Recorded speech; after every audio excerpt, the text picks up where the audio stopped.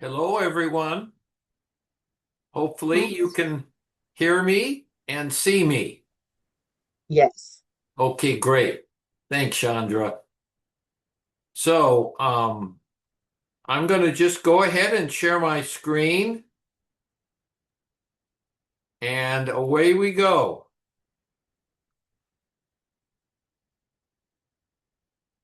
So let's see here. I'll make it big for us and then hide these meeting controls, and away we go. So hopefully you all can see the full screen and you can hear me clearly. So good, good. So there's just me here. So I'm any feedback you can give me will help. So great. Okay, so what I'm going to do is just kind of start out here. Now, if anybody has any questions about how the day's going to go, I'm going to describe the day here. Please just unmute yourself and ask your question. So first of all, I'm going to go through the schedule and different sources of information on the subject. And again, this topic is faith, holiness, and human flourishing. And this is the first day of this 2-day series on this topic. And again, this is a workshop, so everybody, be ready to work. And it's going to require your working to keep you awake, I can guarantee you. Because just listening to me talk on and on for the next 8 hours, that's not going to keep anybody awake. So, in any case, feel free to engage, share your wisdom, and participate in whatever way you feel like you'd like to do. So, today starts out, as I said, with a review of the schedule and sources of information that you can turn to for more information. I'll then look at the definitions. We'll have a Q&A for some talking and Q&A and all of that, and then we'll have a break. And then I'll go over research on faith, holiness, and human flourishing. And then before lunch, we'll overview the 8 programmatic interventions to enhance human flourishing. And that's really what these 2 days are about, are providing you with the tools, these 8 interventions that you can utilize to facilitate your and others flourishing. And then we'll start out at 1 o'clock with a very important first tool, which is loving God. And then at after that, we'll have a Q&A for 15 minutes, and then go on to the kindness challenge. And then we'll move on to expressing appreciation, and then end the day with the gratitude challenge. And after each of these talks, there'll be a 15-minute time to interact. Okay, so that's how the day is going to go. Here are some sources of information on human flourishing. So we've got really the first paper that came out that brought human flourishing into the mainstream, and that was by Tyler Vanderweel at the Harvard School of Public Health.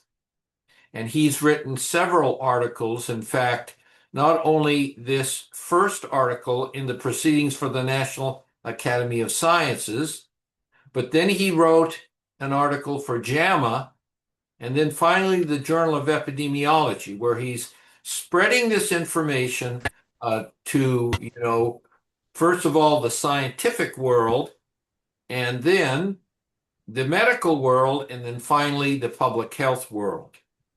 And then he also has a couple of articles focused on education, how to integrate human flourishing into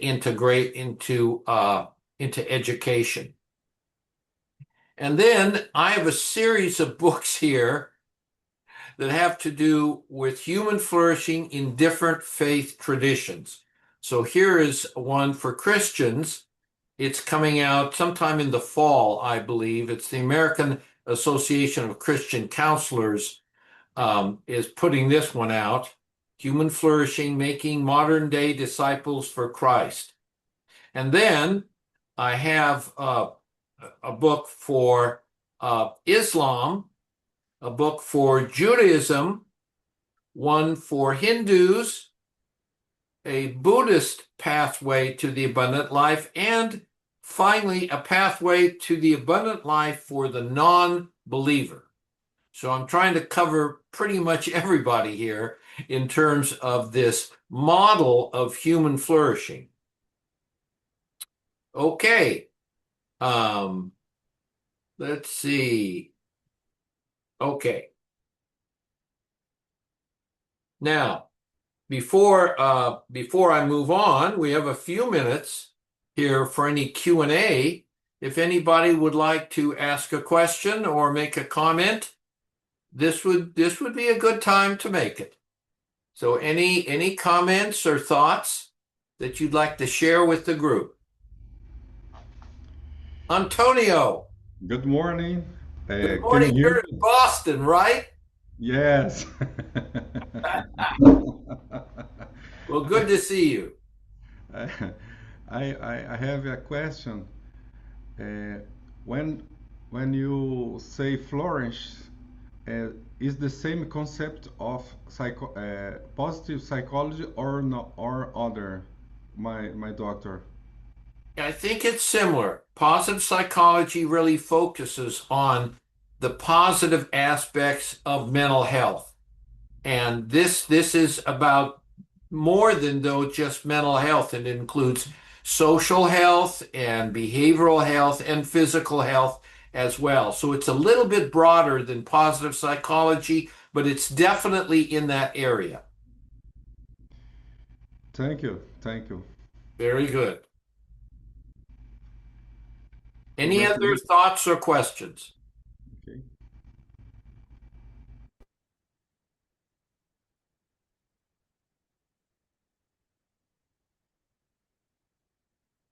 And if not, we will move along. Okay, so now we'll talk about definitions. Faith, holiness, and human flourishing. Recall that the title of this workshop was Faith, Holiness, and Human Flourishing. So, what do these terms mean? So I'm going to define them in the way that I will be using them in today. So faith. So when I talk about faith, I'm talking about religious faith. Beliefs, practices, rituals related to the transcendent, where the transcendent is that which relates to the mystical, the supernatural, or God in Western religious traditions, or to concepts such as ultimate truth, ultimate reality, or enlightenment in the Eastern traditions. Faith may involve beliefs about spirits, angels, demons, usually involves specific beliefs about the life after death and provides rules to guide behaviors during this life.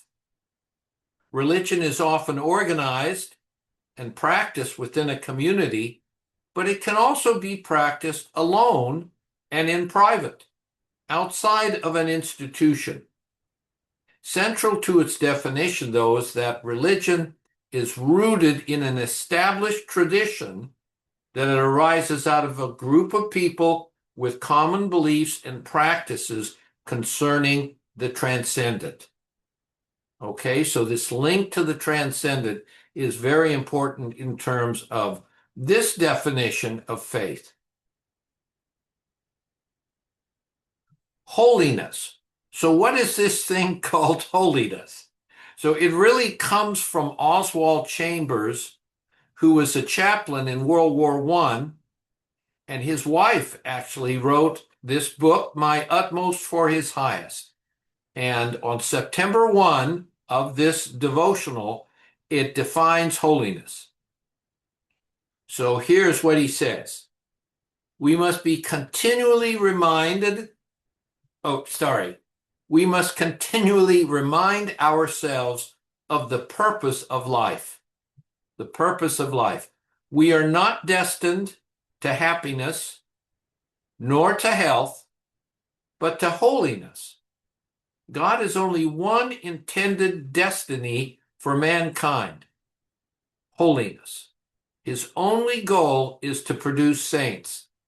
Holiness means absolute purity of your walk before God, the words coming from your mouth, and every thought in your mind, placing every detail of your life under the scrutiny of God Himself. Holiness is not simply what God gives me, but what God has given me that is being exhibited in my life. So that's a pretty intense definition there, but that's what holiness is, at least the way I'm going to be using it today. What about human flourishing? Again, Tyler Vanderweel is, one of the world's top scientists. And as I said earlier, he really introduced this topic in this article in the Proceedings of the National Academy of Sciences, which is a very prestigious journal. It's probably one of the top 3 science journals in the world. There's Science, the journal Science, there's Nature, and there's Proceedings of the National Academy of Sciences. So again, he brought that into the scientific world. And then he wrote these other articles, as I quoted earlier, with regard to the medical field and public health. So what is his definition of human flourishing? Doing or being well in the following 5 or 6 broad domains of human life: happiness and life satisfaction, meaning and purpose, character and virtue, close social relationships, mental and physical health, and financial and material stability. So this last one, the financial and material stability, he added later on because he felt that in order to flourish over the long term, you needed to have some level of financial and material stability, or more important, that you were contented with whatever level of financial and material stability that you had. So it is largely about contentment here. Contentment with your, now, there of course, it is hard to flourish if you're living in a neighborhood barely surviving amongst drugs and alcohol, addicts and fearful of your life, fearful of being mugged or having your house. It's hard to flourish in those circumstances. And yet people do. Some people are able to flourish even in difficult, very difficult financial, material circumstances. But nevertheless, coming back, it's really about contentment. Contentment with one's financial and material stability. And again, I don't mind if you interrupt me as I'm talking. All you have to do is unmute yourself. If you unmute yourself, I will see you. Patrick, how are you doing? Good morning, Dr. K. Surviving. I'm wrestling with a respiratory bug, but I wouldn't miss this for the world, so I'm here. Well, that's great. That's great. I was going to make an observation about Dr. Vanderweel's the first 5 domains. in CPE, I think, as you well know, self-care is like a big thing in our curricula, in our discussions, and everything else. And just as I'm seeing his first five domains, those are very congruent with the areas of self-care that we talk about in clinical pastoral education. So just wanted to raise that up. That's a great observation. I wasn't aware that there was a focus really on on self-care in CPE, but it sounds like, yeah, okay. So this would be very consistent then. Exactly. I may have to let him know that I'm going to borrow his material and put it in my didactics. So You may have to do so. Yes, Patrick. I'll back you up on it. There you go. Okay. So that's what we're talking about here. This is human flourishing. Now, an expanded definition that Vanderwilt provides in a book that he wrote a couple of years ago for University of Notre Dame Press, A Theology of Health. He says that God's intent for the human person and for all creation was goodness, suggests a way to understand the wholeness of the human person. Wholeness is attained when all aspects of a person's life are good. When the person is living in a state in which all aspects of their life are good, we might refer to that state as human flourishing. This is effectively a state of complete health or wholeness of a person, a state of complete physical, mental, social, and spiritual well-being. Such complete health of a person is an ideal and is at present only partially attainable. Human flourishing might be understood as living in a state in which all aspects of a person's life are as intended by God. So here's a biostatistician at Harvard in the School of Public Health, world renowned for his statistical methods, a PhD in mathematics from Oxford, and PhD in biostatistics, saying this. So, in any case, I was impressed by that. Okay, we now have a 3-minute Q&A. So, if anybody would like to chime in here, you're welcome for any questions or comments. I see Chandra. Yes, but my video isn't working right now. I'm in a hotel lounge because I attended the Global Summit at the Harvard School of Public Health, and just serendipitously, I spoke with Tyler Vanderbilt yesterday, and so I got Terrific. to. But I knew him beforehand, but not to spend all our time speaking about him. I do want to ask about, I guess, your thoughts related to all the different terminology like flourishing and optimal functioning and thriving. And there's just so many different terms in the literature, but with great overlap. However, there also might be some important distinction. And so, as someone interested in doing this type of research, it will be a challenge to collate all the existing literature that might be really relevant. So I wonder, Dr. Koenig, if you know of any sort of documentation that outlines all the various definitions, but also scales that may be relevant to this topic, so that we can determine how distinct they actually are from like those who want to do research.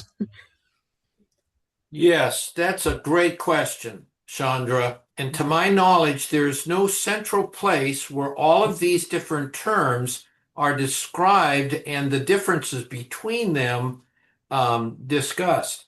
Now, I Okay. do believe that the concept of human flourishing is the broadest of those terms that you mentioned because Okay. it is so vast in terms of mental, social, physical, behavioral health. It really covers all aspects of what we understand to mean health. Yeah. But that's a very good point. It would be very useful. Now, Vanderweel does have a scale to measure human flourishing. It's Yes. if you're aware of that, right? That Yeah. 12 item index that he has. Yeah. And it's a pretty good measure. We use it not uncommonly. Yeah, I do plan to use it, and I'll just follow up with that comment. Thank you for the response. That I'm thinking about eudaimonic well-being, and it includes things like environmental mastery, which I think is especially important as well. And so I think it'll just take perhaps myself helping to identify the distinctions. But I want to make one more point or to ask a question which is related to the different components of human flourishing, where I really love how the second one includes meaning and purpose in life. And he did not automatically say in connection to the transcendent, because then it can include people who consider themselves secular. So that everybody, of course, is included in what would be considered flourishing, even if they don't believe, um, and so that won't cause any uh, like errors in building a construct that should apply to all humans. So that was something I just learned during your definition. So thanks. Yeah, he really made a point, and that's why he left out anything related to spiritual, Yes. in that major definition or religion. It Yeah. was really, he wanted it to be broad enough so that it would pretty much cover everybody, regardless of their culture, their beliefs, whatever. So that's a good point. Thank you for making it. Thank you. Okay, Patrick. Dr. K, just one short question. Spirituality, the word that everybody's using for like the past, I don't know, gosh, 25 years. Um, is that synonymous with your definition of faith that you presented a few minutes ago? Or is it a subset, or where would that fit in? I think that the term spirituality has become quite broad, and now it would include faith, but it would go beyond faith because there is a secular form of spirituality as well. Now, um, the way I use the term spirituality, it tends to be largely synonymous with religion, um, because of the just because of the way spiritual that the term spirituality has been evolving or changing over the last 20 to 30 years. Um, the spiritual person traditionally was the deeply religious person, the person whose life was centered on their religious faith. That was the spiritual person. And then you had religious people of more superficial faith, and then you had people who were secular. So that was a fairly easy way of differentiating, the spiritual from the religious from the secular. But now it's expanded to include virtually everybody. And now, from a clinical standpoint, spirituality is patient defined. It's self defined, whatever they say it means. And then you address it as a chaplain in terms of that meaning, whatever, after you take the spiritual history, find out what they mean by that if they say they're spiritual, and then you address it in that way. So, but in terms of research, you have to be a lot more precise. And some of the measures of spirituality have not been very good. They've been heavily confounded with indicators of mental health, which causes problems when you're trying to look at the association between spirituality and mental health. and physical health and social health. So in any case, that's a kind of a long answer to your question, uh, Patrick, but it's a shot. Okay, Eric. Yes, thank you.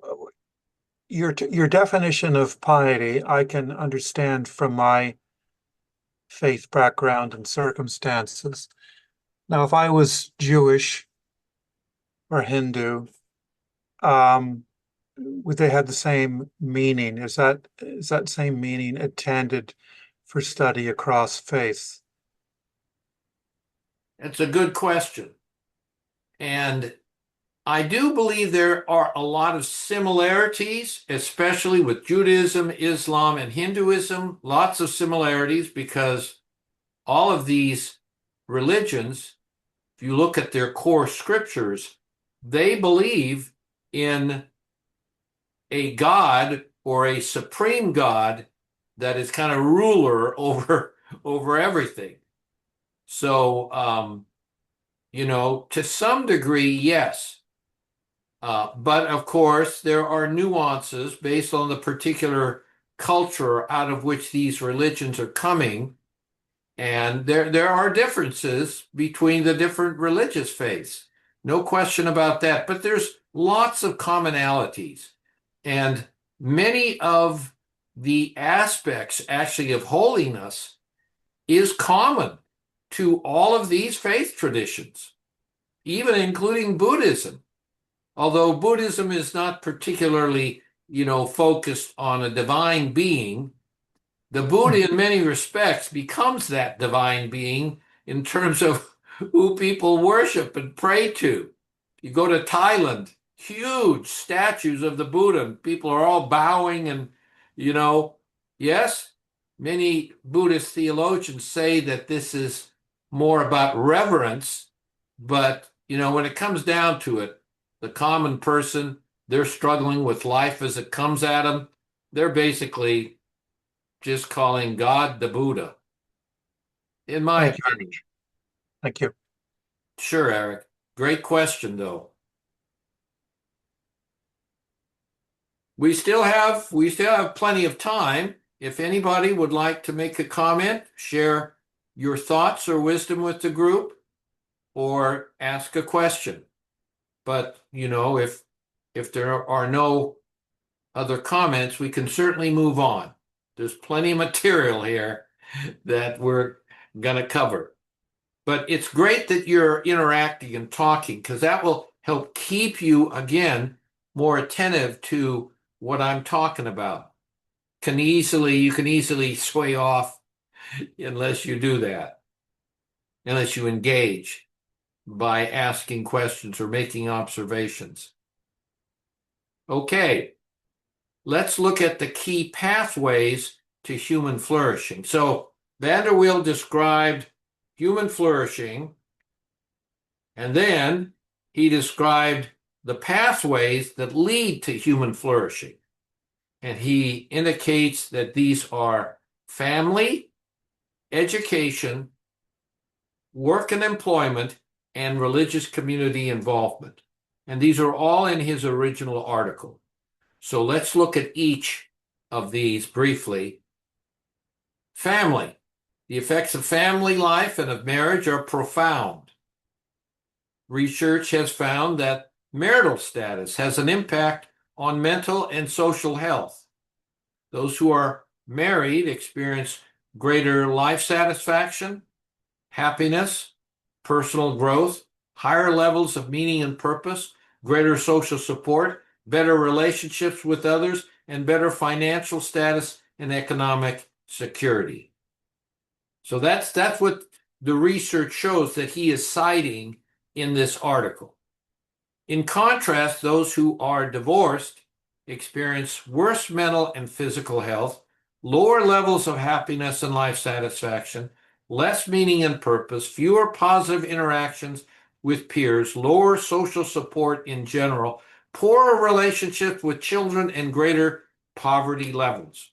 Relationships with children are also affected, as is the future health and well-being of children. So again, these are these are oftentimes not politically correct to state things like this, but, this is just what the research shows if you look at it. And, I've been divorced, and then I've been remarried. And I suspect some of you have as well. But family is a very important aspect that leads to human flourishing. Education. Research indicates that those with higher levels of education experience more employment opportunities, greater psychological well-being, lower levels of delinquency during youth, and less crime during adulthood. Educated individuals are also more likely to participate in community activities such as voting, clubs, or other social groups, and engage in pro-social activities. Those with more education are also more likely to be married and less likely to become divorced. Education level predicts degree of meaning and purpose in life that individuals report, not surprisingly, is associated with greater likelihood of financial independence. So education is an important pathway as well that leads to human flourishing. And again, this does not mean that somebody who doesn't have a whole lot of education cannot flourish. It's just in general, these are tendencies. Work and employment. So having a job predicts higher life satisfaction in general, greater satisfaction with family life, greater satisfaction in marriage, greater likelihood of being married, and better mental and physical health. In a randomized controlled trials where individuals in the intervention group were provided a job, positive effects have been seen in terms of their overall quality of life, mental health, and physical health. So being employed has been related to greater meaning and purpose in life, lower likelihood of divorce, and lower levels of delinquency and crime. Of course, having a job also predicts likelihood of achieving financial and material independence. So again, having a job, being employed is an important pathway that also leads to human flourishing. And then religious community involvement. So as I indicated earlier, Vanderweel didn't include religious or spiritual involvement in one of the 6 dimensions of human flourishing, despite the fact that spiritual well-being may have on flourishing. And despite the fact that he wrote in his book about, that human flourishing was was having one's relationship with God, on track. However, he did include it here in the 4 determinants of human flourishing. And in fact, in the article, he says that it affects all 6 dimensions of human flourishing. Okay, the missing link on the pathway to human flourishing. The missing link, here it is, holiness. So here is the model. And again, this is largely based within a Judeo-Christian faith tradition, but this is the model of the pathway that leads to flourishing. So you've got the 2 great commandments. Love the Lord thy God, all thy heart, mind, soul, and strength, and love thy neighbor as thyself. So faith, belief in, trust in, hope in, love of, surrender to God. And then restraint of selfishness, focus on the good and well-being of both self and others. So that is what is kind of driving the holiness part. And again, from Chambers, unsullied walking with the feet, unsullied talking with the tongue, unsullied thinking with the mind, every detail of life under the scrutiny of God, as I quoted earlier. That is what I see as holiness. And then God's playing a part here too, because we as humans are pretty inept of achieving anything like this. Um, and then holiness is driving the pathways to human flourishing and human flourishing itself, then. So, this is the model that I'm presenting in these 2 days and going over, various aspects of this model. So, we have plenty of time. We have lots of time until for interaction. And again, because this is a workshop, I made this intentional. And then we'll take a break at 9:45. But until then, we can either stare at each other here over Zoom, or you can provide your thoughts, your comments, anything you would like. Chandra, go for it. No surprise. So no, this is great in terms of the pathways, and I'm of course just trying to digest all the information, but also consider how comprehensive it might be. My first thought was just in terms of meaning and purpose being connected to a job. I think that's like if you're fortunate and lucky, and you happen to be like you, Dr. Koenig, and fully aligned, probably with your intended life's purpose, but many people are stuck in jobs that aren't connected to what is meaningful to them. And so I do agree that employment can be connected to meaning and purpose, but it seems for many people it's not. And so it being uh, something that provides financial and material resources in general seems like the chief connector to me. So I wanted to bring that to the forefront because that was just my first thought about education being connected or having a job being connected to meaning and purpose. And then lastly, I was actually surprised that there wasn't any internal pathway, meaning that people, the extent to which you're connected to your internal world and to like your own personal, um, not just inner well being, but the extent to which you know yourself, I think is also incredibly important for flourishing. So I'll stop there. No, that's good, Chandra. Yeah, there are many people have a job. They're just there to put in their time. It really doesn't provide any meaning and purpose. It Yeah. may be a source of frustration. Yeah, so not all jobs are going to provide these benefits, but in general, like I said, again, these are largely epidemiological findings where you're in general looking at these connections. People who have a job in general have more meaning and purpose and have many benefits that go along with that. But some people don't. No doubt about that. And it's important to acknowledge that. Good. Okay. Ms. Rhinesmith, you've got your hand Hi. up. Yes. Yes, I was also thinking about the relationship aspect of human flourishing. And I think that if you are in a good marriage, certainly marriage can be part of human flourishing, but a lot of people like Chandra was saying that are stuck in bad jobs or stuck in unhealthy relationships, but they still may be married.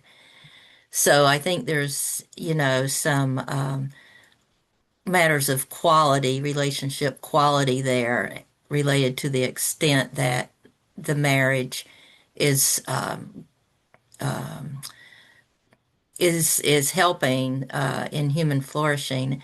And the other thing I thought about also was the pathway or transformation that someone's life goes through, that they go through, like Chandra mentioned internally, there's always this transformational piece for people. They don't, of course we know we don't just we're born and we're flourishing. So I always find it interesting to try to understand some type of transformational pathway that people go through to reach human flourishing or other states of being like that. And I don't know if the author that you've been talking about, I don't know if he addresses that or not. Yeah, it's a great point. And certainly there are bad marriages and there are bad jobs and internally we struggle and it's a pathway, no doubt about it. It's a pathway that's lifelong.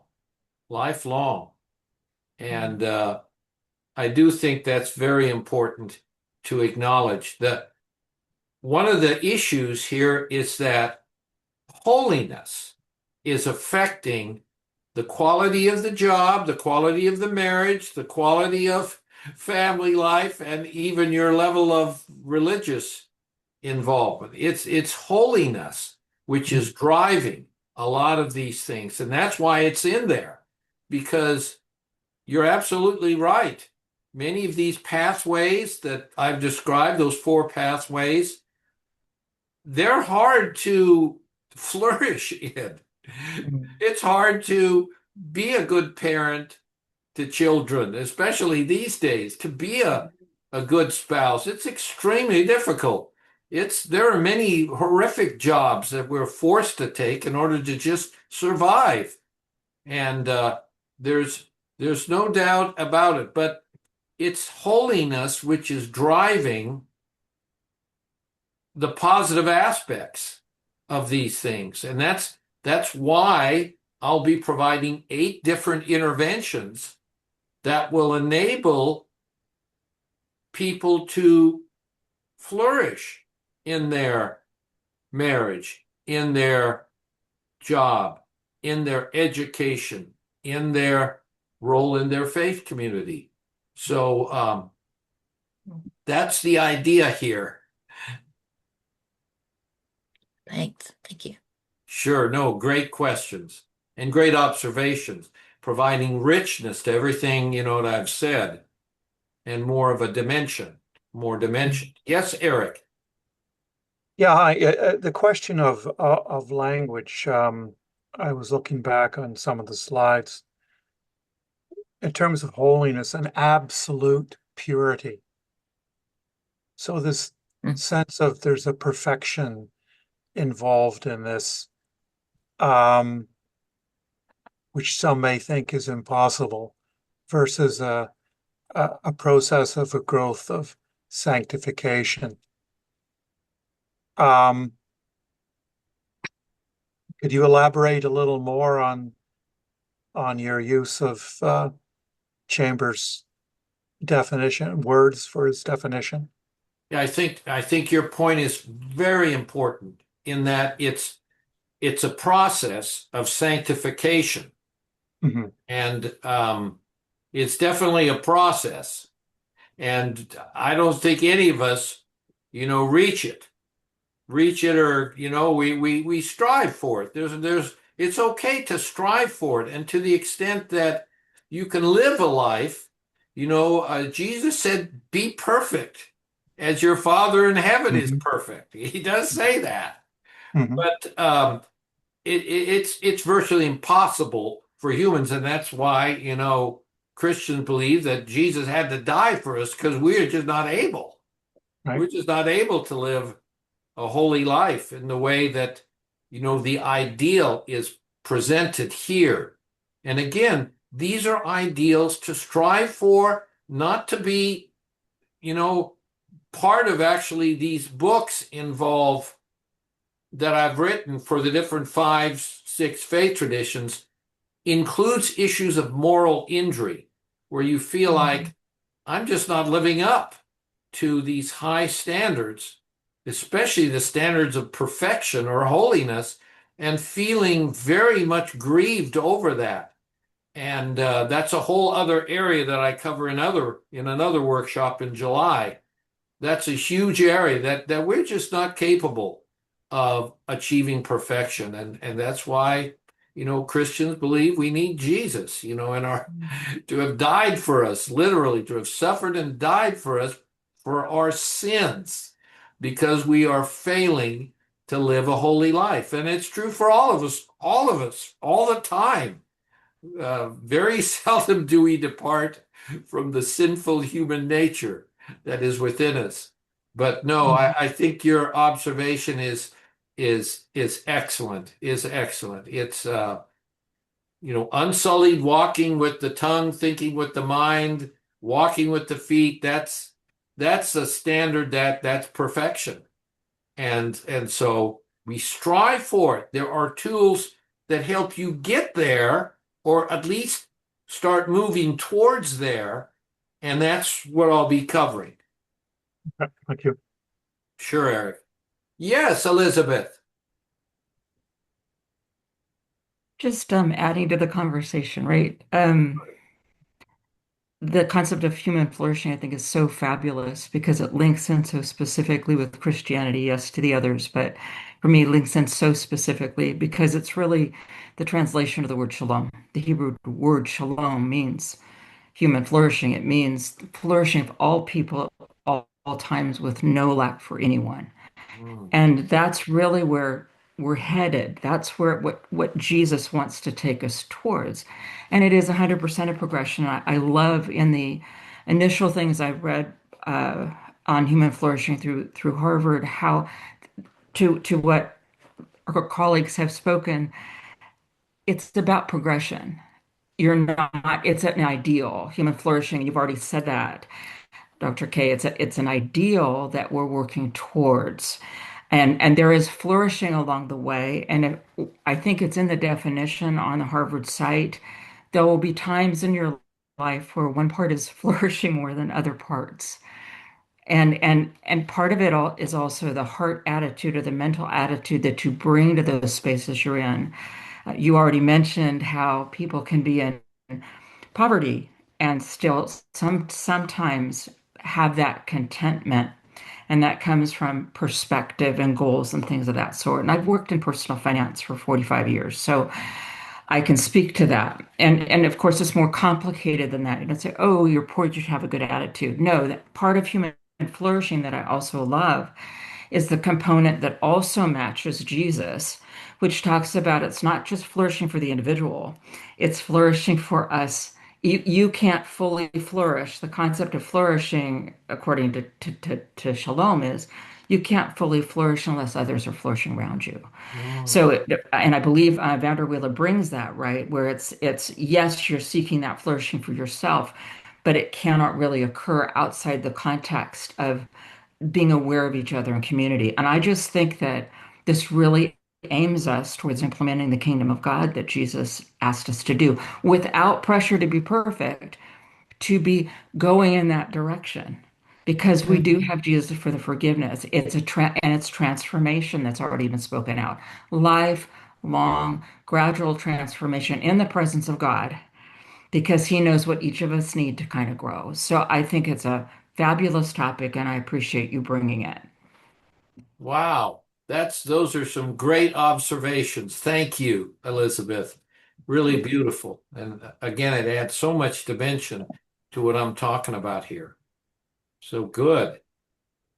Great. Who's next? Who's unmuted who would like to make a comment?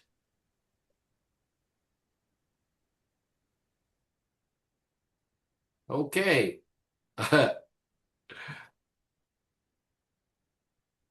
Any other comments before we move on to your break? Although we still have a little time, we have a full 10 minutes. So, again, any interactions that you would like to make? I'm not, if nobody's got any comments or anything, that's okay.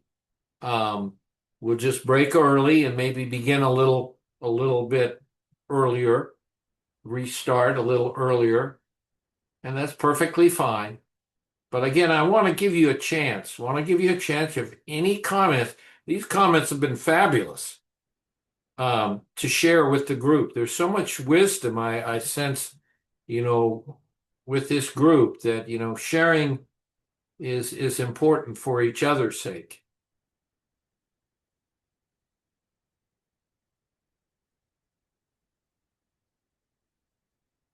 But again, I'm not seeing anybody making a comment. So why don't we take a break for 15 minutes until, somewhere around, I don't know, what's 35 plus 15? Yeah, something like around 9:50 or so, 51 or 2, whatever. I'm very obsessive. So, I'm very attuned to the time. But let's break for about 15 minutes and then we'll resume.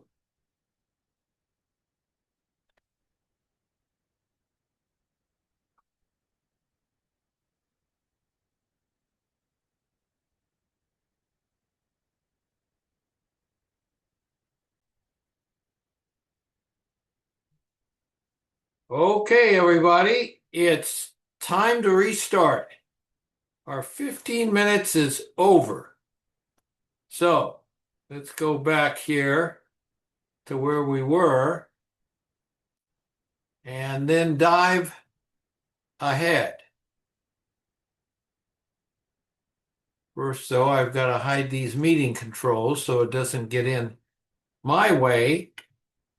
Okay, so research supporting the impact of faith/holiness on the pathways that lead to human flourishing, the pathways, impact on the pathways, and its impact on human flourishing itself. So now we get down to the studies that have objectively looked at these connections between faith, religious faith, and the pathways, the 4 pathways, and the 6 different aspects of human flourishing itself.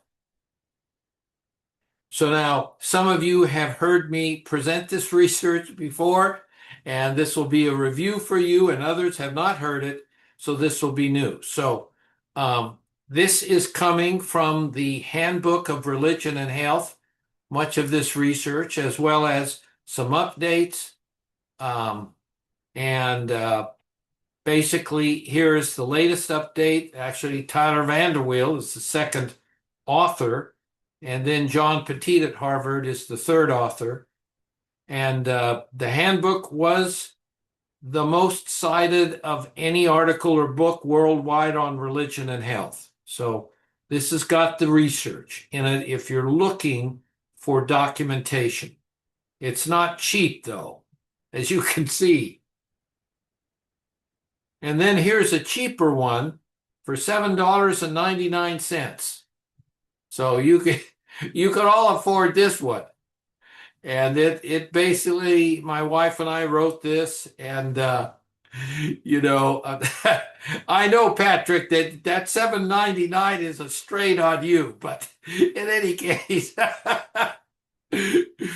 On a federal salary, Dr. K, on a federal salary. There you go. Okay, so now that explains it. Perfectly explains it.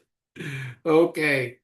So anyway, there's that, and it provides a lot of the information in here. It basically summarizes it and then provides a little more from a faith perspective. But let's look first at the impact of faith on the 4 pathways. Okay, the family, the education, work, employment, and religious community involvement. So, family stability, marital stability. Now, this is the research I'm going to cite is based on the 2nd edition of the handbook that was published in 2012. Much of the more recent research verifies what's published here. But in any case, religious involvement. Now, religious involvement is being used here as a proxy for faith/holiness. Okay? Now, I understand that not all religious people are holy, but at least, there is some connection there between religious involvement, a seeking, to have faith and, be sanctified over time, as we talked about. And and it's something we can measure. And you can't measure holiness, really. You can't measure, it's hard to measure faith, but you can measure religious involvement. So that's what I'm going to be looking at here.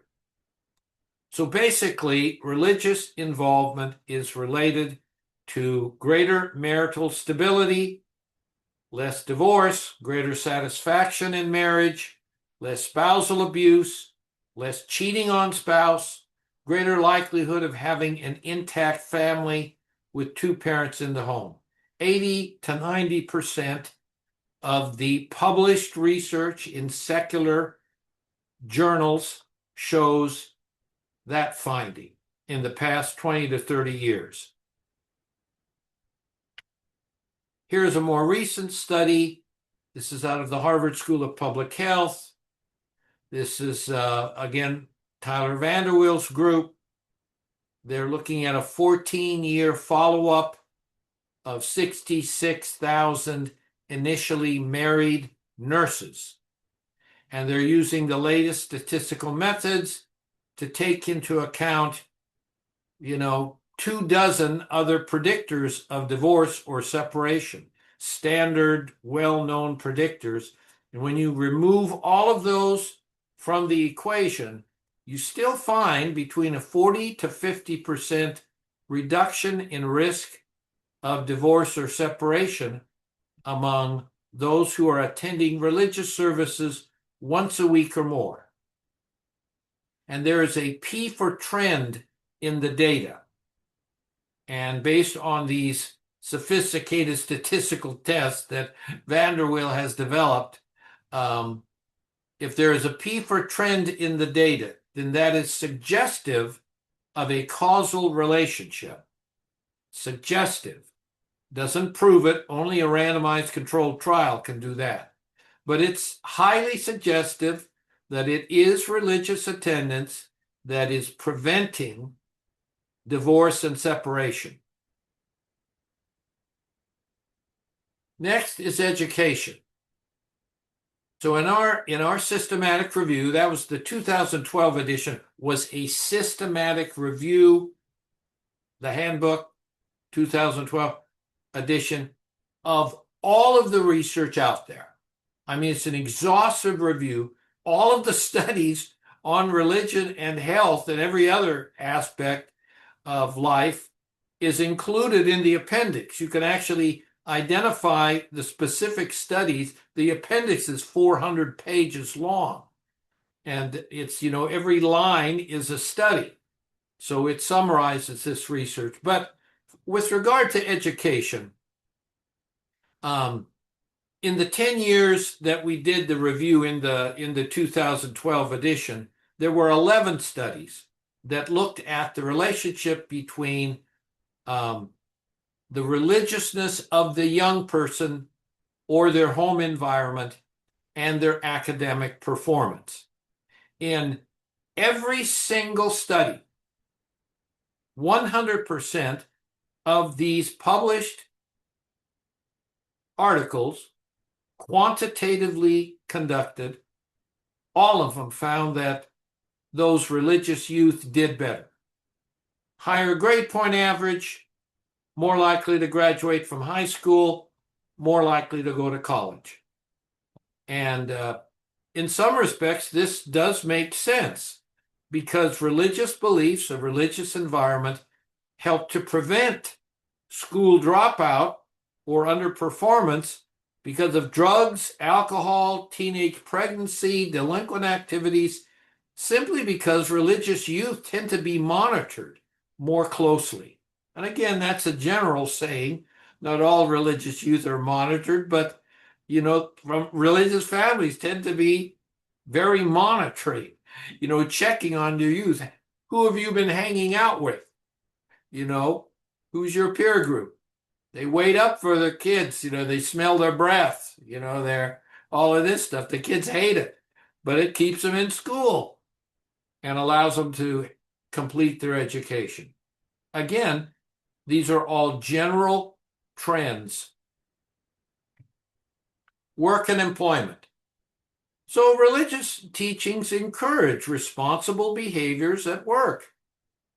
They encourage, people to carry out their duties as required and even help coworkers with their duties if they need help. So consequently, religious involvement is related to greater work satisfaction. A number of studies show that.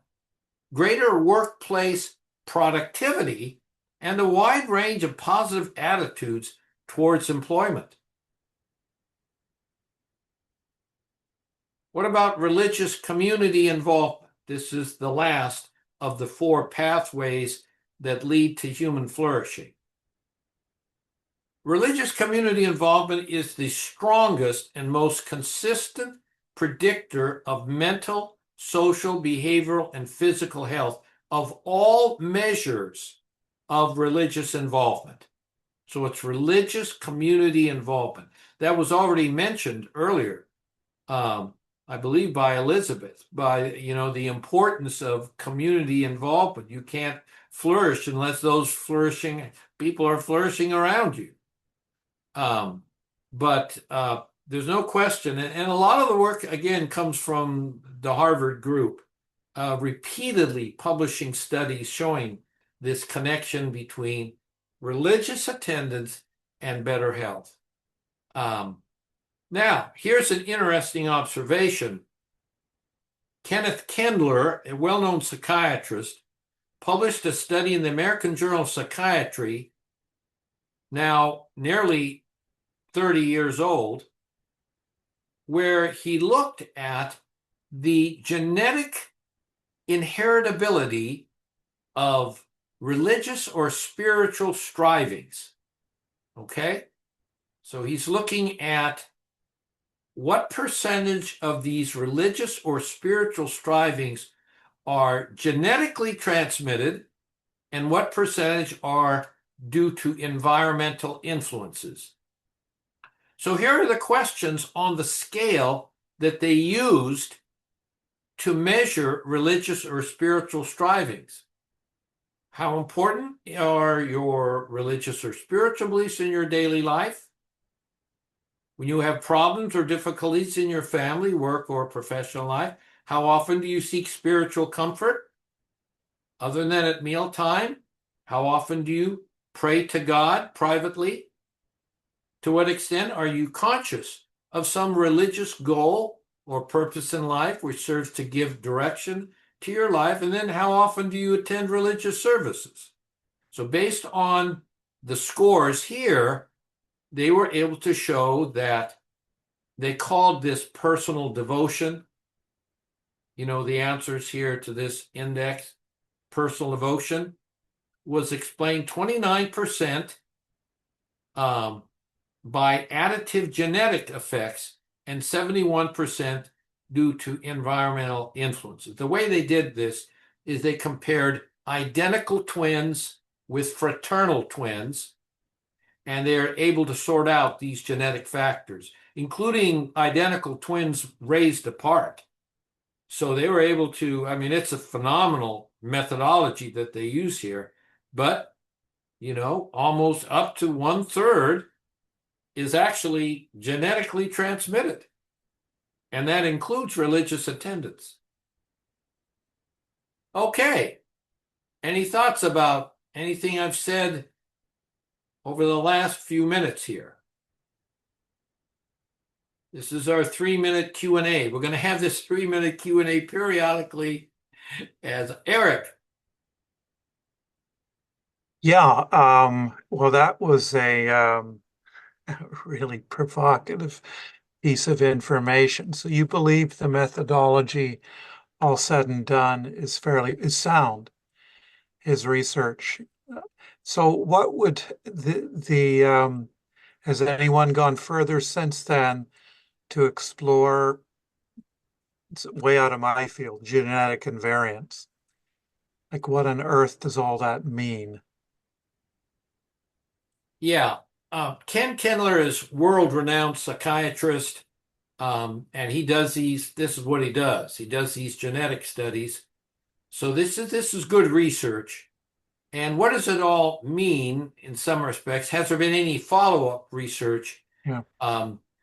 Lisa Miller at Columbia University has done some work in that regard. Lisa Miller. And what she has found in what work she's done is that these spiritual strivings that are genetically transmitted, that they seem to surge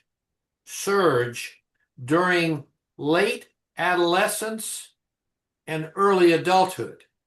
So, during late adolescence and early adulthood, the teenage years and then early adulthood, it seems like these spiritual strivings are more active. But many young people, unless they're raised in a religious home, don't know what these strivings that are inside of them mean.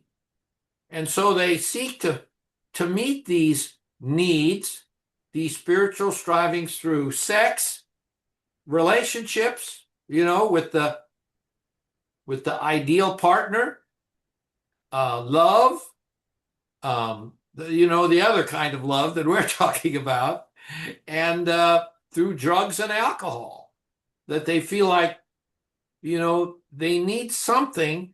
It's just they're looking in the wrong places for the wrong thing. And so, that's what her research has shown, or at least her writings. And she focuses in on spirituality in children and young adults. That's her area there at Columbia. Mhm. But And that's what would they say, those researchers, grace, about grace. about grace, and that um, the salvation comes through grace of God. Yeah, I don't think those researchers get that deep into it, but I Okay. certainly, God's grace is throughout this whole thing, Hmm. and I totally agree with you that a lot of this that we're talking about, especially what we talked about earlier, and the inability for us to live a holy life, or to, basically to live a holy life. A lot of this is grace, is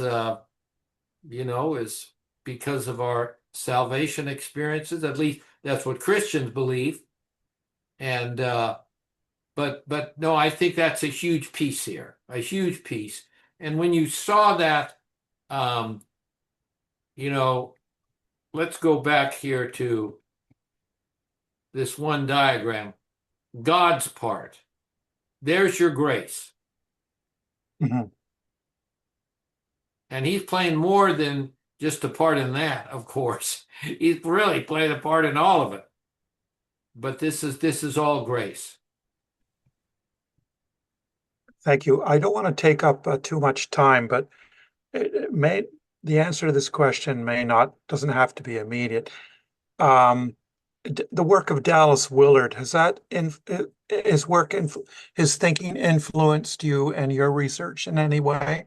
Well, I'm definitely familiar with Dallas Willard and his work. It's wonderful work. And, Mhm.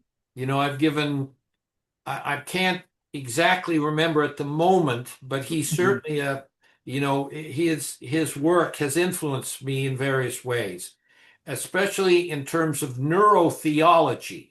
I'm not sure if Mhm. Dallas Willard really addressed that too much, but this No, topic of neurotheology, um, and his other work. But absolutely, I think he's a giant in the field.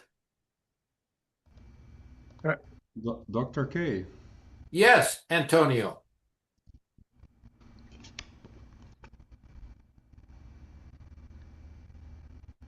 Antonio, did you have a comment or? I show in my camera Andrew Newberg, neuropathology.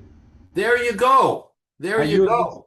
I used it yesterday in Harvard Medical School, my lecture, with your handbook, moral injury. Thank you, Dr. Connie. Wonderful, Antonio. Neuropathologic, neuropathologic, I don't Andrew. know if Andrew gets into Dallas Willard on that, but certainly Andrew Newberg is well known for his work in that field. No doubt about it. Very good. He talked about neuroimaging Really? and neuroscience. Excellent. Thank you, doctor. And you guys gave a talk on that. That's great. At Harvard. Thank Wonderful. you. Thank you. Heather, you're up next. Good evening, everybody. And I say good evening from Australia, where it's just past midnight here. Um, Wow. so hopefully I'll stick with you as long as I can. Otherwise, I'll get the recording. Um, I was interested, Dr. Kay, in your survey of the education research you mentioned there, whether that was mainly education of children and adolescents, or if there was anything there of adult education. And going, I mean, there's lots of people who sort of retrain for second careers or whatnot, or much like myself and perhaps others on the call tonight are looking in to extend ourselves and continue our professional development and education there for later stages in life, whether there was any to the pathway there for later education in life that you discovered. Great question, Heather. And to my knowledge, all of it has focused among children, high school, maybe a little college, but not beyond that, to my knowledge. Now, I may just have missed that area because it's not my focus, but you could adult education and religious or spiritual involvement, you could go to Google Scholar, put those words in there and see what comes up. Excellent. I will try that, I'm sure. Yeah, and let us know if you do that before the end of the day here or Yeah. before June 20th. Yeah, that's probably more likely. There you go. Before June 20th, that'd be good. Okay, any other thoughts or questions? I see Elizabeth is unmuted. I am. So I had a question for Eric, and then I have also a question generally. But Eric, what aspect of Dallas Willard's work? Because I know him primarily in my study of spiritual formation and direction. So I was curious what aspect of his work you were asking about versus just the scholar's name. And then just a comment, I'm interested in understanding in the marriage section, and I say this being married 44 years, but also working with a lot of people who are experiencing abuse. And I wonder to what extent the marital studies have taken into account that when religion is involved, often there's teaching that says, for instance, and it's not necessarily right teaching that the spouse should stay in the abuse, and what how that affects the results. I wondered if that's been looked at yet. And that was it. Thank Eric, you. go for Well, I'm on the spot. I have to answer a question. it. Sorry. Sorry. There's a fellow being paid at the other end. Um, in terms of Dallas Willard, well, his thinking on the spiritual disciplines and transformation. So more recently, I mean, it really, the question came out of me listening to one of his more recently uploaded podcasts, where I remember him saying, lamenting the disappearance of moral knowledge and insisting that the spiritual ideals taught by Jesus are a reliable source of wisdom, right? And that we need to be able and can obtain and verify and act on spiritual data. Now, I'm not a researcher, and I haven't explored what on earth he meant by data, because he seems to be talking about an interactive, an ongoing interaction with God, right? And how one begins to measure all that. I mean, in his podcasts, which are really uploads of previous lectures, he does give lots of case examples from history, from his personal experience, from that of his family. But that would be almost like case studies versus research data in quotations. So that's what I was thinking about. I don't know if that answers your question. Yeah. Thank you so much. And certainly in terms of abuse, and we'll actually talk about this to a little degree when we talk about in this afternoon in terms of kindness, in terms of the kindness challenge. Yeah, I would disagree with any religious teachings that says somebody who is being abused should stay in the relationship. They need to forgive the person and maybe be kind to them, but at a distance. The commandment was to love your neighbor as yourself. So you're commanded to love yourself. And you're not loving yourself when you're in an abusive relationship. I'm in agreement with you, but I am aware of a number of people who are being taught what is contrary to Jesus. So thank you. Okay, very good. Thank you, Elizabeth. And anybody next here before we move on? Thank you once again for these observations, and I'm learning a lot here too. I learn a lot from these discussions that I can then pass on to the next group. So, thank you. All right. What about the components of human flourishing? Happiness, life satisfaction, meaning and purpose, virtue and character, close social relationship, mental and physical health, financial, material stability. Where's the research that connects faith with all of those? So, again, this is based on that second edition of the handbook. The reason I'm quoting the second edition and not the third is because the second edition was a systematic review of everything that's been published. And if there's an atheist or somebody who challenges this, they can just go to the literature and do a systematic review. They'll get exactly this if they limit their studies to 2010 and before. And then I'll also show a few more recent studies that are in the third edition of the handbook. But there were 326 studies, quantitative studies, published in peer-reviewed academic journals prior to 2010. Of those, close to 80% found that religious people are just happier. They have greater life satisfaction.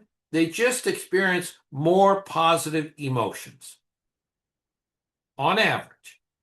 And of those 326 studies, less than 1% found lower levels of psychological well-being or happiness. So that's pretty striking. Hope and optimism. Greater hope in 3/4 of studies based on the systematic review. More optimistic in more than 80%. Meaning and purpose. Virtually all of the studies show that on average, those who are more religious experience more meaning and purpose. Statistically, quantitatively more meaning and purpose in life. And if you look at the higher quality studies, they're all showing that. Virtue and character, that's number 3. We've covered happiness and, life satisfaction. We've covered now meaning and purpose. Now we're on to virtue and character. So here are some proxies for virtue and character. These are the areas that have been studied. So forgiveness, altruism, gratitude, and then delinquency and crime. So if you're looking at studies of forgiveness in the 2nd edition, and again, all of these can be found in the appendix of Handbook of Religion and Health, 2nd edition. 85% show there is greater forgiveness, or at least religious people say that they forgive others. So, these are subjective studies. There's no proof that people are forgiving, but at least within the studies that have been done, 85% show that religious people score significantly higher on forgiveness, significantly higher on altruism and volunteering in 70%. All of the studies show a higher level of gratitude among the more religious, and then significantly less delinquency and crime in close to 80% of the studies. Close social relationships. Once again, over 80% are showing religious people have more friends. They have more social contacts. They are more likely to engage in meetings with others, certainly with regard to religious attendance, but it goes beyond that even. And then mental and physical health. Mental health. Let's start out with depression. Depression is the most common mental disorder. Well, it's among the most common mental disorders in the world. And when people come to see me as a psychiatrist, most of the time it's for depression. And depression is very disabling. In fact, worldwide, for all conditions, all physical, mental, etc. conditions, only heart disease creates more disability than does depression. Depression is very disabling. Well, based on our systematic review, we identified over 400 quantitative studies that had measured levels of depressive symptoms and measured levels of religious involvement. And of those, a little bit less than 2/3 found that religious people experience less depression. They recover more quickly from depression when they get depressed. And when you implement religiously integrated interventions for depression, the effects are large in terms of the reduction in depressive symptoms, all of which are arguing that there's a protective effect that religious involvement may have with regard to depression. Now, of course, there are different forms of depression, like the dark night of the soul, that people go through in their process of sanctification. No doubt about that. But in general, depression is less common. Now, in 6% of those 444 studies, it was actually more common, depending upon the particular population and the particular context in which the study was done. A more recent study out of the Harvard School of Public Health, they've got nearly 10,000 young people that they've been following for up to 6 years. Once again, you're finding that those attending services more often are about 30% less likely. Now, again, these are average age of 23, and they're following them for up to 6 years. And they're seeing whether their religious attendance at baseline is predicting a lower risk of developing depression over that 6-year period. And lo and behold,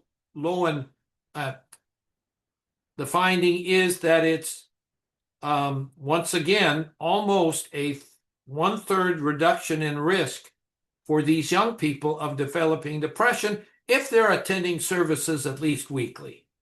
And believe me, they controlled for everything in terms of predicting depressive disorder, and were even very restrictive in terms of what they considered statistically significant here. Now, this is out of Lisa Miller's work in Columbia University in New York City. So here they did structural MRI scans of the brains of those at high risk for depression because their parents experienced depression.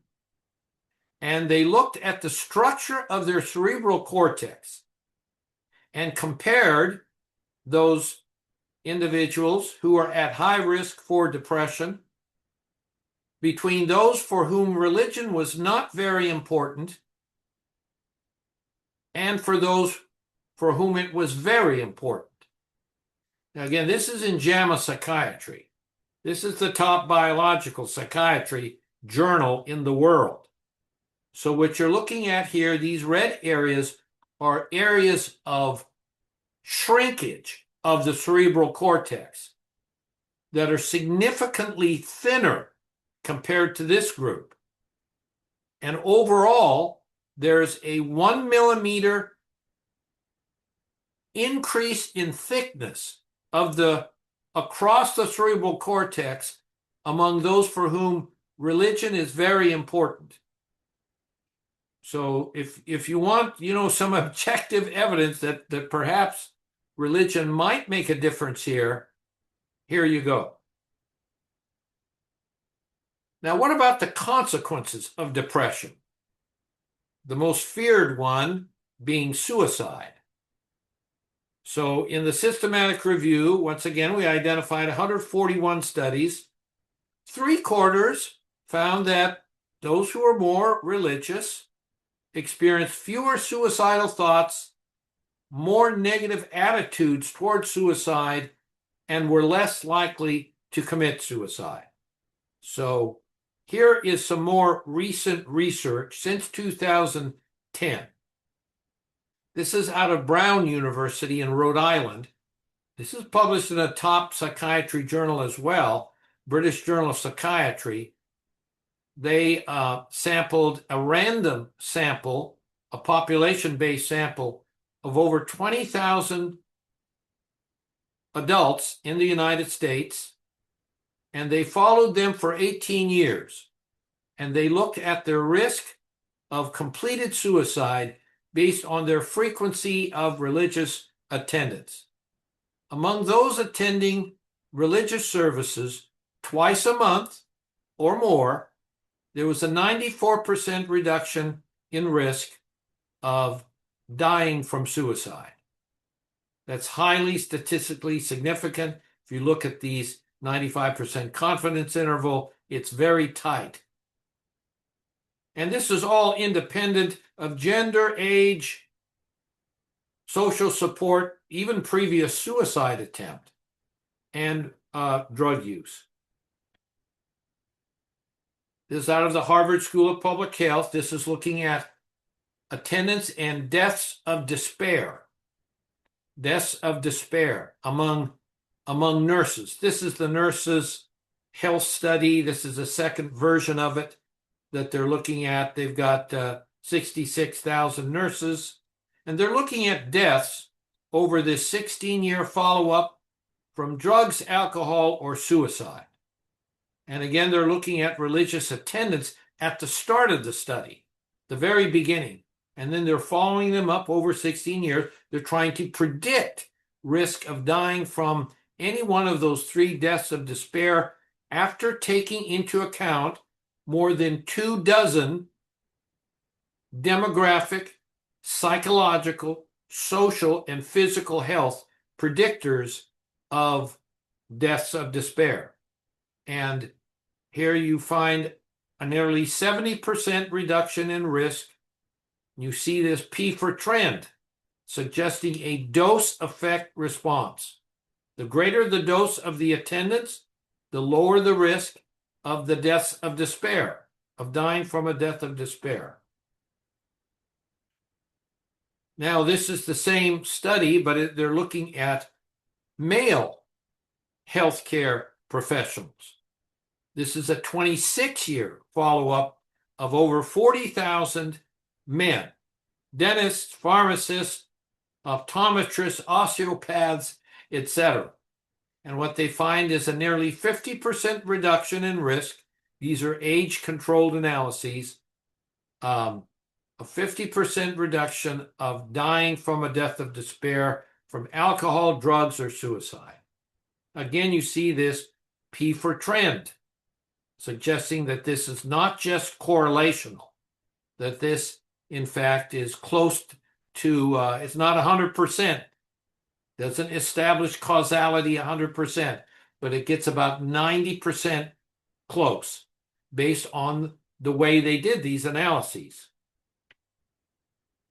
Alcohol use, abuse, and dependence. All we're talking about mental health here, okay?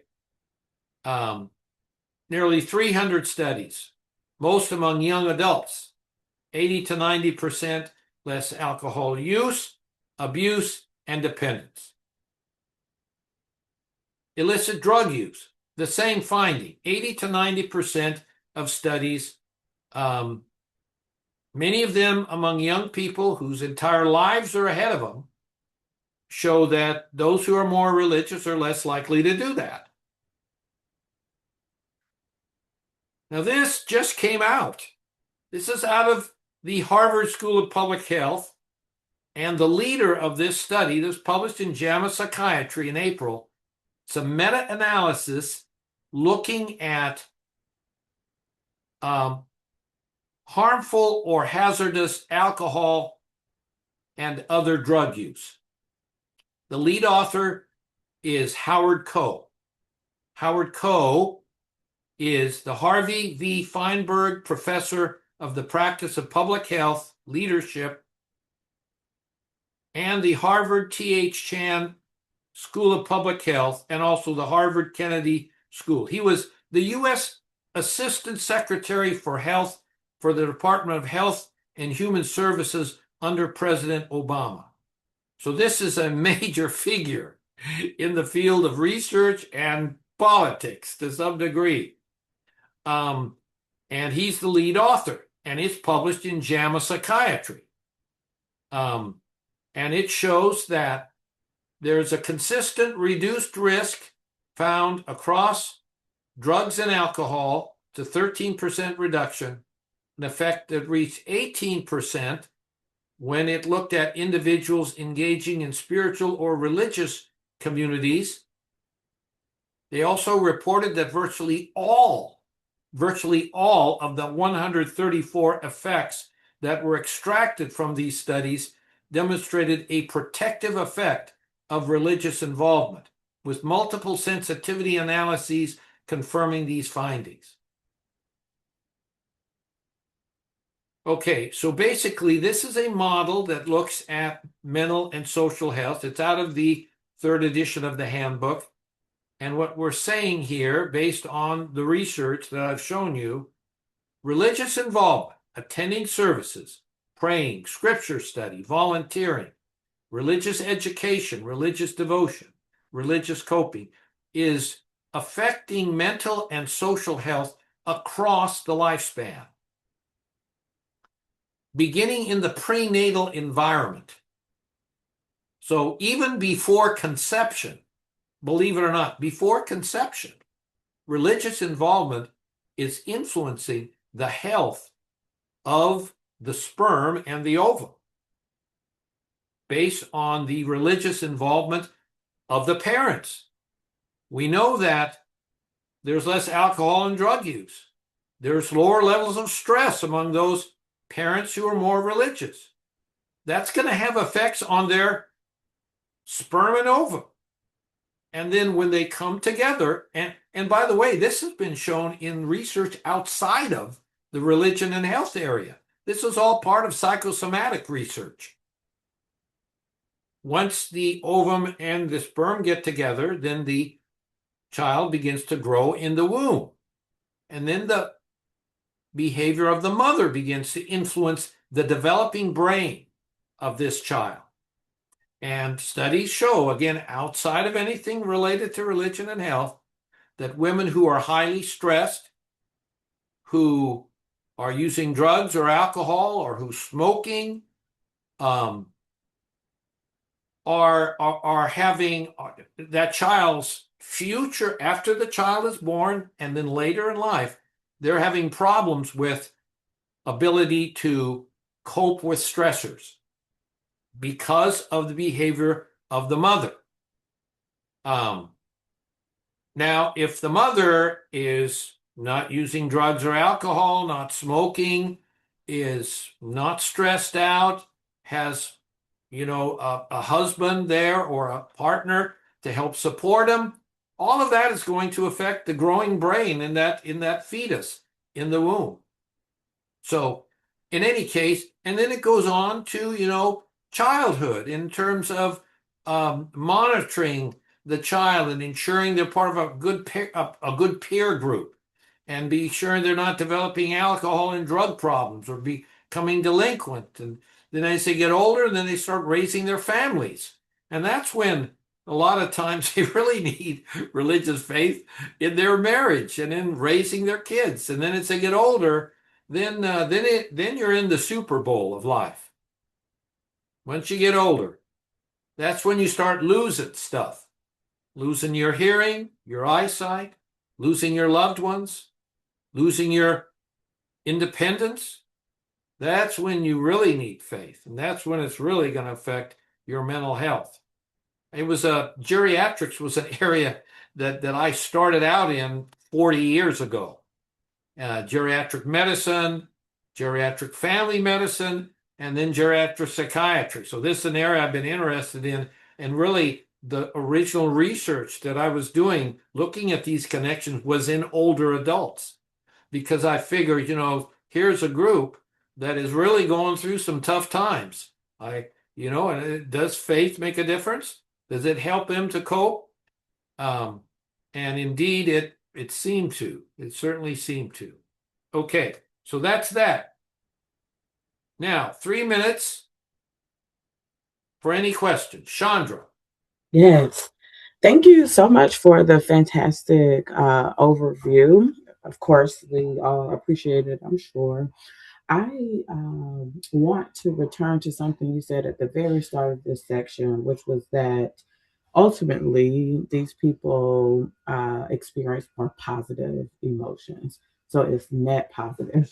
And so I'm curious what your response would be to if a person boils all of this evidence down to we can intervene in enhancing flourishing and all of these positive outcomes by cultivating um, a reality where people experience net positive emotions, which would mean that their physical and social environments would need to be conducive to positivity.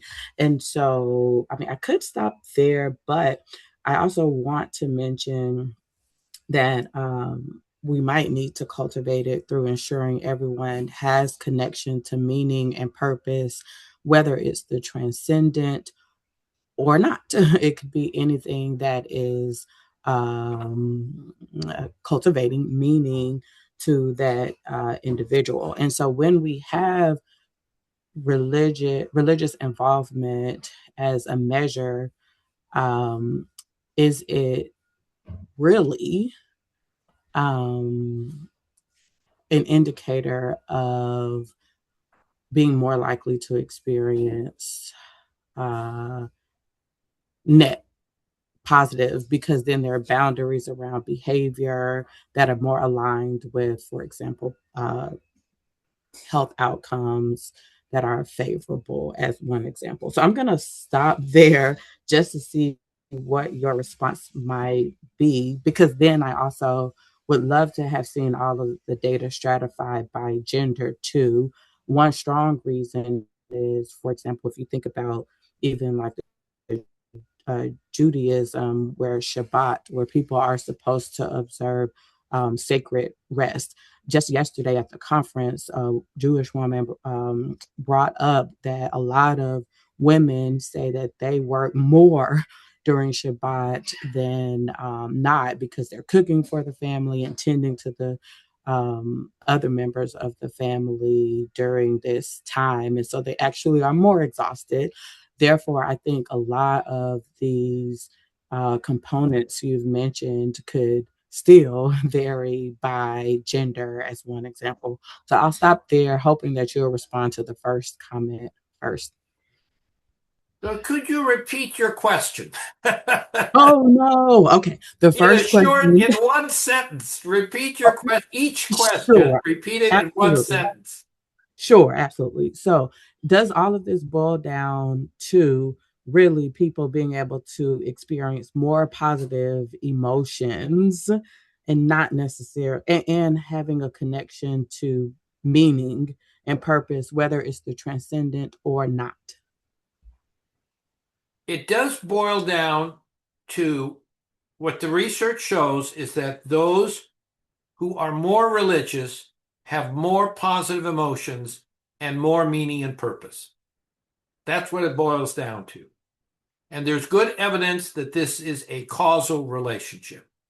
Yeah, no, my point is it could it be that it's not that they're religious, it's that they are, for example, just connected to having meaning and purpose, which could happen in anybody, whether it's in connection to the transcendent or not, as long as they're living a life where they experience more positive emotions. So if they're like genetically having more meaning and purpose and kind of are genetically predisposed, is that what you're referring to? Oh, great follow-up question. No, I mean, if they find meaning, if they don't even think about the transcendent, but they find meaning in being like a good person and spending time with their family or in connection to nature, which is a part of that definition of spirituality. So if they find meaning in their own life, but it has nothing to do with transcendence, therefore, even organized religion. So for those secular people, they can still cultivate net positive emotions. And so even the religious involvement that you're pointing to a lot could really just be an avenue for experiencing net positive emotions. And it's not the religion itself, it's just that they have it cultivated through religion. Okay. Okay.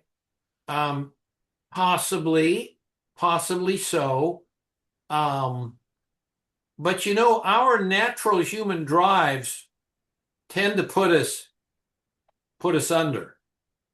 Mm-hmm. And without some kind of guideline, without some strong belief, um, it's going to be very easy to go off in a direction that will not lead to meaning and purpose. It'll lead to selfishness. That's where Mm-hmm. it'll lead. Mm-hmm.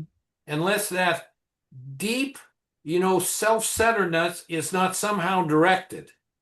Mm-hmm. Now, can secular people experience meaning and purpose? Yes, they certainly can. There's no question about it. Can they experience as much meaning and purpose as some religious people? Yes, some individuals can. But on average, religious people simply have more meaning and purpose in life because for the reasons I'm sure you understand, Yeah. that they believe that they're participating in God's work in the world. Mm-hmm. That they're participating in the divine plan. I mean, what greater meaning and purpose could you have? People die for that. They give their lives for that. In Islam, they do all the time. Yeah, literally. Yeah. So anyway, it's a great question, and yes, you're right that those who are secular can derive meaning and purpose in life from their family, from their work, from doing good things in the world. It's just that it's a whole lot harder to do that if you're not religious. In many respects, you almost have to have some kind of biological advantage in terms of your genetics in order to achieve that, totally apart from any religious belief or practice. Mhm. Thanks. Anyway, that's my opinion. Yeah, no worries. Thanks. For the But record, I'm not a naysayer, just applying discernment. of course, I know that, Chandra. I know that. Perfect. I know that. It's a great argument. Okay, Dr. Ryan Smith. Yes, thank you.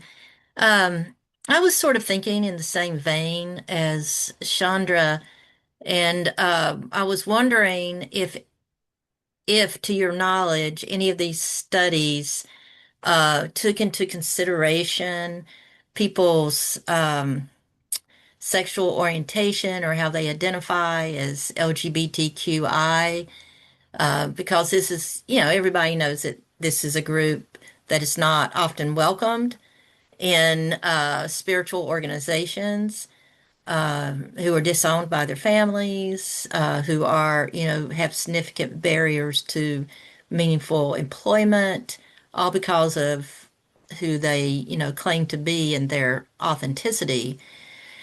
So I didn't know if you knew if these any of these studies took that into consideration with the data. Yeah, actually, I wrote a book for LGBTQ Christians called Spiritual Readiness. I think that's the title, Spiritual Readiness, a guide for LGBTQ Christians. And I summarize a lot of that research. I think it's 2024 that I wrote it. And the effects are not as strong in that group between religion and health, but they're still there.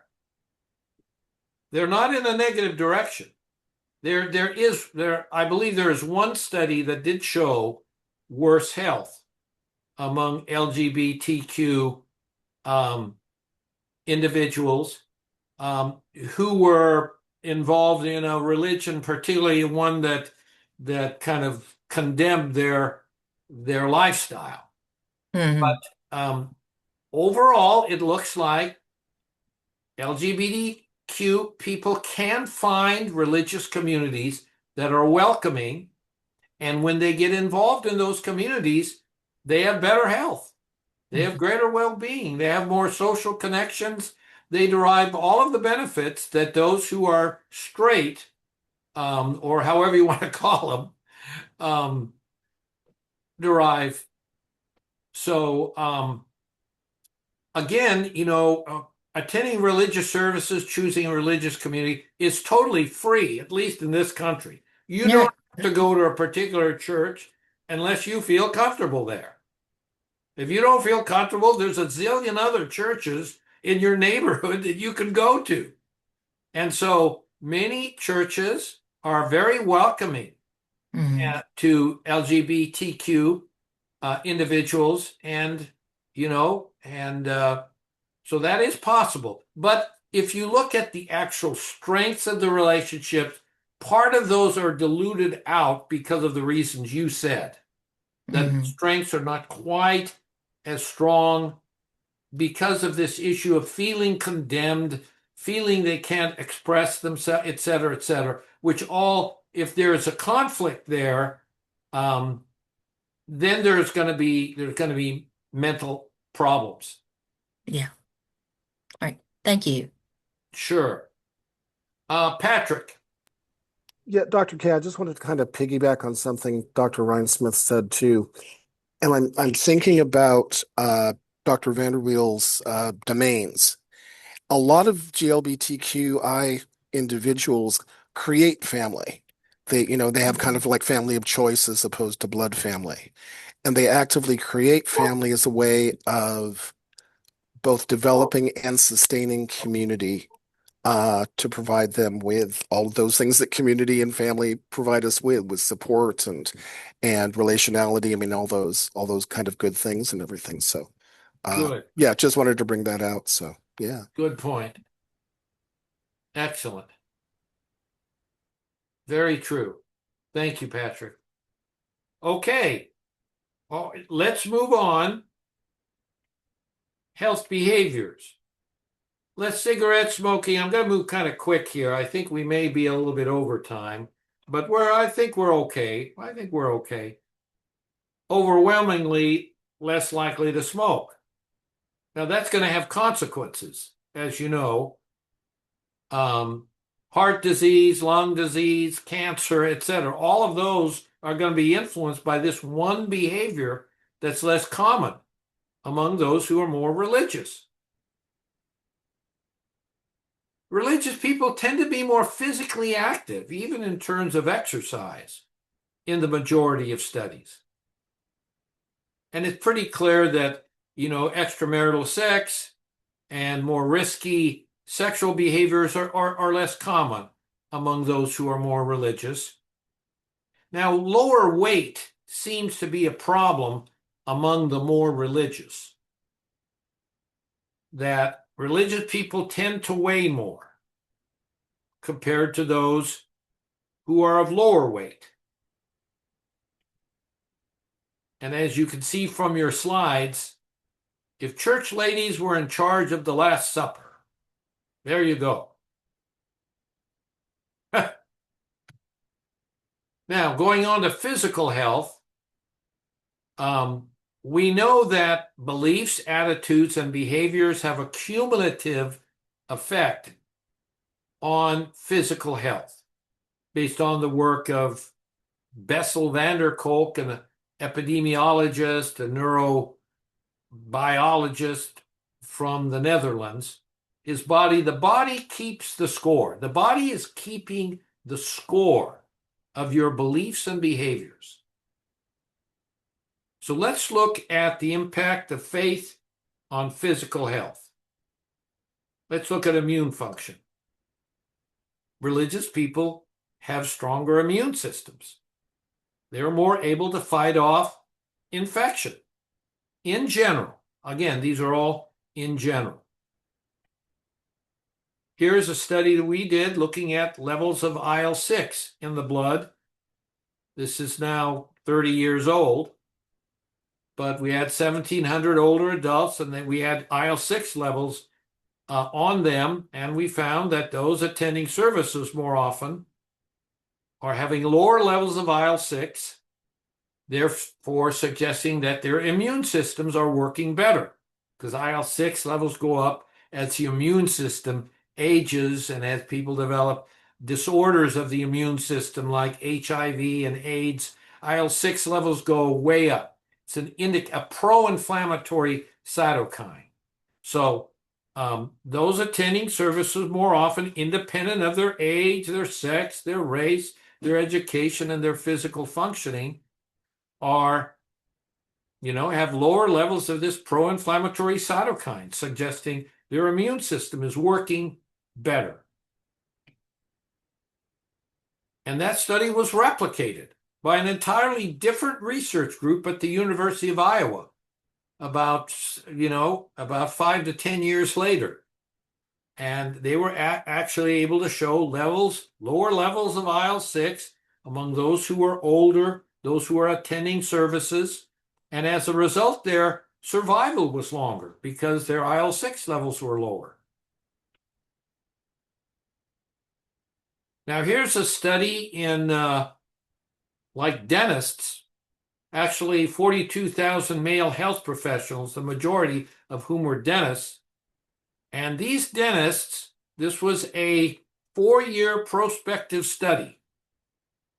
So depending on whether or not they participated in religious meetings, 4 years later, those attending religious meetings were more than 25% less likely to have periodontitis.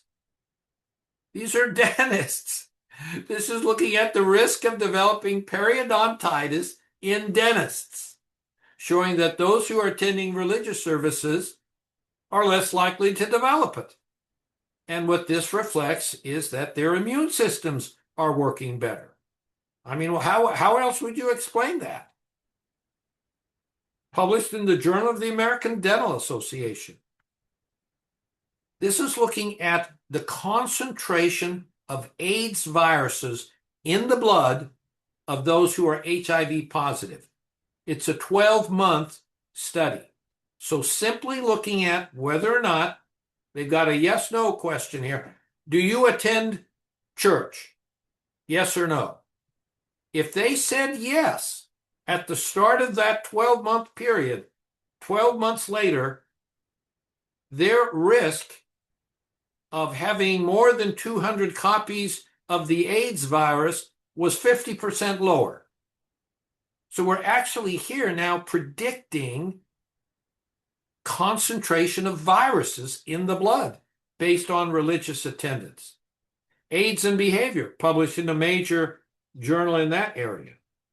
And independent of, now listen to this, age, race, gender, baseline CD4 count, education, insurance status, living arrangements, consistency of care, ART treatment, and HIV disclosure.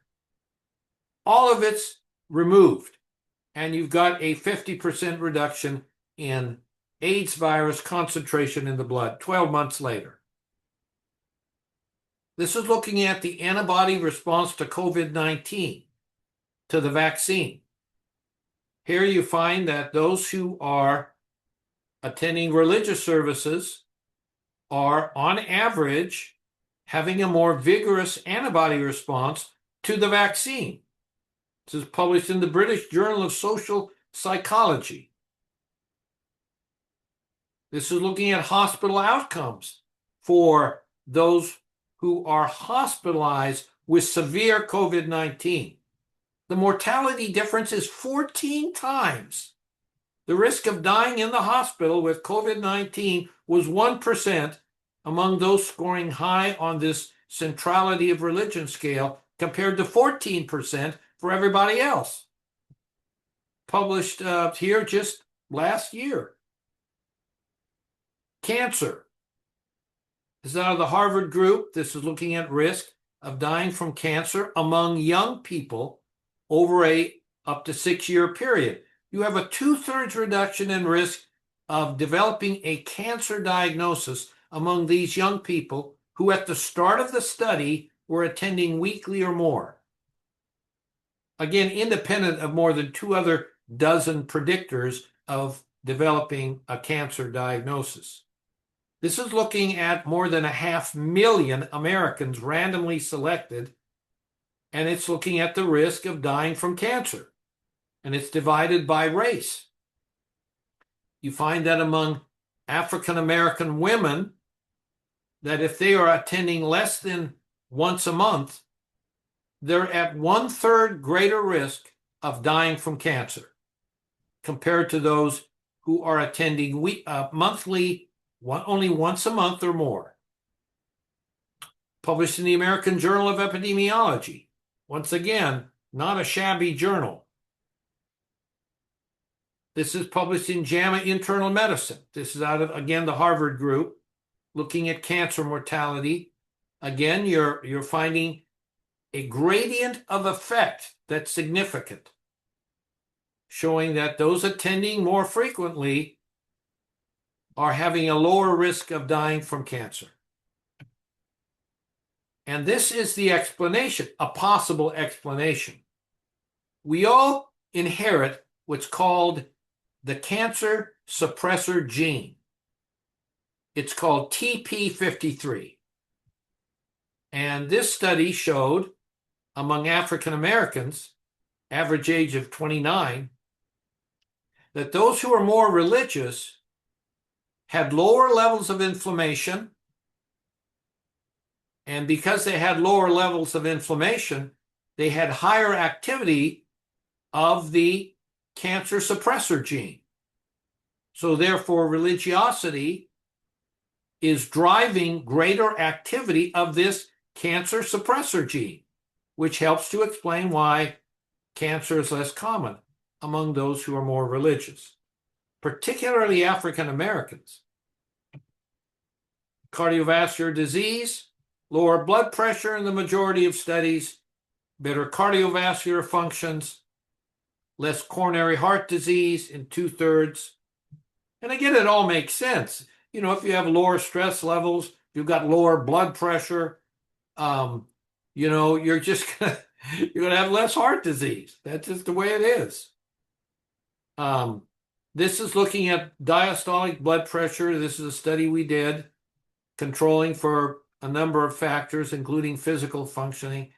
Again, those who are attending services weekly or praying and reading the Bible daily, that's this group, they're about 40% less likely to have diastolic hypertension compared to those who are attending services less than weekly and who are praying or reading the scriptures less than daily. A Harvard study, the Nurses' Health Study.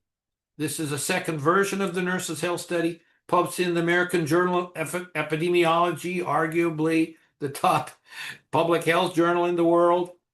They found that among 44,000 women without high blood pressure at the start of the study, that 12 years later, independent of 25 other psychological and physical health predictors, there is somewhere between a 7 to 9% reduction in risk of developing hypertension in this group that is attending services more frequently. And again, you see this P for trend, suggesting that it is the attendance that is driving the lower risk of hypertension. This is looking at deaths from cerebrovascular disease.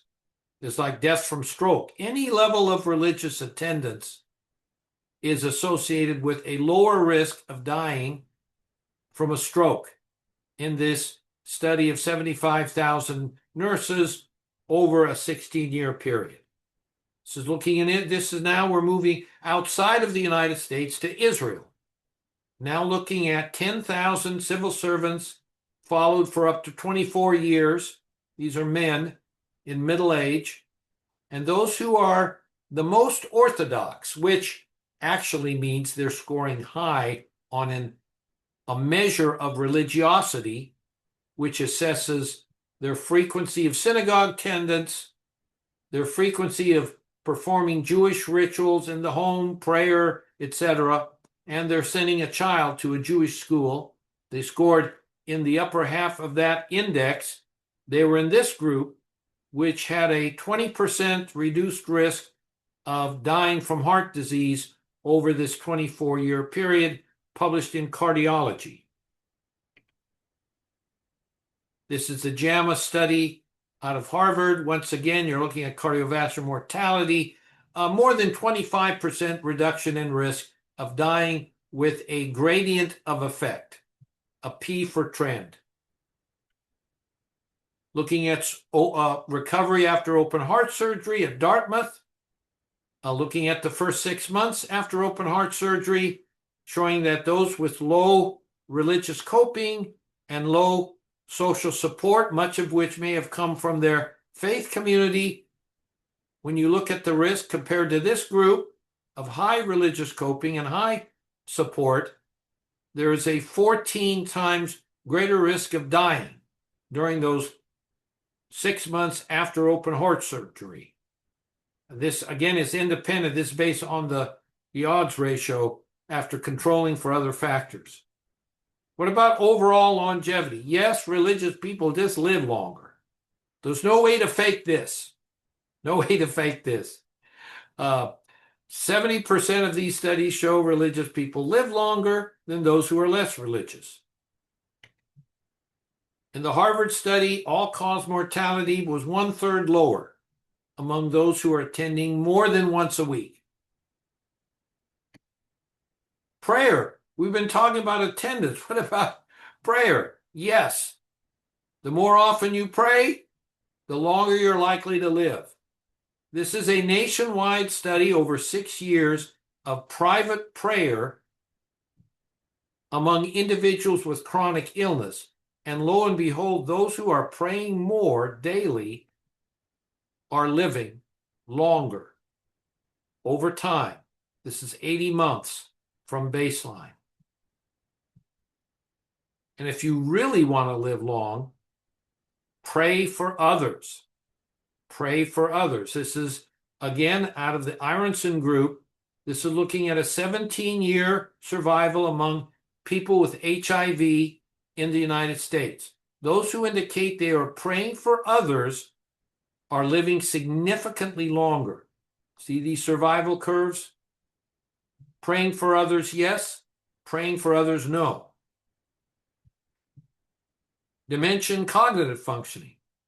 As you grow older, even once you develop Alzheimer's disease, if you're more religious, your decline in your memory will be slower, based on this study in current Alzheimer's research.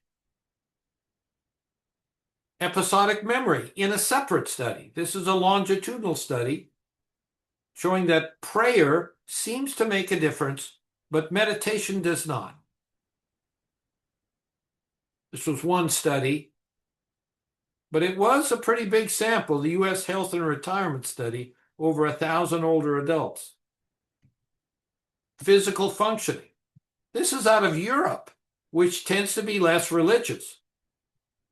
Among those who were the most religious, they were about almost 25% less likely over a 9-year period to experience functional limitations. Now, here is one that got the journal actually into trouble for publishing it. This is the risk of developing Parkinson's disease. This is a large study, a very well done study, coming out of both England and the United States. Nearly 10,000 participants, a 7-year prospective study.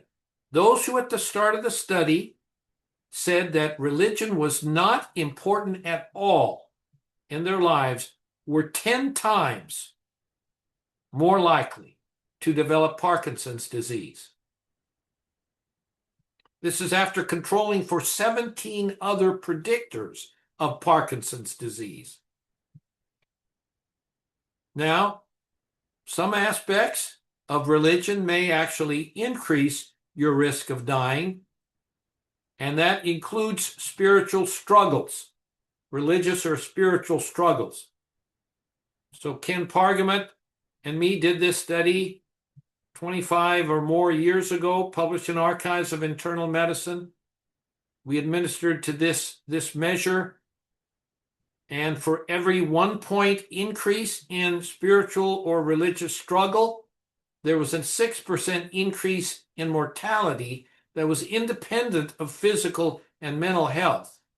I'm sure that Patrick sees a lot of veterans who are struggling, partly as a result of the moral injury that they've experienced during their combat years.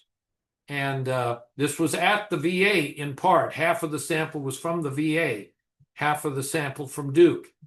So when people are struggling in their relationship with God or with their faith community, that's going to increase their risk of mortality. So this is the kind of a overall theoretical model from the 3rd edition of the handbook. And this is for the monotheistic religions. Faith in God is driving religious beliefs and practices, which is affecting human virtues and influencing positive emotions, social connections, and negative emotions, which are influencing immune, endocrine, and cardiovascular functions, which are very sensitive to emotional states, which is affecting physical health and longevity. And then the final one, financial and material stability. So if a young person's religious, raised in a religious environment, research shows that their likelihood of getting a good education is improved, which means their likelihood of obtaining a job someday and being financially independent. And again, because of previous research showing that strong religious beliefs enhance work ethic, this may enhance job stability and productivity. So based on that, we would thus, faith, holiness impacts the 4 key pathways to human flourishing and the 6 key components of human flourishing. But religious faith is rapidly declining in the United States. Based on a Gallup poll within the last 12 months, indicated that religion was not an important part of daily life in the US in nearly 50% of the population, compared to 5% back in 1952.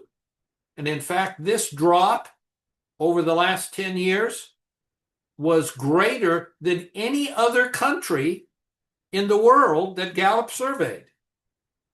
So, how will this impact the future health, well-being, and flourishing of the USA?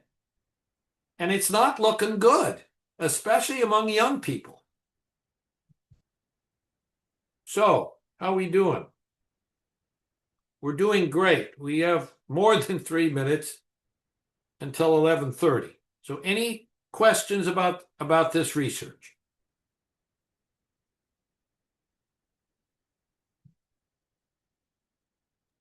Eric. Yeah, I have a question.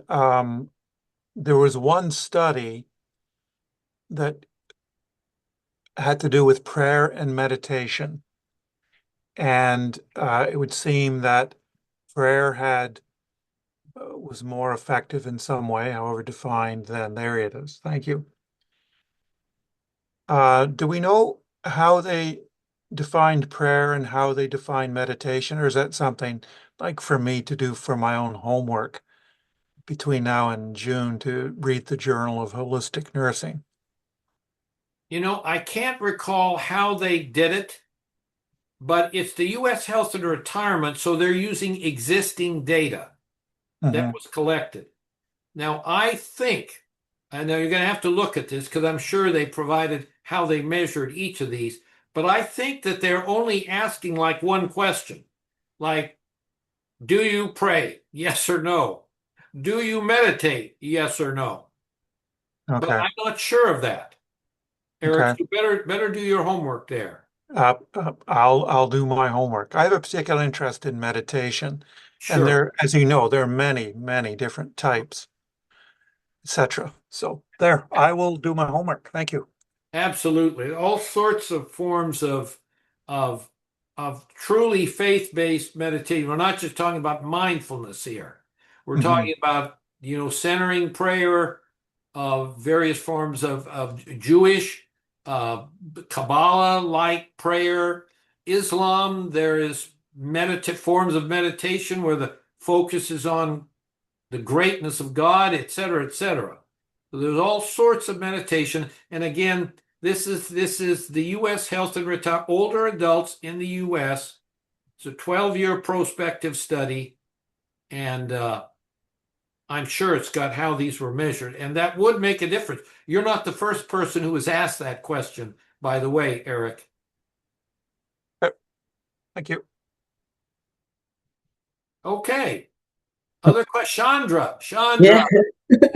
So no question, just wanted to mention that it seemed it would be incredibly helpful to include an assessment of religious struggle in, if you will, all the studies moving forward, just for the people who are like, we have to convince an awful lot of people that this is real and that it's not confounded by a bunch of like other matters. And it seems the conversation could be more objectively balanced by having the most common measures like religiosity,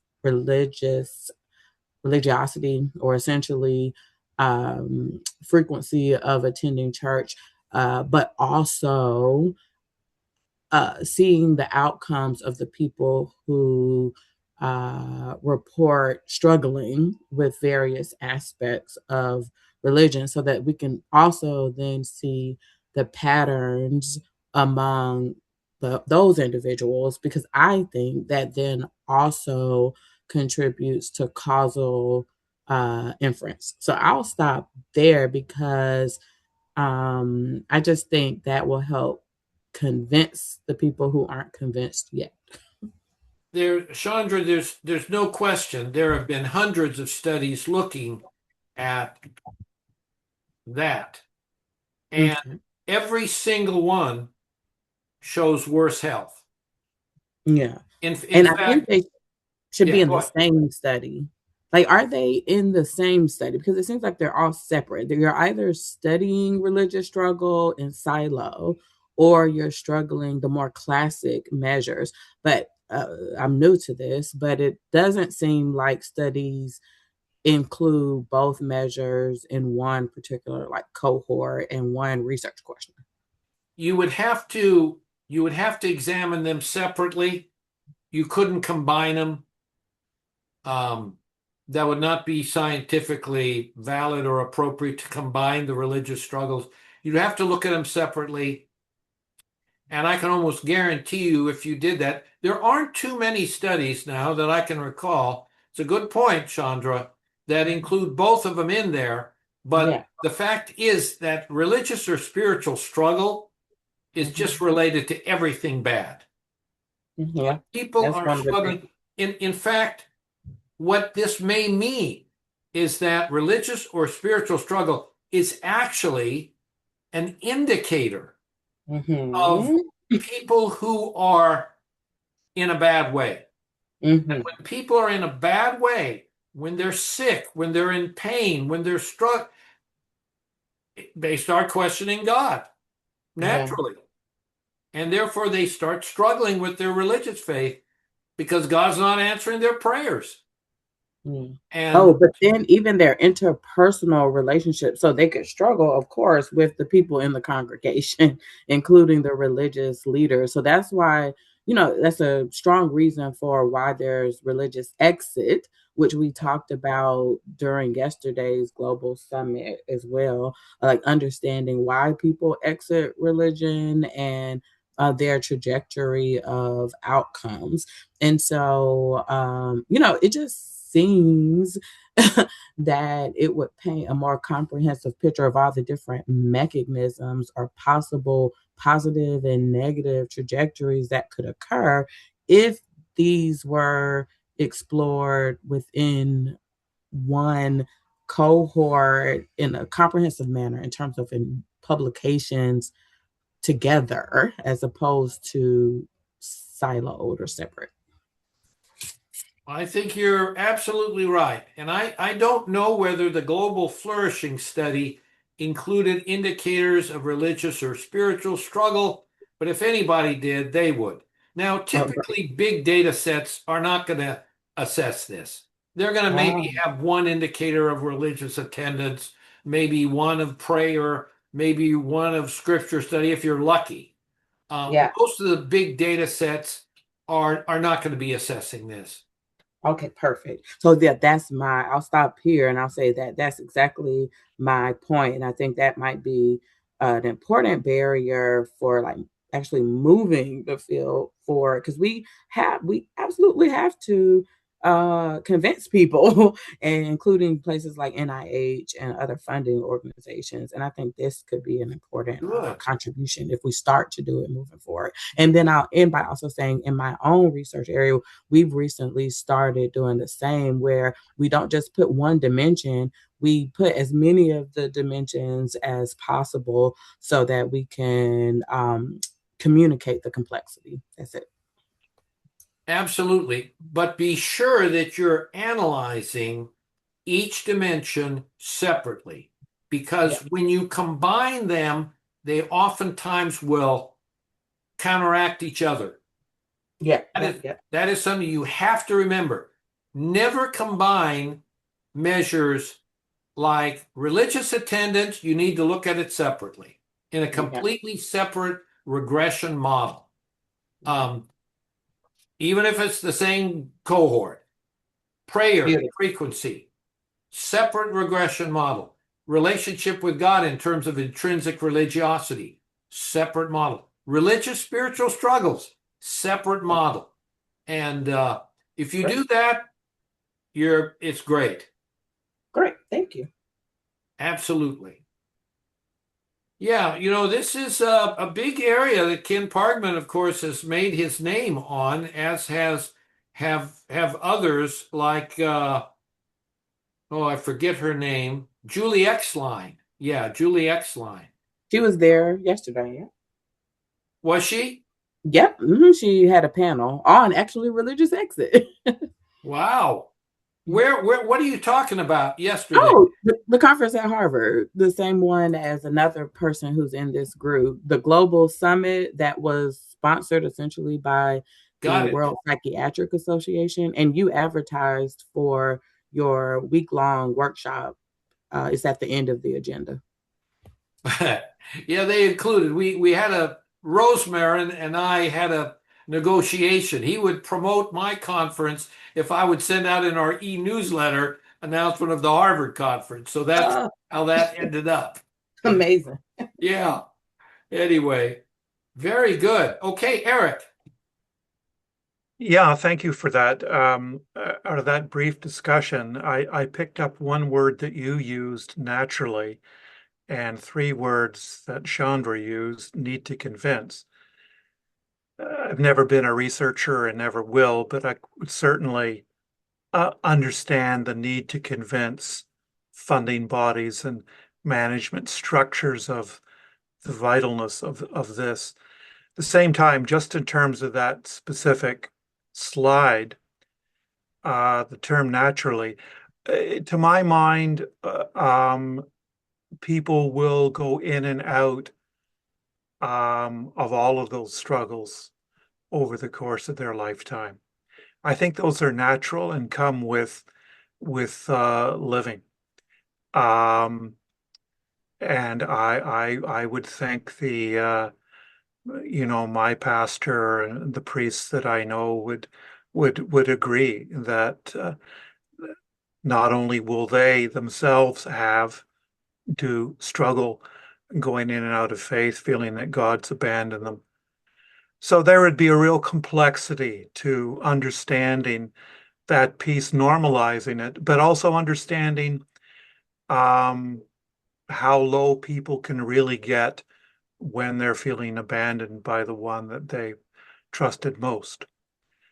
So yeah, there's a wonderful complexity to all of this, which I find infinitely fascinating. That's good. That's good, Eric. Jesus on the cross, his last words, "Why hast thou abandoned me?"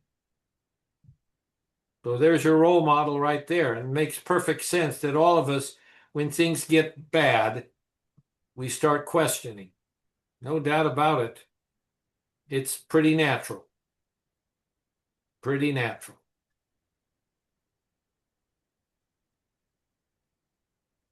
Okay, we're doing good. Again, this interaction is, some of the best interaction I think we've had actually in these workshops. So keep it up. Keep it up. And we have a little more time, about I think 7 minutes. Actually 6 minutes, sorry. 6 minutes of Q&A if you want it.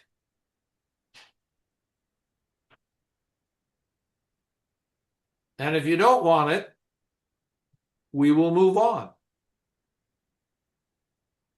Here we go. So, overview of the 8 programmatic interventions to generate the holiness that naturally leads to human flourishing. The holiness that naturally, over time, we're not saying immediately, we're saying over time, leads to human flourishing. So here we are, and I've expanded now that initial diagram to provide a big picture. There is God's grace, and we especially need it for this. And here are the 8 interventions to help to develop holiness. And these were actually developed in work. I did some work at a couple of different universities, and we met repeatedly over this topic. And these were the 8 interventions that came up as a way to move towards holiness, which then would naturally result in human flourishing. Again, over time, and it's not a simple relationship here. People are moving in and out of these various activities, and they're learning, and they're on a pathway, basically, that is leading towards holiness, which then is the way to humanly flourish, because that's how we were created. We were created to be holy and to flourish. What was it that Jesus said? I've come to make the devil, is here to kill, destroy, and etc. But I have come to give life and give it abundantly, the abundant life. But again, this Christian, but there are corresponding teachings in the other world religions as well. Okay, Patrick. Dr. K, just to piggyback on what you just said, if I'm not mistaken, I think it's in the book of Deuteronomy. And the call is quite simple. Choose life.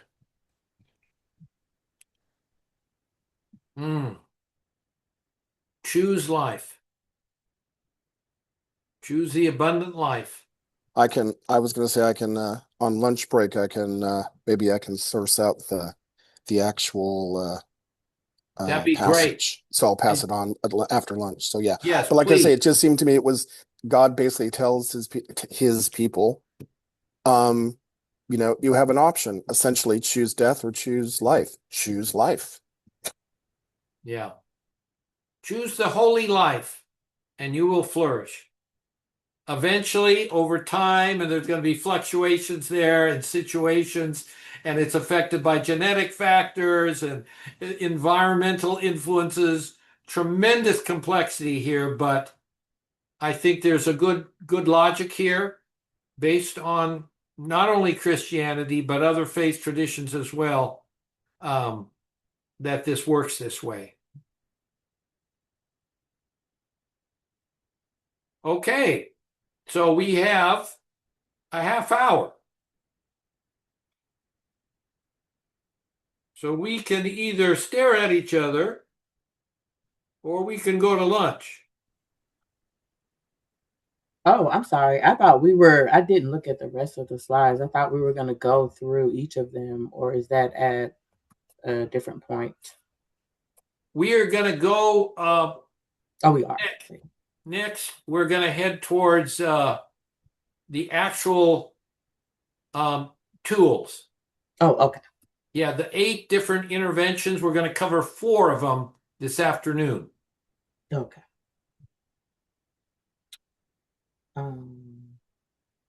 What do you think, Chandra? I know you've got some more comments here. You're doing good. Yeah, no, appreciate it. No, not yet. Oh my gosh, I don't know what we're going to do without you. That's funny. Oh, this is the first time that talking too much has been beneficial. Yes, there's a premium on talking too much here. Believe. Yeah. Yes.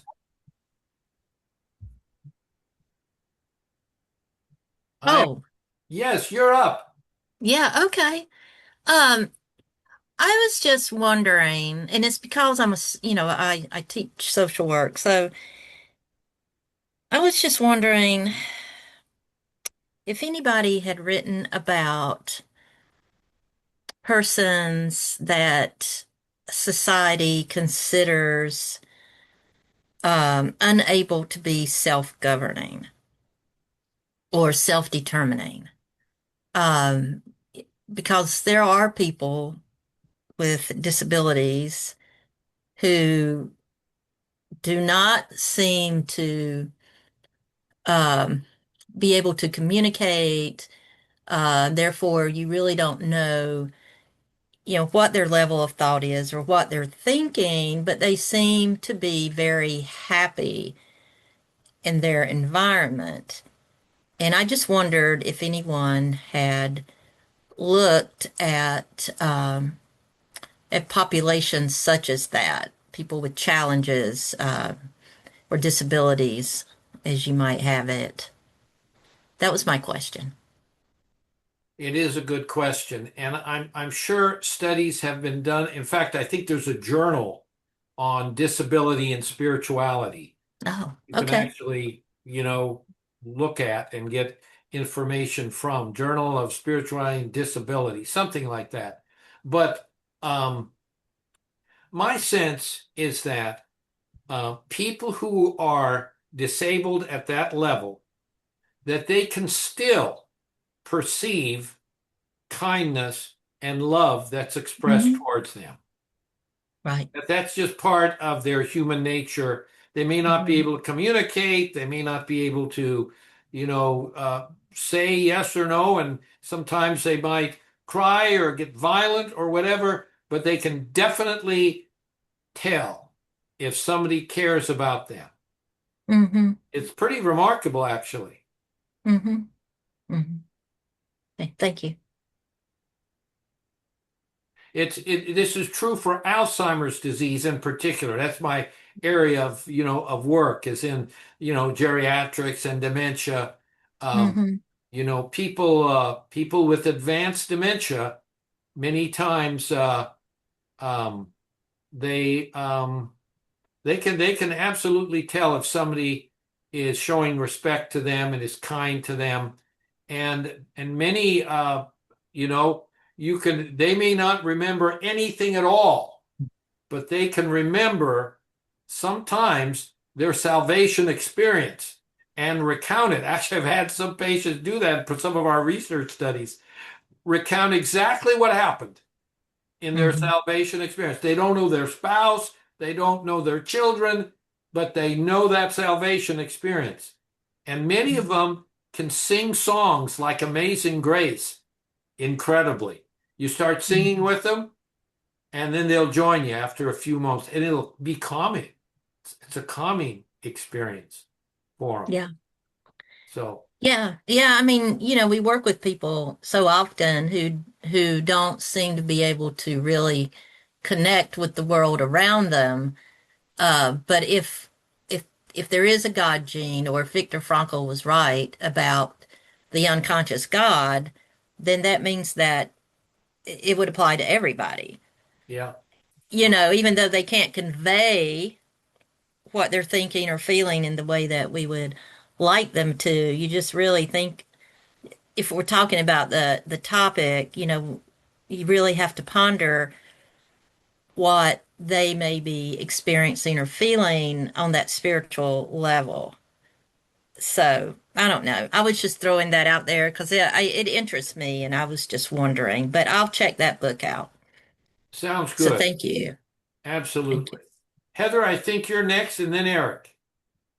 Yeah, thank you. I was just in response to your question there. Sorry, I don't know your first name, Dr. Smith Jones. Um, I had come across earlier, or late last year, a 2011 study of people with locked-in syndrome, that had shown that they had said that the majority of those people were happy with their lives despite having no ability to control their bodies.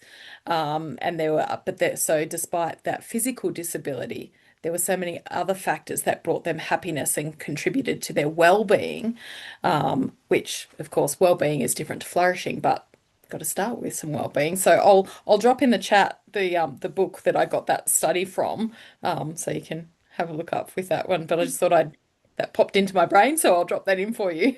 That Thank is a you. Yeah, Thank you. that's a great example. Locked in syndrome is the only thing you can move is your eyes.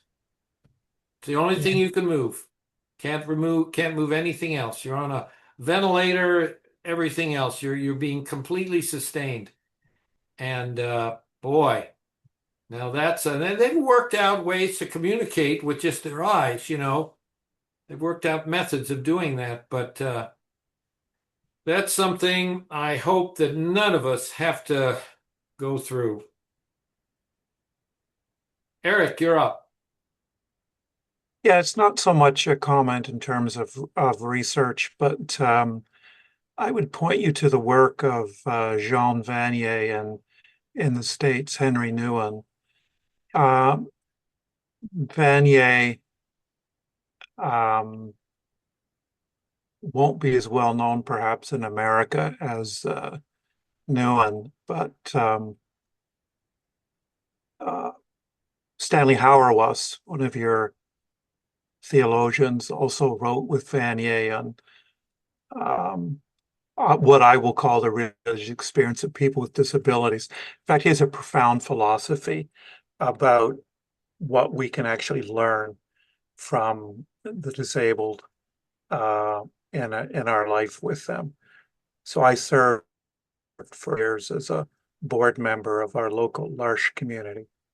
Wow. So again, it's not research, but there has been some wonderful writing um, for many decades. Not so much research, but the writing. So Vanier and Nouwen, along with Stanley Hauerwas, which give you a good start in terms of your reading. Yeah, Thank you. a huge fan of Henry Nouwen. A Mhm. huge fan. Henry Nouwen was a Yale theologian, and eventually he went to live with the disabled in Canada at the original L'Arche community. And yeah, I actually read a meditation of his every morning. So that's how familiar I am with him. Henry That's Nouwen. wonderful. Yeah. I'm not familiar with the other fella that you mentioned, but if he's worked with Hauerwas, he must be good. Well, Vanier led Nouwen to L'Arche community. You're kidding. No, he was responsible. Vanier, by background, was a philosopher, um, and family-wise, he was the son of Canada's most prominent, well-liked Governor General way back in the day. So, but lived the majority of his life in France. If you Google him, you will find there were problems with how he behaved. There will be that. But in terms of what he founded and developed and his influence on people, he is significant. Certainly would recommend him for reading. Excellent. Elizabeth, looks like you're Hello. unmuted. Well, I just wanted to bring, it kind of goes to some of the comments made by multiple people over the past hour. Uh, really through, I've been in some of my research, I've come across Sperry, who writes a lot about psychology and spirituality, where it isn't defined as religion, right? He separates all that out. But I think what I found important in my research was, and it goes to some of what we're talking about, of why the results in communities that are religious are so profoundly different, is that as human beings, we are wired that we need answers to our existential questions. We need to know why we're here. We need to have a reason. We have a reason for being. We need to have a sense of belonging. We need to understand that we have value.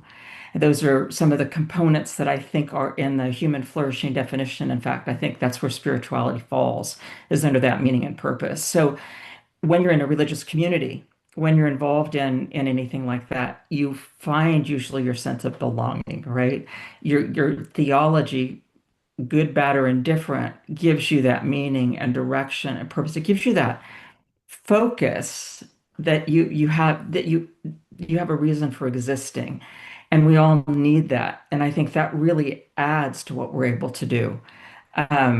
And why the spirituality, I think he says actually of the six domains of our existence, the moral domain and the biopsychosocial, he puts spirituality at the center with everything else spiraling out from that, which is just stunningly wonderful for those of us who are involved in this particular field. That was really it's just a comment. What's his name again? Sperry, hang on a second. I can Harry. give you Yes. Sperry. Yeah. Yes, I'm Okay. familiar with him. Sperry, I Yeah. think he's from California, a psychologist.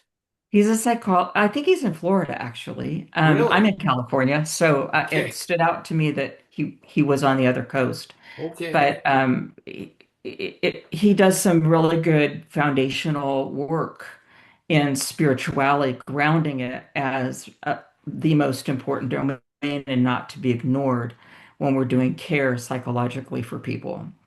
And I I think believe he's a clinical psychologist. I So think he's been doing it for a long time, hasn't he? long time, long time. And so his books that I've been referencing are more from about 15 years ago.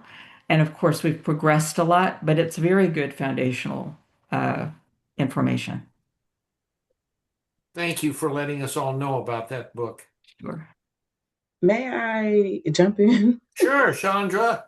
Oh, thank you, because this hits to the heart of the matter in terms of what I'm working out personally, but also professionally, because I think oftentimes we're clearly combining religion and spirituality and then using it interchangeably as a field of people who are interested in intellectualizing this.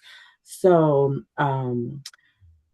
I'm not grappling with it, but what I'm thinking is that whether you participate in organized religion or you have a personal relationship with the transcendent and you engage in a level of earnestness for which you like study and focus on developing your own spiritual well-being through organized religion or as an individual, that is massively beneficial. And so I'm saying it doesn't have to be organized religion because even my own lived experience, I have gained much more from being told what to do, for example, in a Methodist church, as opposed to doing within reason what resonates with me and what brings meaning and purpose to me, like personally, but it's still within the confines of what would be considered quote unquote holy or not sinning, for example. And so I'm going to stop there because I think at the heart of the matter is what I'm trying to work through and what I think would be very important for academia is to know that people can absolutely be very, very spiritual and have these benefits, but not through organized religion. It could be organized religion, but it doesn't have to be. It's Can I my thought. comment on that? That's what I'm finding. That's what I find in the research. I'm Christian, absolutely, and the research that I do and that I want to learn how to do better, Dr. K, is on that's super important to me. Actually involves using Christian music that I've developed called song prayers. But that's also a private spiritual practice that's done devotionally by people. It doesn't have to be within a church structure. I think it's, and what I am finding in the research is that yes, they're defining, certain scholars are defining religion and spirituality separately. Religion is more the organized, and spirituality is dealing with the transcendent. Um, and again, you're looking for that meaning and purpose and direction, and it can come different ways. I personally believe, and it sounds like there's studies that I believe the Holy Spirit's the one who gets it all, he gets the most done. That's a personal belief. But I did find research out there that's saying what you have said. Um, that's all. Yeah, I would include everything Chandra said under religion. You would. What she's calling spiritual, it's all under my definition of religion. Very good. Yeah, it has to do with the transcendent. That's what defines it as religion. Yes, because you don't distinguish between organized and unorganized religion. Nope. But I want to measure them both, of course. But they're all under my expanded definition of religion includes, uh, private religious practices, connection with the transcendent. I mean, and in fact, without that, the public religious practices don't really mean anything. Mm-hmm. Yep. Okay, so we're doing real good here, and we're actually down to 14 minutes. 14 minutes. If somebody like Chandra would like to ask something or say something.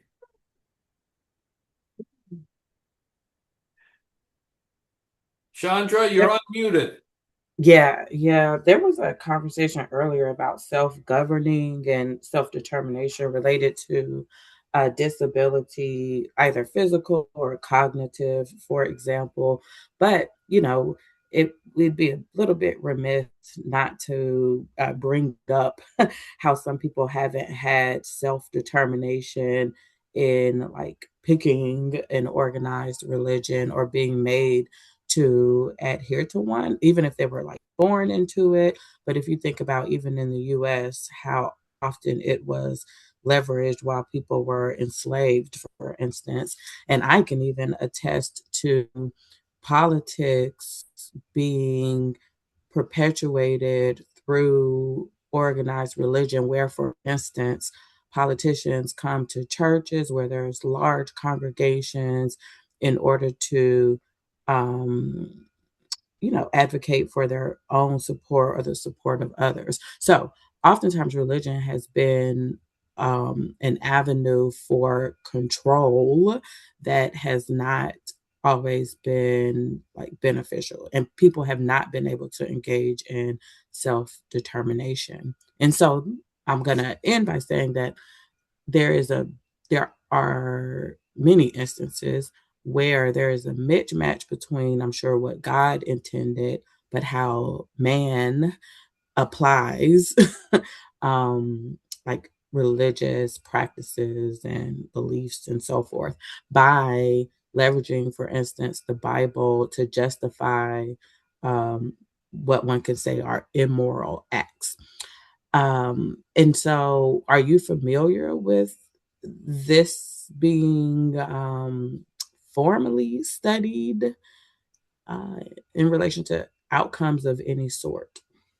Well, certainly there are the cults. I mean, I don't know if you've watched TV.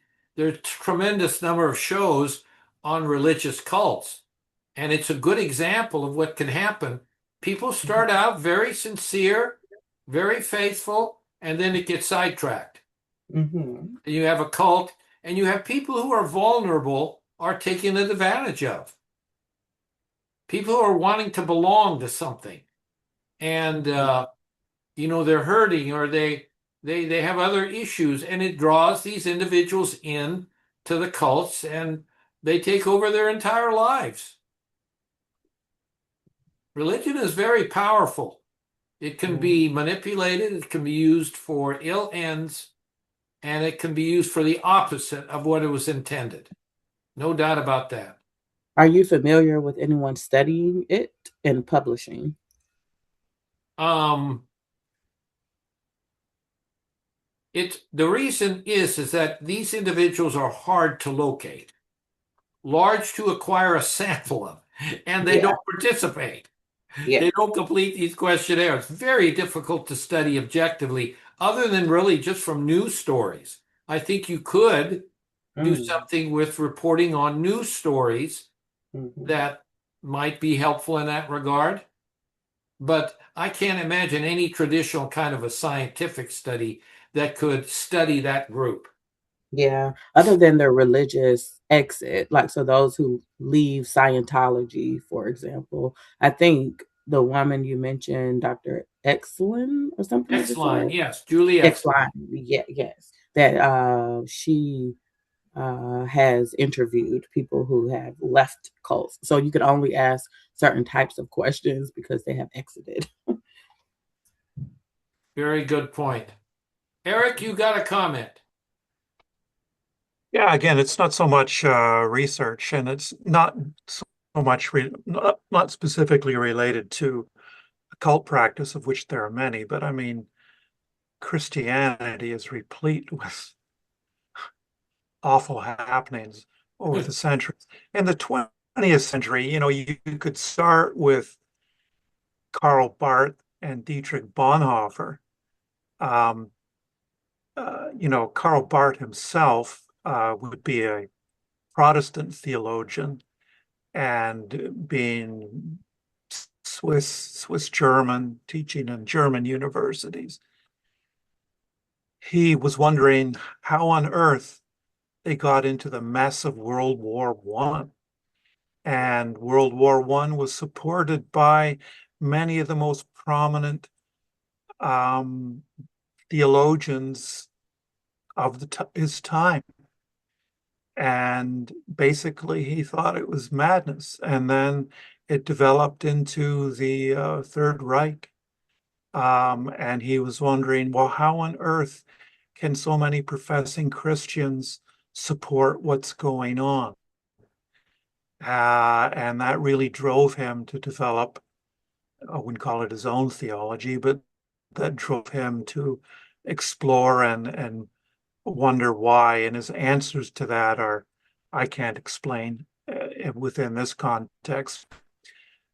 His work and that of one of his disciples, Bonhoeffer, would be infinitely worthwhile reading for anyone. Again, it's not research, but I mean, whole cultures have become enmeshed in the craziness and brokenness of humankind.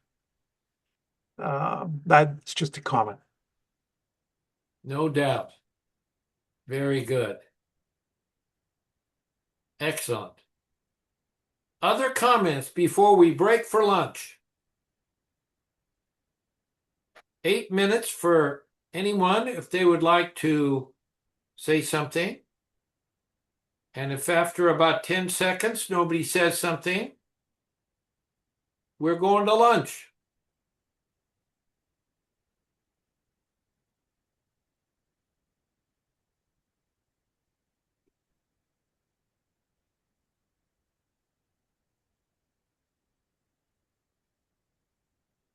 Okay. Very good. Very good. Let's take a break for lunch. I'll see you at 1 o'clock, and then we're going to dive into some theology in loving God. Okay. Thank you.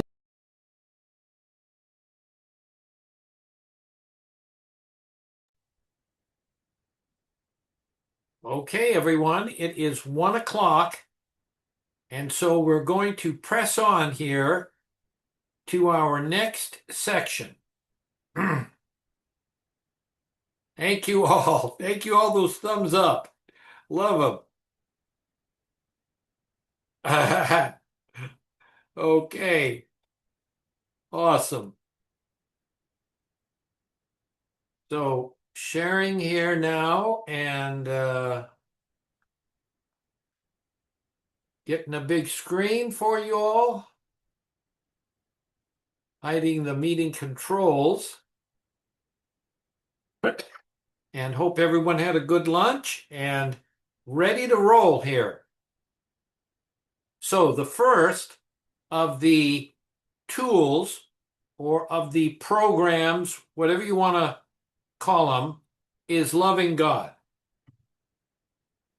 So it comes first because it really directs and enables you to basically to do all of these other things here, which are not easy.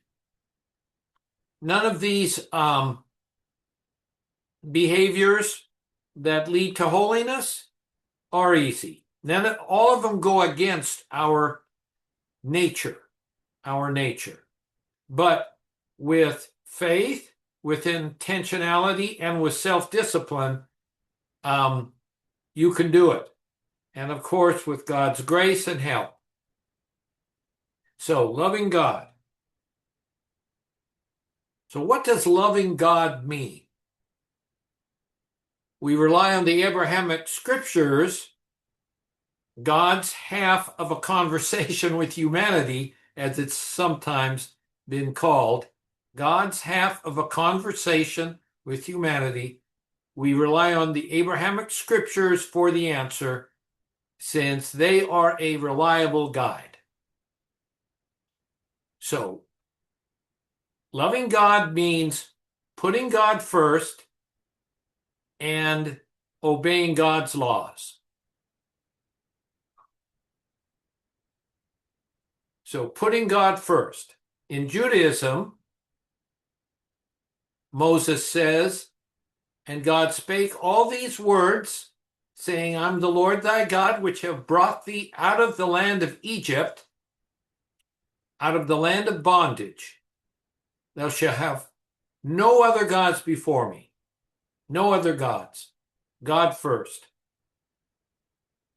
It's the first of the 10 Commandments. And in Deuteronomy, it says, and listen to these words, how intense they are. "And thou shalt love the Lord thy God with all thine heart, and with all thy soul, with all thy might. And these words which I command thee this day shall be in thine heart, and thou shalt teach them diligently unto thy children, and shalt talk of them when thou sittest in thine house, and when thou walkest by the way, and when thou liest down, and when thou risest up. And thou shalt bind them for a sign upon thine hand, and they shall be as frontlets between thine eyes, and thou shalt write them upon the posts of thy house and on thy gates."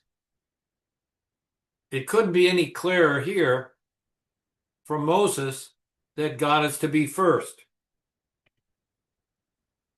In Christianity, "And one of the scribes came, and having heard them reasoning together, and perceiving he had answered them well, asked him, Which is the first commandment of all? Jesus answered him, The first commandment, the first of all the commandments is," and then he cites Moses, "Hear, O Israel, the Lord our God is one Lord, and thou shalt love the Lord thy God with all thy heart, with all thy soul, and with all thy mind, and with all thy strength. This is the first commandment." The first commandment. "And the second is like, namely this, thou shalt love thy neighbor as thyself. There is none other commandment greater than these." So, that's from Jesus Christ himself. In Islam, the Quran says, "People, worship your Lord who created you and those before you, so that you may be mindful of him who spread out the earth for you and built the sky, who sent water down from it, and with that water produced things for your sustenance. Do not, knowing this, set up rivals to God." In other words, God is to have no rival. He's to be first. "Say, if you love God, follow me," the Prophet Muhammad, "and God will love you and forgive you your sins." And then say, he is God the one, God the eternal. He begot no one, nor was he begot. No one is comparable to him. Again, God first. Hinduism. This is Lord Krishna, who is the incarnation of the Supreme God, and he's talking to Arjuna, who in the Bhagavad Gita is a charioteer, a warrior. So he says, "Always think of me, be devoted to me, worship me, and offer obeisance to me. Having dedicated your mind and body to me, you will certainly come to me. And then towards the end of the Bhagavad Gita, and by the way, the Bhagavad Gita is the primary Hindu scripture that most Hindus know about. Again, always think of me, be devoted to me, worship me, and offer obeisance to me. Doing so, you will certainly come to me. This is my pledge to you, for you are very dear to me. Abandon all varieties of dharmas, simply surrender unto me alone. I shall liberate you from all sinful reactions. Do not fear. And then fix your mind on me alone and surrender your intellect to me. Thereupon you will always live in me. Of this there is no doubt. Constant remembrance throughout daily life of what Krishna is saying here is remembering of me, the Supreme God. In Buddhism, and this is what actually Buddhists say before converting to Buddhism, but who to the Buddha, the Dhamma, and the Sangha as refuge has gone, sees with full insight the Four Noble Truths: misery, the arising of misery, and the transcending of misery, the Noble Eightfold Path leading to the allaying of misery. This indeed is a refuge secure. This is the highest refuge. Having come to this refuge, one is released from all misery. You can see here, but who to the Buddha refuge has gone. So why is the first commandment first? Putting God first. Why is that? Because everything else follows from it. Without loving and putting God first, we will be limited by our self-centered nature. I'm not sure if you all know about the book, The Selfish Gene, by Richard Dawkins. Of course, Richard Dawkins is probably the world's most famous atheist, and he wrote a book called The Selfish Gene. And in it, he talks about how all of us have a gene that makes us naturally and normally selfish. And that selfish gene affects everything that we do. He says that everything we do is about ourselves. Everything we do. Even the good things that we do and the heroic things for others is all about us. So, bottom line here is that anything else, any other God, any other primary attachment that takes priority over God will eventually rule us. Whether that be a person, a possession, a position, or a kind of pleasure. Anything else will rule. When we love and put God first, when He is our primary attachment, everything else, especially the inevitable loss and change in life, will impact us less. The Buddha was right when he said that life is suffering. He was also right when he said there was a solution to suffering. The solution, he said, was non-attachment. To not become attached to anything or anyone. And in fact, the Buddha left his wife and children when he was in his late 20s to go off to find himself and discover the solution to suffering. And he never returned. Yet as human beings, we are creatures who attach to things and to people. We just can't help it, as we were talking about this morning. we become attached to our parents in infancy in order to survive, which then affects all future relationships. Whatever we become attached to, whatever becomes the first priority in life, will rule over our emotions, and it will enslave us. Only when God is our primary attachment, first love, first priority, will we be truly secure. God never changes and has promised to be with us always and to always love us. His love endures forever, says Psalm 136, over and over again. We were created to be slaves to God alone, and that can only happen when we place God as our first love and first in our lives, which opens the door to the abundant life He has always wanted for us. The abundant life, the flourishing life. Okay, let's have a couple of minutes here. This is a high-risk time of the afternoon. We've all had a nice big lunch, and all of that blood is now going into our stomachs, away from our brains. And most of the world is sleeping at this time. Most of the world has a siesta around 1 to 3. So we are here awake and trying to listen. And of course, if you start interacting and asking questions, that will keep you awake.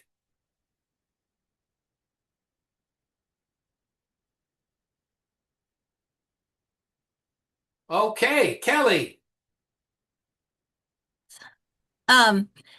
This may sound far-fetched, but even when we were talking earlier about the God gene, now we're getting into more discussion about genetics and holiness.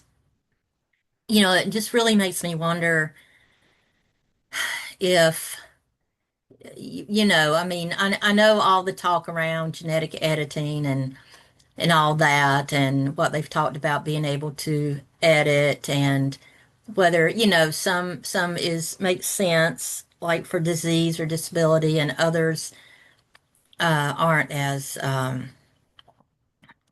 don't seem as moral. But I just wonder if there will be literature, or even if there is literature about gene editing, like the God gene or the selfish gene, people trying to be more holy or aligned with God through genetic editing. It's certainly a thought, Kelly. It's certainly a thought. It would take a lot less effort to just make it natural through our genes. A lot less effort. Yeah. I'm afraid, though, that it's going to be the effort. It's going to be that effort that's going to be the thing.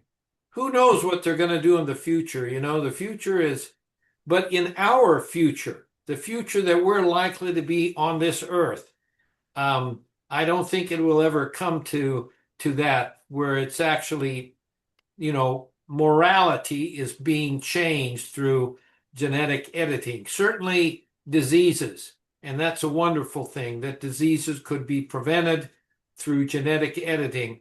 But I hope, I hope that it doesn't get to the point where it's editing our moral proclivities here, or our religion, or our beliefs, or tendency towards the spiritual, or connection with the transcendent. That really requires free choice. That's the way it was in the Garden of Eden. That free choice to either obey or not to obey. That's what makes love possible. The freedom of choice, the freedom to love or reject God.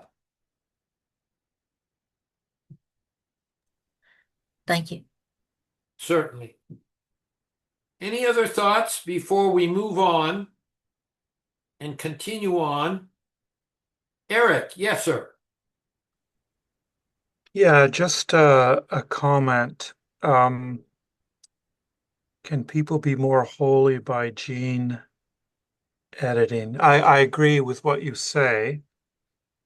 Um, I'm just wondering how Dallas Willard would respond to that. Um, that God reaches us. The danger of this is we can make this into a self-help plan of thinking that we're reaching him when he's reaching us. Well, And that yeah. in doing that, we end up breaking that first commandment of, and actually fact in terms of agency, putting ourselves first and not God. That's my comment. Yeah. Just I think you're right on. I think you're right on. That as we try to take control of things, as humans are natural to do, we can put ourselves first. And then we're on our own. We're on our own, following our own path without God.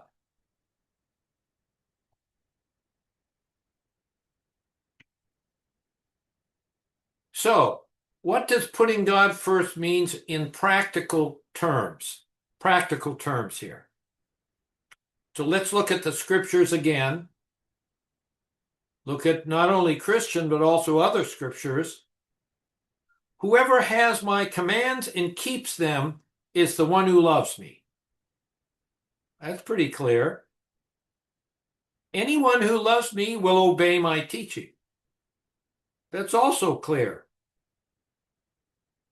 This is love for God, to keep his commandments. And then even in the Quran, you who believe, obey God and his messenger and those in authority among you. It says, first of all, those who believe, you who believe, obey God. That's the first.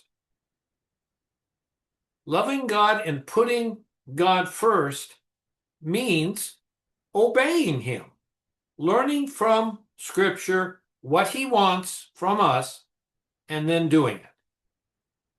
Easier said than done, as I'm sure you all know. Why is obedience to God's laws so important for living an abundant life and flourishing? Why is that? Because God loves us and wants to bless us, he can't bless us unless we obey. Obeying God opens the door for him to bless us, which he wants to do. When God lives inside of us, he can help us by speaking through our conscience to give us the direction necessary to keep us on the path that leads to blessing and flourishing. But we are not alone in this world. There's an enemy seeking to tempt us off the path, to cave into our selfish desires, to our pleasure-seeking desires. And whether that's an entity that's, a divine entity of sorts, or whether that's just our own natural selfishness, there is no doubt that there is plenty of tempting to get us off this path. God gives us the strength to obey and stay on the path. We just can't do that alone. I don't think. I mean, perhaps some secular people can stay on this path of loving, whether they believe in God or not, loving their neighbor without a focus on themselves. Maybe they can, but many just can't do this alone. Why should we love God?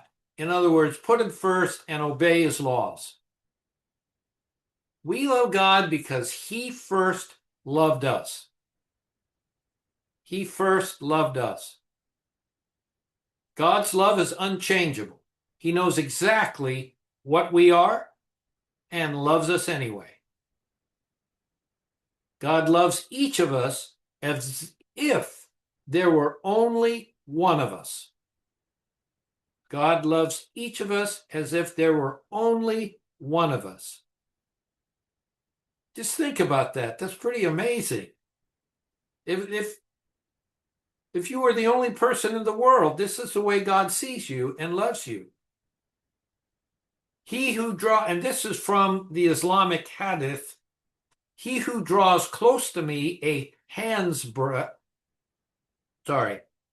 he who draws close to me a hand's span, I will draw close to him an arm's length. And whoever draws near to me an arm's length, I will draw near to him a fathom's length. And whoever comes to me walking, I will go to him running. This is describing the God that we know in Christianity. As we love God, God will fill us with his love and make us complete, enabling us to love ourselves and love others as we love ourselves. But for us to do that, we have to first be complete.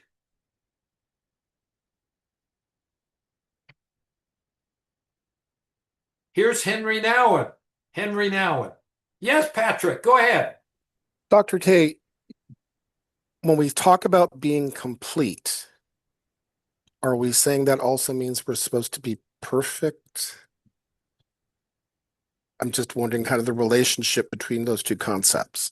Yeah, I'm thinking a bit different. I'm thinking that perfect and complete are different.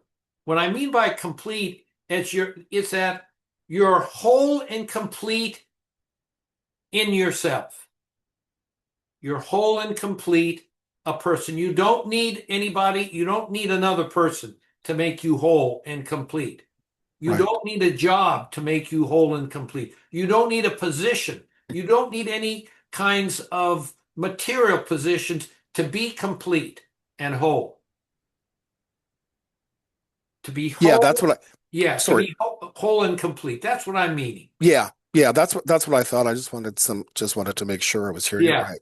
I was going to say then too, so pigging back on it, it's ironic then that in a sense, like you say, that we have to be whole and complete. I'm going to say independently, but as I put in the chat though, the reality too is that this whole enterprise of human flourishing, we actually can't do it alone. We have to do it in a community with a community of, for lack of better words, a community of believers, to use very, very Christian language here. But it has to be done in community because we need the support of others. You know, I was actually thinking about exactly what you said as I was saying what I said earlier. Being complete on your own. And, that's a very, you're correct in that you're not complete. You're part of the body of Christ. That's your completeness right there, being part of the body, at least within Christianity. But what I was referring more to is, I guess, people who feel like they need another person, that special person to make them complete. And they then depend on that other person to do that. And then they start to get disappointed because that other person, their goal is not to make them complete. And so that becomes an issue. But I think I'm referring more to that. But in terms of what you're saying, that's a completely different story. You're absolutely right. You cannot just be you and God alone, and that's it. It's you and God and God's body and God's followers that make you complete. So thank you for pointing that out. So back to Henry. Chandra, I see you're questioning there. I like how you're really paying attention. That's awesome. And, it's possible that I might butcher this because that was such a wonderful and intriguing, nuanced point that I think is like fundamentally important. And it does seem like if we behave, whether religious or spiritual or even secular, with compassion, mercy, and as if we're all one and we're not separate, it's possible that a person who is religious, spiritual, or secular could engage in that sort of philosophy and approach to life, and that you can engage in spiritual development as an individual who's born whole, but often fragmented because of, like you mentioned, the distractions out in the secular world. But that if we behave with love, which for me means sort of not judging, like loving everyone and letting them be who they are along their journey without attachment, which is also like a Buddhist principle. And so you can engage in community with like minded people, but not be attached to individuals. Therefore, you can still satisfy the need to grow along with your fellow humans because we're indeed all one, just on separate journeys. So I think that's how I'm thinking about it right now and how that's all connected. But that was an extremely nuanced and important point. Yeah, I like it, Chandra. I like the way you're thinking. Thanks. Yeah, that's good. That's good. It is very subtle. You know, these distinctions are very subtle. Robert, Uh, Patrick, I am back. Sorry, my laptop slipped and I guess I lost contact with you, so I'm back. good, good to have you back. Good to have you back. Okay. So, here we are to Henry Nouwen. I know some of you mentioned Henry Nouwen, and this is what I repeat to myself every morning. I need to hear this every morning. Many voices ask for our attention. There is a voice that says, prove that you are a good person. Another voice says, you better be ashamed of yourself. There also is a voice that says, nobody really cares about you. And one that says, be sure to become successful, popular, and powerful. But underneath all these often very noisy voices is a still small voice that says, you are my beloved. My favor rests on you. You are my beloved. My favor rests on you. That's the voice we need most of all to hear. That's what prayer is. It's listening to the voice that calls us my beloved. And it was not long after he wrote this that Henry Nouwen actually died. In fact, September 21st, it was published in 1996 at some point, and he died on September 21st. Everything, all efforts to lead an abundant and flourishing life depend on loving God. All efforts. The road to the abundant life is narrow. We saw that earlier. It's a narrow one that requires great discipline and self-control, really impossible to accomplish on our own. As I said earlier, some people may have just inherited a predisposition to, go through life just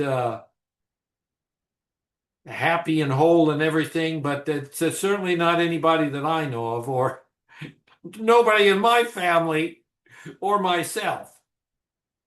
For us to follow God's laws, which he designed to enable us to live an abundant and flourishing life, you see, his laws are what he designed to enable us to live an abundant and flourishing life, love for him out of gratitude for what God has done for us.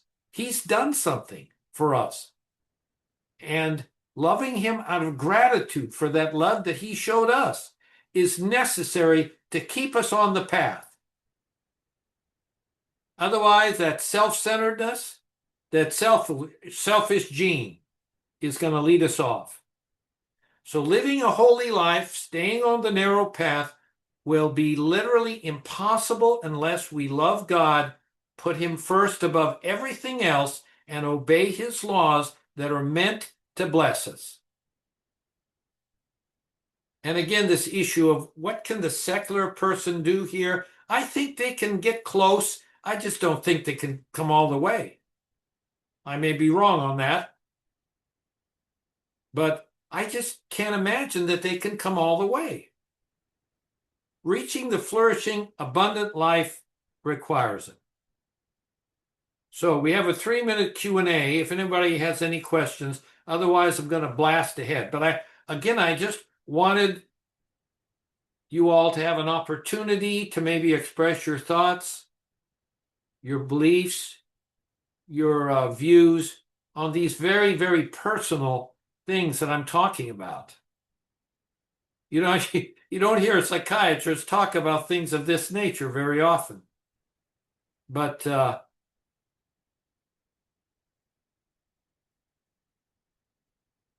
okay, let's go. Sorry. Yes. Yes, Chandra. Yeah, sorry. I'll stick my neck out a tiny little bit, but I really love how you set the stage by acknowledging that you are talking about very vulnerable topics. And I'll just like jump in being vulnerable to a bit by saying that there's a narrow path, which essentially to me means like live without sin, for which some people believe means don't miss the mark. Like that's constantly there along your narrow life's path that God set out for individuals, although we are all like one in terms of this unified like consciousness, if you will. And so people can go along their path by not missing the mark, like not quote unquote selling your soul and doing things that are not aligned with what God intended for the individual soul. And so that can be done even without like externalizing God um and obeying these strict rules, but by obeying by embodying the practices that give meaning and purpose to the person's life as long as they stay aligned to their particular life path. And so it's extremely similar, but not exactly the same as the religious interpretation, but it could have the same effect, is my comment. Okay. Good. Good. I don't entirely agree with you on that, Chandra, but that's okay.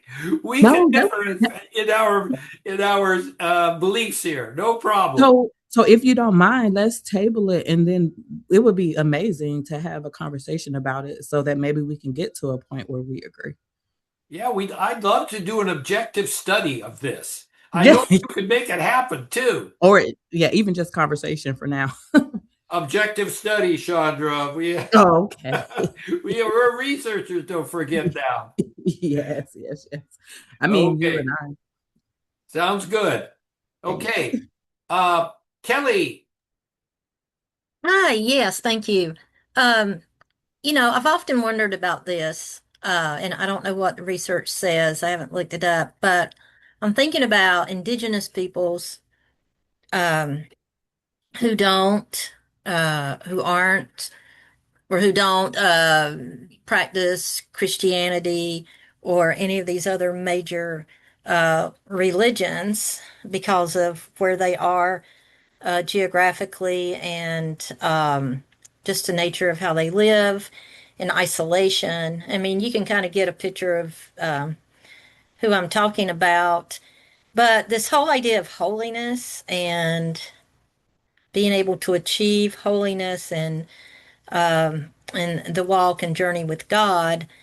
Has there been, that you know of, any studies pertaining to indigenous peoples who are living in isolated areas and what it would be like for them, or if they have a conception of holiness, or what it's like for them to walk a spiritual path? From what I'm aware in my work in moral injury, there are natural laws that are present in every known culture, every human tribe, no matter where on earth you go. There are natural laws that hold literally even distant, unconnected tribes, that hold them together as communities. And those are the natural laws, the natural moral laws. You don't kill people just because you want to. You don't steal stuff from them. These are just natural laws that if they break down, the entire society breaks down. And it becomes, an uncivilized group of people who dominate each other. There's no kind of so there does appear to be natural laws that are present that are common to all groups of humans that hold society, the society that is being made up by that group together. Just natural laws. And that Cicero said, I mean, this is way back there, a couple of hundred years BC or BCE. He said that these natural laws were put in place by God. So there may be in these cultures a path to what we are calling today holiness. Absolutely. Okay. That's what I was thinking, but Yeah. yeah. All right, thank you. That's what I would think. That's what I would think. All, and just even my own theology, that all are created, every single human is created in God's image. Right. So Absolutely. they have to be. They have to be. There has to be a path to holiness in every culture. That's what I believe. So thank you. Very good. Okay. So far, the only person I haven't agreed with here is Chandra. Actually, if you don't, I know we know each other well enough to joke. If you don't mind, I'm telling you exactly the conversation you just had was literally what I was talking about. I love you, Chandra. You know that. And you love So, me too. So we're yeah. good. So we Yeah, agreed, actually. Just we're absolutely point in that out. agreement on that. Amen. Okay, let's move. How do we experience God's love? How do we do that? How do we do that more? Don't we all want to experience God's love in our lives? It makes us able to love other people. First, for the Christian, or at least for a particular group of Christians, we must be born again. And by that, I mean having a transformation in our life where we place God first, where he becomes our primary attachment. Very truly, I tell you, no one can see the kingdom of God. That's what we're talking about here, the kingdom of God on earth, human flourishing, unless they are born again. Very truly, I tell you, no one can enter the kingdom of God unless they are born of water, of nature, and of the Spirit, being born of the Spirit.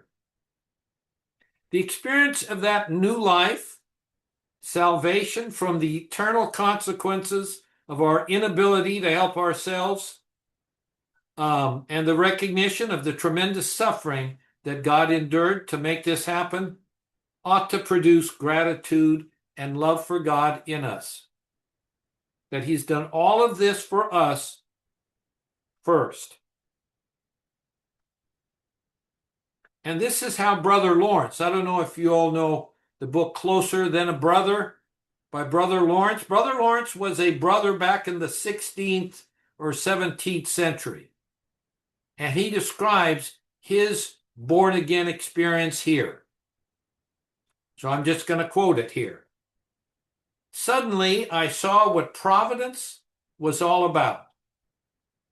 It's simply believing that God has the power and the will to do all things well for us if we will only submit to his loving, patient rule, and that nothing we can do beyond trusting him will speed up his will or make things happen which he isn't ready to do in us.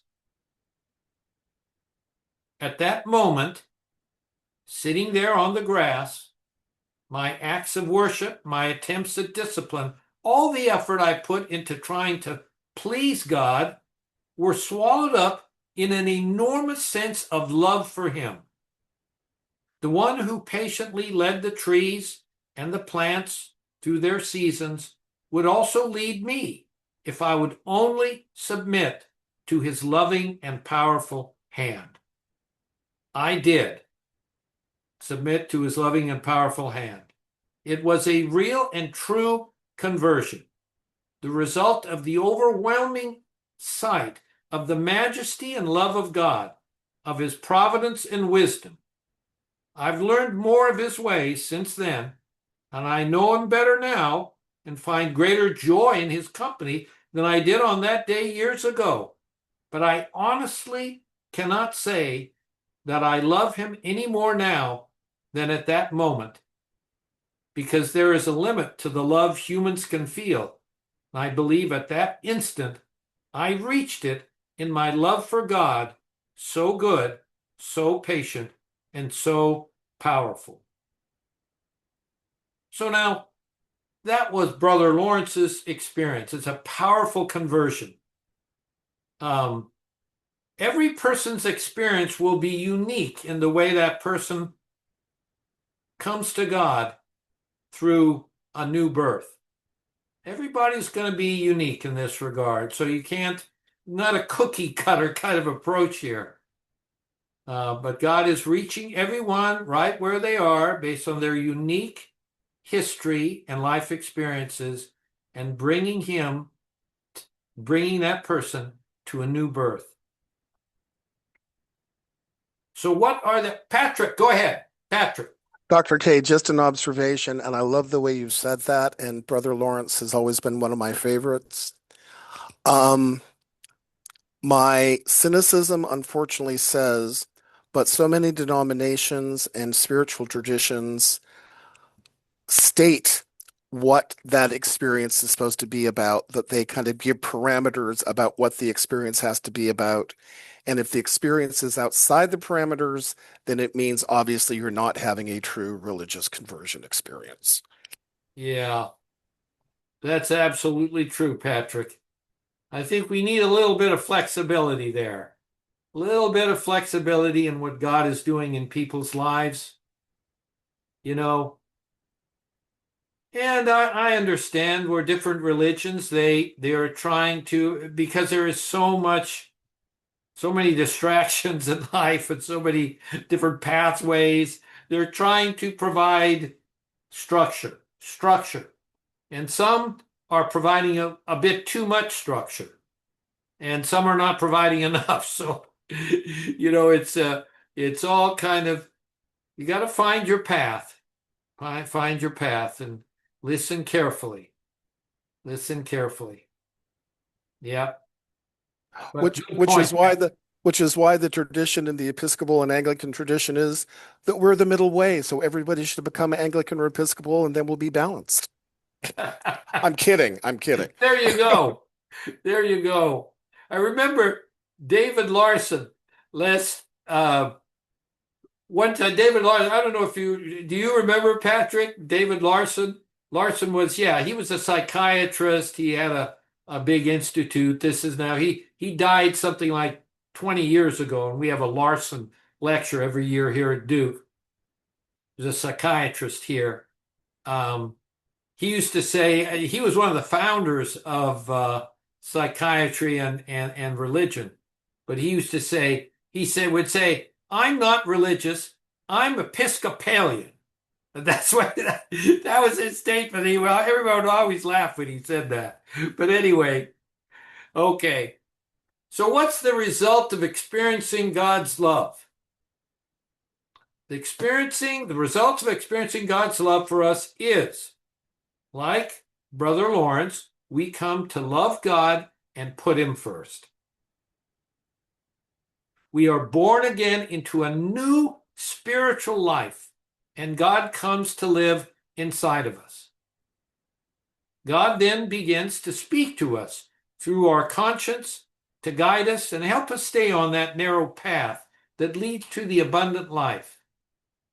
Because of what God has done for us, the love that he has shown us, we begin to want to obey him because of our love for him. And now we have the strength to do so. So God initiates things by his love for us, but we must keep alive our love for God, because although God's love for us, never ends, our love for God can quickly slip away. Quickly slip away unless it's attended to. We must make effort to listen to our conscience and immediately do what we hear God telling us. This is a constant effort, as the evil in this world and our own selfish desires will oppose us. Will oppose us. Failure to do so will result in God's voice becoming weaker and weaker, quieter and quieter, until our conscience becomes insensitive to his whisperings, and we depart from the narrow path to follow our own way. This is so subtle. This is so easy to happen. As a result, we experience less and less of God's love, which is always present, will never go away, but we simply can't experience it because it's blocked when we ignore his voice. The door to God's blessings that he wants to give us slowly closes, and the abundant life becomes more and more distant. More and more distant.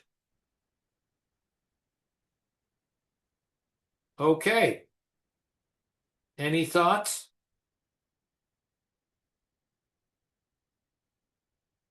We're probably getting behind here, but I think it's most definitely worth the time we're spending here.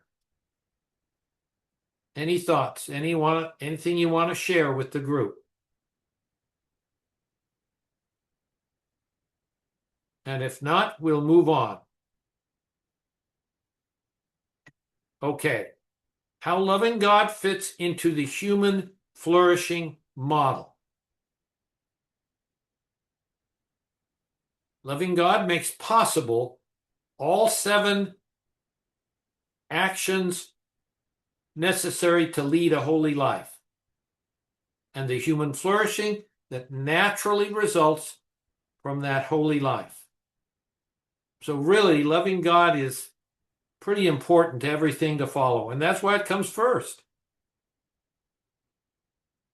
Being kind and unconditionally loving others. We can only show unconditional love and kindness to others as commanded by the second great commandment if we love God and experience his love for us in a way that overflows from us onto others. We cannot love others in this way if we need something from them. We cannot love others in this way if we need something from them, because we are not already complete. We must be complete and whole in terms of being part of the body of Christ, with our need for love taken care of by God himself, before we can really love our neighbor as we love ourselves. That's why the command to love God comes first, before loving your neighbor.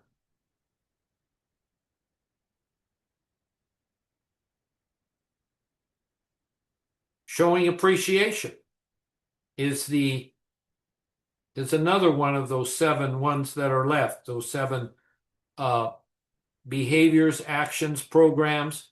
We can truly appreciate others only if, as an overflow of God's love for us and our love for God.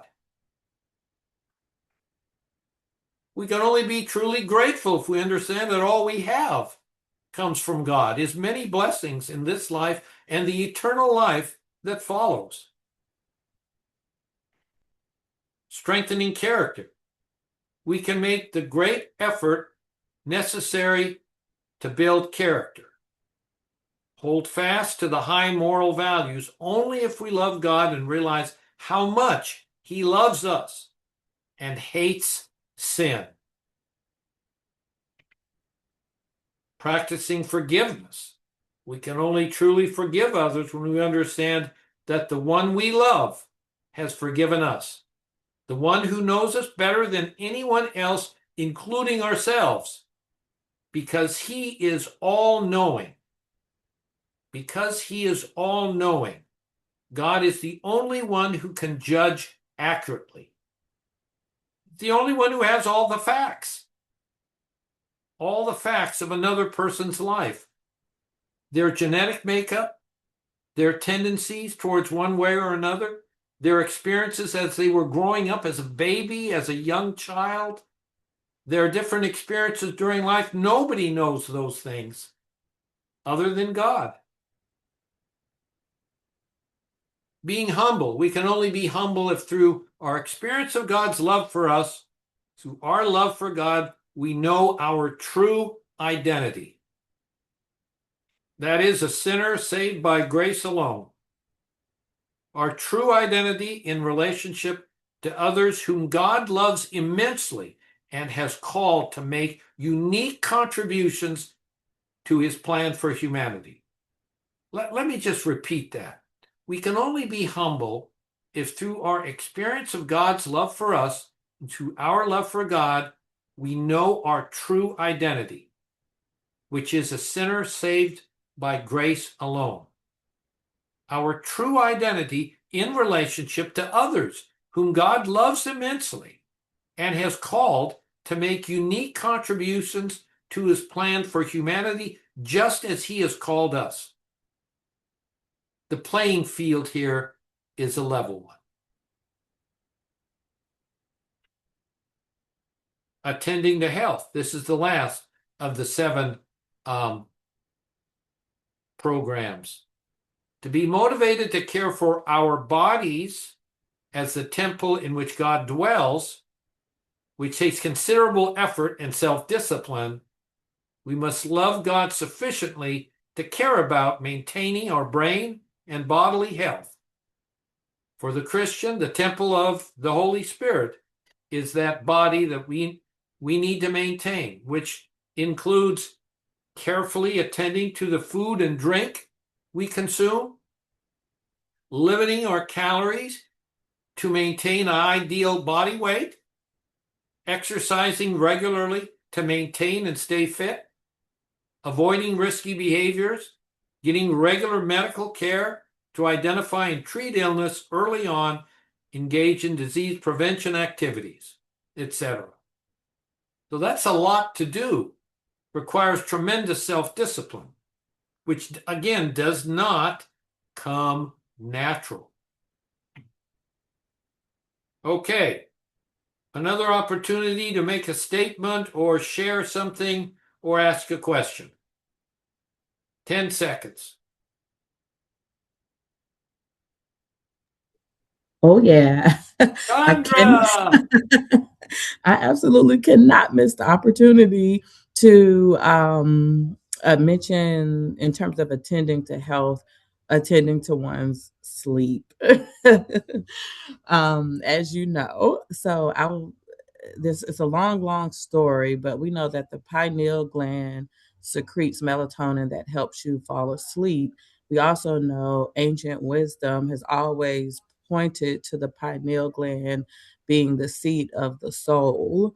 And some people believe that it's through the pineal gland that you hear from the divine, and that sleep is an extremely important part of how you engage in, let's say, spiritual practices, to be very generic.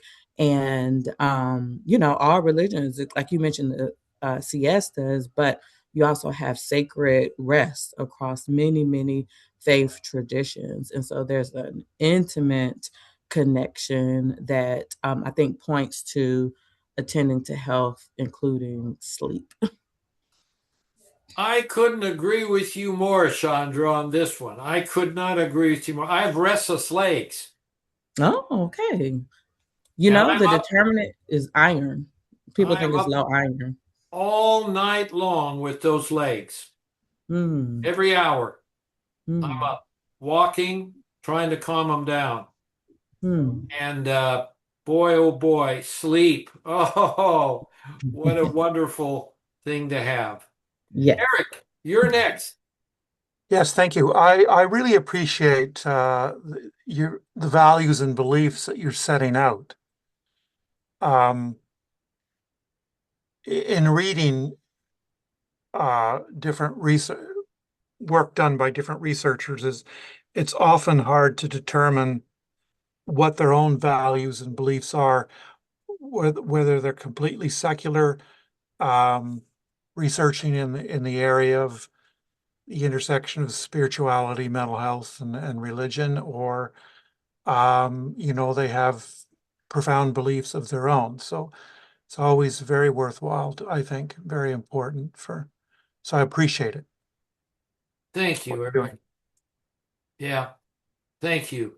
Many would say, okay, well, your beliefs are going to bias you in terms of the work that you're presenting, as a secular scholar. And you know what? My response to that is that everyone is biased. Everyone Mhm. is biased in one way or another. I mean, just think of researchers whose entire careers are based on multi-million dollar grants. Do you think that they are not biased towards their hypothesis, which is driving all of their grant funding and their career? Of course they are. Everyone is biased. It's a matter of, are you a honest scientist that does work that is abiding by the laws of science? Because the laws of science protect against bias. And if you're following them exactly, that should take the bias out. And if you're cheating on those, then your bias has gone too far. Patrick. Dr. K, I was going to say, professionally, it's a scary proposition for someone to admit their bias, which to me is part of the humility of, if you want to say, academia. Somebody being willing to say, I know I have my bias. That's why I'm doing the research because I'm really interested in the topic. That's That's a it. bias. That's That's a it. bias. But to be able to have the humility to admit that is a scary proposition because for all sorts of negative ideas and Yeah, of results that we could all think about anyway. So yeah. course. But No, that's good. Thank you, Patrick. Okay, moving along. What are some of the benefits of loving God? This is, some of the rewards of diligently seeking Him. Um, you will experience greater spiritual intimacy. You will find Him if you seek Him with all your heart and with all your soul. Deuteronomy. You will seek me and find me when you seek me with all your heart. Again, Jeremiah. Very similar statements. And then Matthew, ask and it will be given to you. Seek and you will find. Knock and the door will be open to you. You will be happier. Everything else being equal. greater happiness and life satisfaction, greater purpose and meaning in life, greater hope and optimism, more awe and wonder in nature and in life overall, more friends, better family relationships, better character and higher moral values, more gratitude, less depression and sadness, less need for addictive substances like alcohol and drugs. And again, research backs every one of those statements, as I showed you this morning. You will be healthier, less heart disease, again, everything else being equal, which they are not. Less heart disease, lower blood pressure, less stroke, less decline with aging, better immune function, better endocrine function, lower death rates from cancer, and greater longevity. How to express your love for God in response to his love for you. How to do it. The call to serve God and others. So when they had finished eating, Jesus said to Simon Peter, and remember that Peter had denied Jesus 3 times not long before this, Simon, son of John, do you love me more than these? Yes, Lord, he said, you know that I love you. Jesus said, feed my lambs. And Jesus said, Simon, son of John, do you love me? He answered, yes, Lord, you know that I love you. Take care of my sheep. The 3rd time he said to him, Simon, son of John, do you love me? Peter was hurt because Jesus asked him the 3rd time, do you love me? He said, Lord, you know all things. You know that I love you. And Jesus said, feed my sheep. Feed my sheep. That's how you express your love for God. Feed his sheep. For the Christian, the love of God is unmade. It is God's nature. When we receive the Holy Spirit, he unites us with God so that his love is manifested in us. Peter realizes now, with the revelation of God's hurting question, that he does love him. Then comes the point. Spend it out. Don't testify how much you love me. Don't profess about the marvelous revelation you have had, but feed my sheep. And Jesus has some extraordinarily funny sheep, some bedraggled, dirty sheep, some awkward, budding sheep, some sheep that have gone astray. It is impossible to worry God's love, and it's impossible to worry that love in me if it springs from the one center.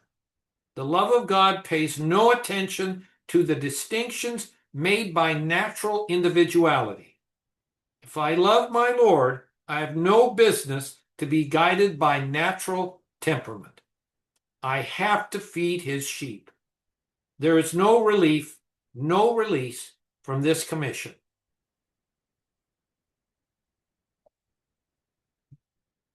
So in conclusion, loving God means putting him first in your life and obeying his laws described for the Christian in the Bible. We should love God because he loved us first and wants to bless us. Experiencing God's love begins with the new birth where God comes in to live inside of us. Loving God affects all the factors that lead to holiness and the human flourishing that naturally follows. There are many benefits to loving God: spiritual intimacy, happiness and joy, physical health, and well-being. How to express your love for God? Feed my sheep.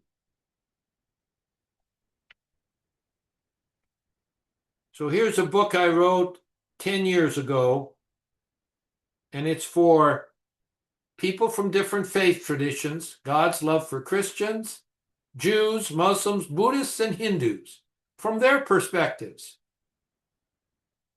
And I do think this is probably the best of the 72 books that I've written.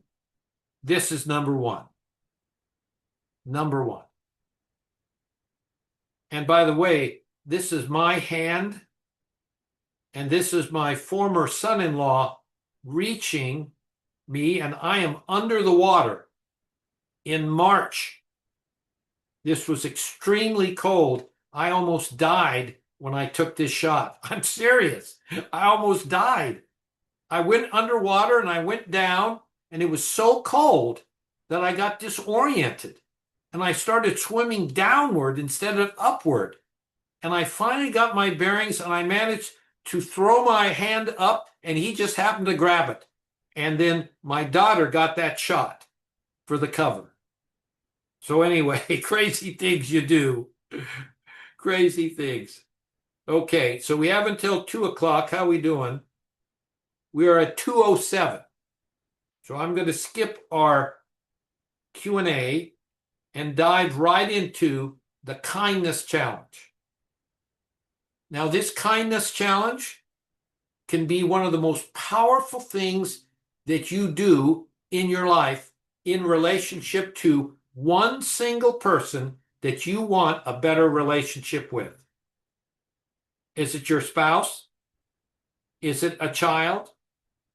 Whoever it is, you choose one person. And this is always, we just talked about love God with all your heart, mind, and strength.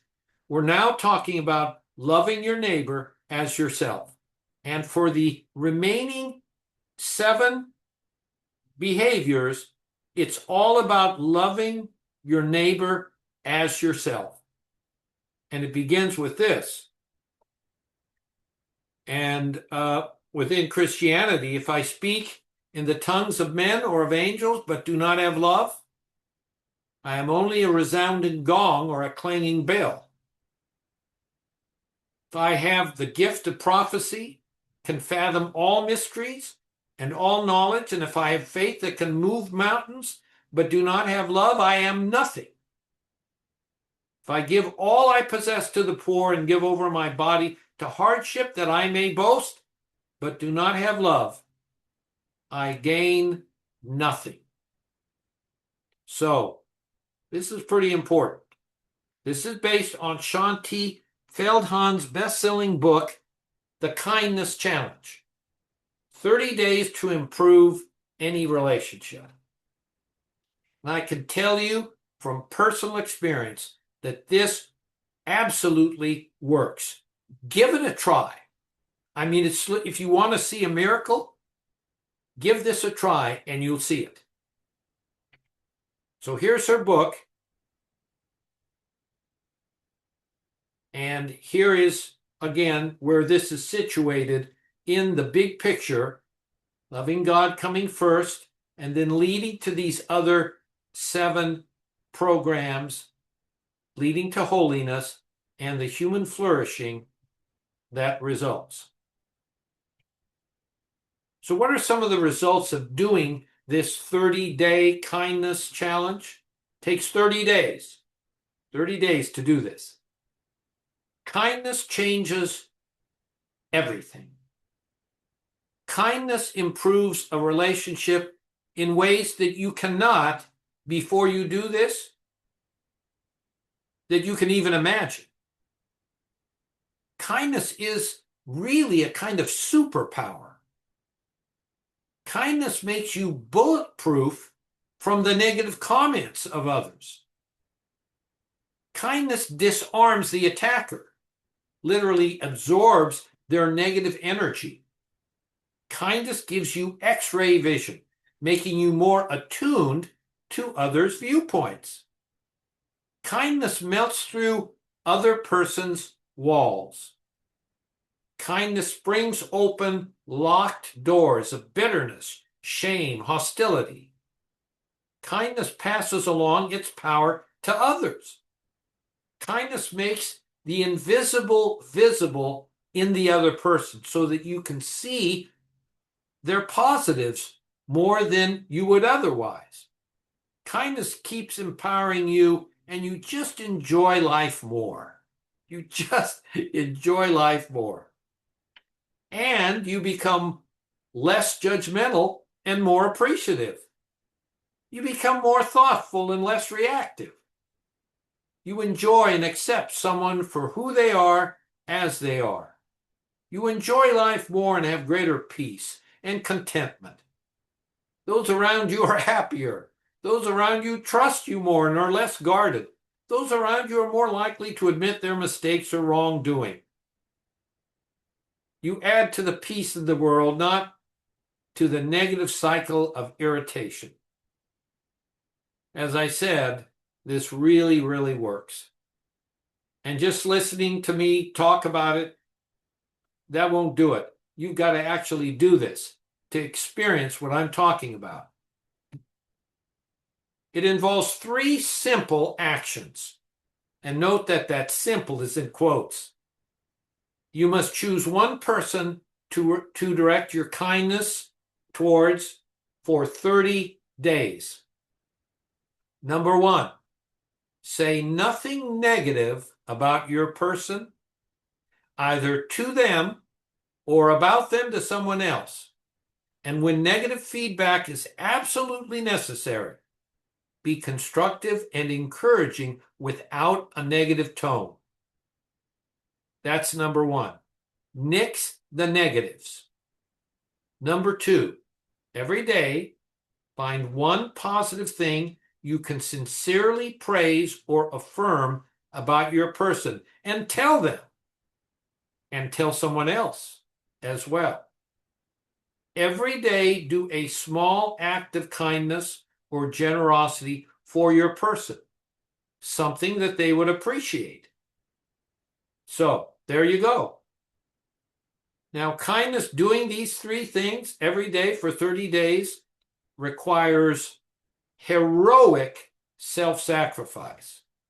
You must be willing to give up your rights for 30 days.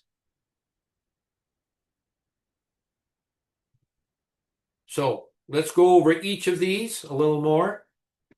Number 1 is nix the negatives. So this is the highest leverage action, the first crucial step. Without doing this first, whatever you do next, including praise and acts of kindness, will have less impact.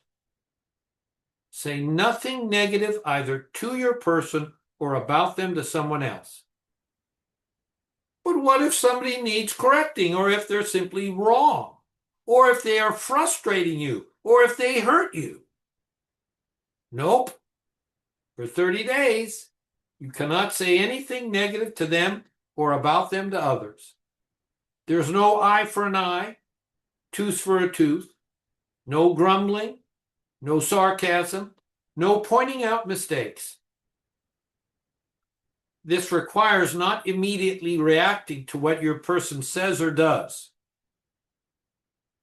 but taking a few moments to take a breath and think before you verbalize a response. Not easy.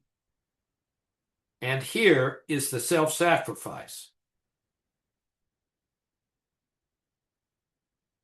Here is out of Oswald Chambers. Criticism is a part of the ordinary faculty of man, but in the spiritual domain, nothing is accomplished by criticism. The effect of criticism is a dividing up of the powers of the one criticized. It is impossible to enter into communion with God when you are in a critical temper. It makes you hard and vindictive and cruel and leaves you with the flattering unction that you are a superior person. Beware of anything that puts you in a superior person's place. Whatever judgment you give, it is measured to you again. The one who criticizes another is guilty of the very same thing. The great characteristic of a saint is humility. Humility. Yes, all things and other evils would have been manifest in me, but for the grace of God. Therefore, I have no right to judge. We have judged our fellow men as sinners. If God should judge us like that, we would be in hell. So that's the big one. Nix the negatives. The highest level action. Next comes practice praise. For 30 days, every day, find one positive thing you can sincerely praise or affirm about your person and tell them, and tell someone else. Now you're looking for things about your person to praise. As you're searching for things to praise about your person, you will see praiseworthy traits more often. Words of praise may be spoken, may be sent in emails or text messages, may be posted as notes the other person will see. You must constantly keep alert for opportunities to express this praise. What I do is, when I did this, and I continue to try to do it, when I did it, I would, compliment my wife on how she looks, how nice her hair is, what nice dress she's wearing. I would compliment her about all of the things she does in the church and the people that she tries to help every day. It's fairly easy for me to do that because she does so many good things. Now like I said, now you're searching for things about your person to praise. And keep alert for opportunities to do this. And again, it should be something that the other person would really appreciate, something that they need praise for to keep them going. Here are some ways to do it. Regular responsibilities. Thank you should be done, even if things your person is responsible for doing, like if doing the laundry, washing the dishes, going to work. Thank you. You can do that. You could do that once a day, right? Thank them for doing something around the house that they're expected to do or going to work. Thank you. Praise even if undeserved. This is a form of loving your enemy. Give praise and affirmation to your person even if you don't think they deserve it. Even if they hurt or disrespect you, praise them anyway. Now, that doesn't apply to abuse. We're not talking about abuse here. Praise to build bridges. Building bridges when everything in you wants to burn those bridges or vent emotions at the other person. Praise, don't assume. Never assume that your person knows how you feel about them, your love, your appreciation, your gratitude, or other positive feelings. Verbally tell them that they are truly loved and valued. Doing that helps to reassure them and build their confidence. Praise, do not compare. Here is a big one. Praise the good things your person does. Don't focus on what they are not doing, and never, never, never, never, never compare your person to others.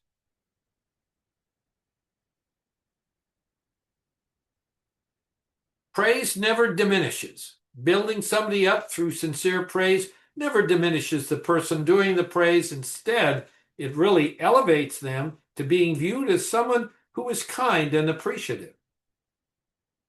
Praise in their way. Praise your person for their way of doing things rather than trying to get them to do it your way. Praise even when you're rushed. Praise your person even when time is short. You feel pressured to do the many things you need to accomplish. Praise in ways that they need. Finally, praise your person in ways that they need rather than focusing on and being motivated by what you need. Many individuals are not satisfied with their special person and want them to change in one way or another to more completely meet their own needs. The old saying is so true. No matter how much you want to change someone, the only person you can change is yourself. However, by increasing your sincere praise of the good things that you see in your person, the more likely you will change, and they will change as well. Again, just do it. Number 3 is the acts of kindness. Every day, do a small act of kindness or generosity for your person. We're talking about small acts of kindness that communicate your love and care. This requires an intentional effort to be less self-centered and more centered on what you can do to make the other person feel loved. And you have to remember one thing. Don't expect anything in return. And you're going to have to catch yourself because it's easy to fall back on this. Don't expect anything in return, be it gratitude, reciprocal acts in return for your actions. Don't expect it. This is called conditional love. Unconditional love involves no expectations whatsoever. It's the act of kindness that is your reward. Patrick. Dr. K, I was thinking I wasn't going to throw my oars in the water on this one, but I have to. I guess I've got the Chandra bug now. I have to say something about this. Um, Unconditional love. If we are imperfect beings created by God, but imperfect beings, I've never been able to been able to wrap my mind and heart around the idea of us being able to offer unconditional love to anyone, even technically to God, just by virtue of our, if you want to call it, sinful state. That's not exactly the phrase I'd use, but I think it kind of fits in how we're talking. I I I just can't see a human being able to offer unconditional love because we can't, because we're broken beings. So, So, Patrick, that is exactly why we need God. Only God's love that fills us can enable us to love someone without conditions. Otherwise, there will always be conditions.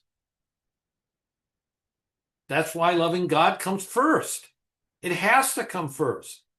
Because unless we experience and feel His love for us, we can't love somebody without conditions. We will always do things to get something back. so in effect, then God's love. I think we've been saying this. God's love perfects us, in a sense. Certainly, that's a nice way of saying it, I think, Patrick. It helps to perfect us to the degree that we can love others unconditionally. And without that, as you said, it's just impossible. That's why I think it's very hard for secular people to love others unconditionally, if it's even possible.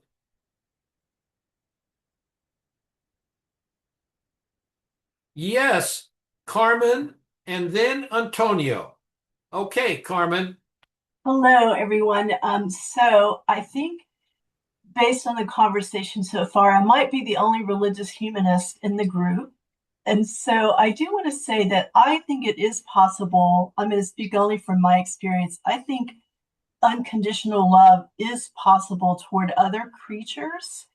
I unconditionally love my 14-year-old Bassador, my Basset Hound Labrador dog mix.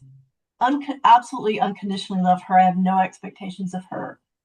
I agree that I think it is maybe not possible for me to love other people unconditionally, but I think it is possible for me as a human being to have unconditional love for another creature that I share the world with.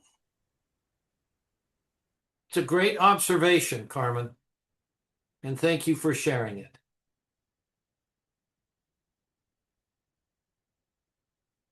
Antonio, you're next.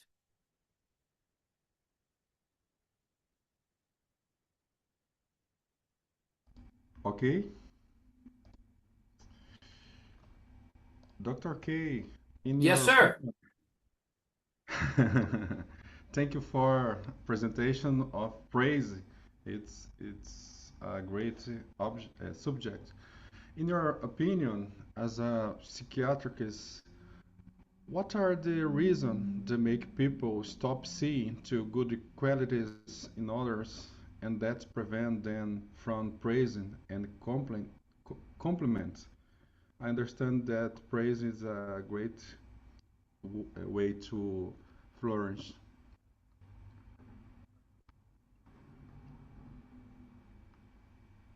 I don't know what's happened here. I've done something terrible. Can you guys still hear me? Yes, yes. Okay, that's good. But I have lost all visual because of something that I did. Can I'm I not repeat? seeing.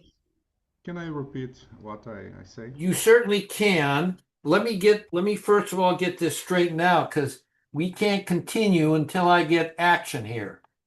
Okay. And Antonio, your volume was low on my end too. I tell you what, gang, do you have any suggestion? My screen is completely black. I hit something on the okay. Okay, here we go. I'm back. I'm back. So, Good. okay, we're So good. good. Okay, now, Antonio, repeat what you said and try to be louder. With pleasure, doctor. With pleasure. In your opinion, as a psychiatrist, what are the reasons that make people stop seeing the good qualities in others and that prevent them from praising and compliments? I understand the praise is a great way to flourish. So, what happens, Antonio, is that you get used to certain qualities and you don't see them anymore. When anything repeats over and over again, you just begin to accept it as part of the way the person is. You don't notice it and compliment it. And so that's why you have to look for these qualities in the other person. You have to search for them because otherwise you just get used to them. You know, you just get Yes, used to those qualities. And if somebody is kind and loving and always dresses nicely and everything, pretty soon you just get used to it. You don't yes, point it out anymore. But pointing it out specifically is what acts of praise involve. yes. I always see Jesus praise in your disciples. Yeah. Yeah, Jesus Thank you, does doctor. quite a bit of praise, and he does also he balls them out too a lot of times. But you know, he certainly he was good to his disciples, no doubt. He loved them. Okay, so here Okay. we are in our conclusion. Wait a minute here. I went too far back. We had our Q&A, acts of kindness. There we go. And now here are some objections to doing this kindness challenge. And this is probably in the back of many of your minds as well right now. So, don't people need necessary feedback when they're doing things that are upsetting you? Shouldn't they be corrected so that they won't keep doing it? Well, angry, critical, or grumbling responses don't really help much. What does help, though, is expressing kindness in spite of the poor treatment, which will almost always make the other person realize that they're treating you wrong. Because if you're being kind, now you're not attacking them, so they don't have to defend themselves. So now they're more aware of what they're doing wrong. What about praise for the undeserving? The answer to this question is similar to number one. Praising those who don't deserve it does several things. First, it changes your internal emotional response to the person. Responding to a person with kindness and praise is so powerful that it can often neutralize the negative feelings you have about them. as well as the negative feelings they have about you. Again, this notion of kindness and praise is truly a superpower. Praise the abuser. Here we go. This was mentioned this morning. Never allow abuse to continue. This is called masochism. Get out of the situation. Having said that, be careful about what you consider to be abuse, which involves dangerously hurting someone. That's what abuse is. Dangerously hurting, either emotionally or physically, somebody else. But never allow anyone to abuse you. That's not loving God as you love yourself, or your neighbor as you love yourself. Acts of kindness to the abuser, same response as the above. Yes, perform acts of kindness to the person who is abusing you, but at a distance after you're permanently out of the situation. Then you can be kind. What about your boss or a teacher? Not criticizing, praising, and doing acts of kindness for someone in power may be interpreted as brown-nosing, kissing up, or currying favor. Do it anyway, but be extremely careful about your intention. Remember that all of this must be done unconditionally and with no expectation of reward. This is just too difficult. Not saying anything negative or critical to your person, praising them on things important to them, doing acts of kindness for them, doing it every day for 30 consecutive days. This is just too difficult. Why shouldn't it be difficult? If it were easy, you'd be doing it already. Yes, it is difficult, but the rewards from doing so are enormous. Remember, you are not doing this for the other person or even for yourself. You're doing it out of your love for God. God will reward you, and that is a promise. There is no faster way to the abundant life than following God's way. God's way is expressing kindness. So in conclusion, after developing a deep, loving relationship with God, where He is given first priority in your life, comes loving your neighbor as yourself. Your neighbor is anyone whom God places in the path of your life. The best way to love your neighbor is to express kindness towards them. The kindness challenge is a way to develop a habit of kindness towards one specific person with whom you wish a better relationship. This will also help you develop a habit of being kind not only to your special person, but to everyone you encounter. The rewards of doing so are so great that it will convince you that there is something supernatural about what happens. No scientific or psychological theory can explain it. Only the reality of God and His love for every one of us. So, if you don't get anything out of this entire day and you get this, then you've gotten a lot. It's more than worth your time and your money and your efforts. No doubt about it. If this is the only thing you get out of it, get this. Okay, we are doing good on time. We've got a few minutes, for about 9 minutes for conversation. Actually, we have 24 minutes to talk about the kindness challenge. So let's have a conversation.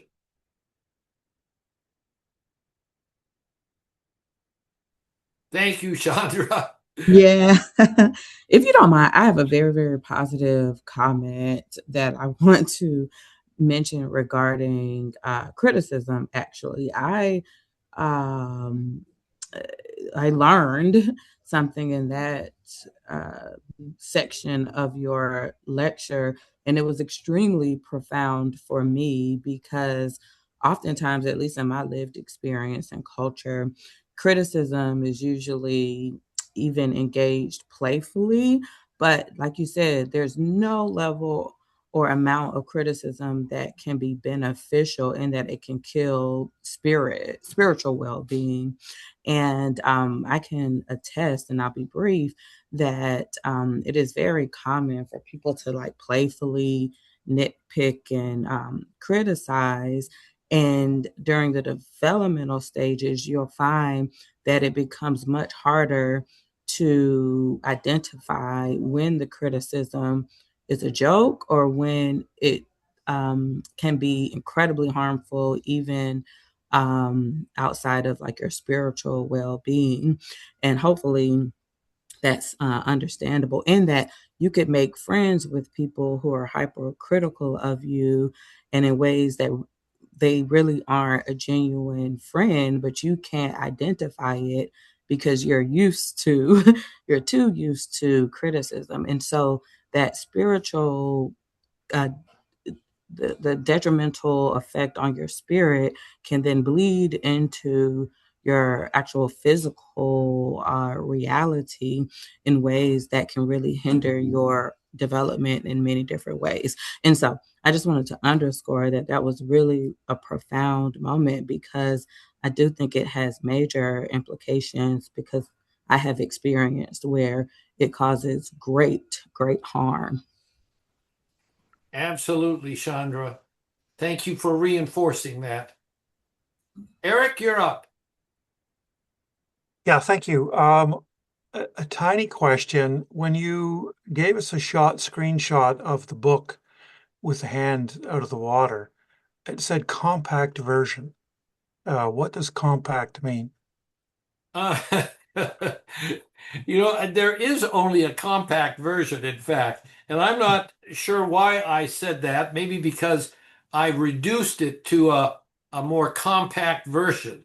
And Oh, so it's a good question, Eric. I don't okay. remember actually why I called it that. I don't Oh, see any rationale at all for it, oh, to fair be enough. honest with you. Okay. I started by asking about mentioning Dallas Willard. I hadn't read Oswald Chambers before, but in the book next to me and on my shelf, wondered where I heard the name. So Dallas Willard opens one of his first books by saying, Oswald Chamber observes, the Sermon on the Mount is not a sense of principles to be obeyed apart from identification with Jesus Christ. The Sermon on the Mount is a statement of the life we will live when the Holy Spirit is getting his way with us. That's the end quote. And then Willard goes, in other words, no one ever says, if you want to be a great athlete, go vault 18 feet, run the mile under 4 minutes. Or if you want to become a musician, play the Beethoven violin concerto. Instead, we advise the young artist or athlete to enter a certain kind of overall life, one involving deep associations with qualified people, as well as rigorously scheduled time, diet, and activity for the mind and body. Anyway, I thought I would quote that. And yeah, I'm up for the challenge. It's a beautiful challenge, and I can see it'll have its inherent demands, perhaps not on day one, but day 5, 6, 30. Yep. It does indeed. It does indeed. But thank you for that quote from Dallas Willard. That's terrific that he's quoting Oswald Chambers, and that's a beautiful quote. I was just thinking um, of the comment made earlier. I think it was Carmen. I'm not sure, but it had to do with her loving her dog unconditionally. And, I can see that your dog loves you unconditionally. There's really nothing you can do to your dog that the dog won't love you. So, in many respects, it's unconditional love. That's the way our pets can be. We can love them unconditionally, and they love us unconditionally, almost naturally. Almost naturally. Anyway, just a thought that crossed my mind as I began thinking about what was said earlier. Other questions about this kindness challenge? Dr. Koenig, I will just add that I often refer to her as my little bodhisattva. So, Oh, how cute. That's neat. Yeah, it's incredible how our pets, especially a dog. I mean, that's why a dog is called man's best friend, because they are so loving. They're so eager to see you. They're so happy. You literally can't do anything. I mean, sure, they'll whelp if you hurt them in some way, but otherwise, they're just going to lick you to death. They're just going to love you to death. Yeah, our pets, we love them. I had a comment if it's okay. Sure, If there's Elizabeth, some go ahead. time. All right. First, Carmen, thank you for what you've said. I This isn't directly to the kindness challenge, it's about the overall concept of the two commandments, love God and love others as you love yourself, out of which the kindness challenge then flows, right?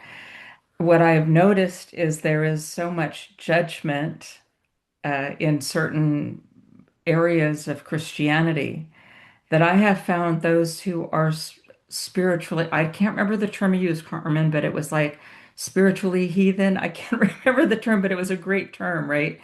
And I have found that a lot of people who are outside Christianity are more kind than some of those who are within because of the danger of judgment.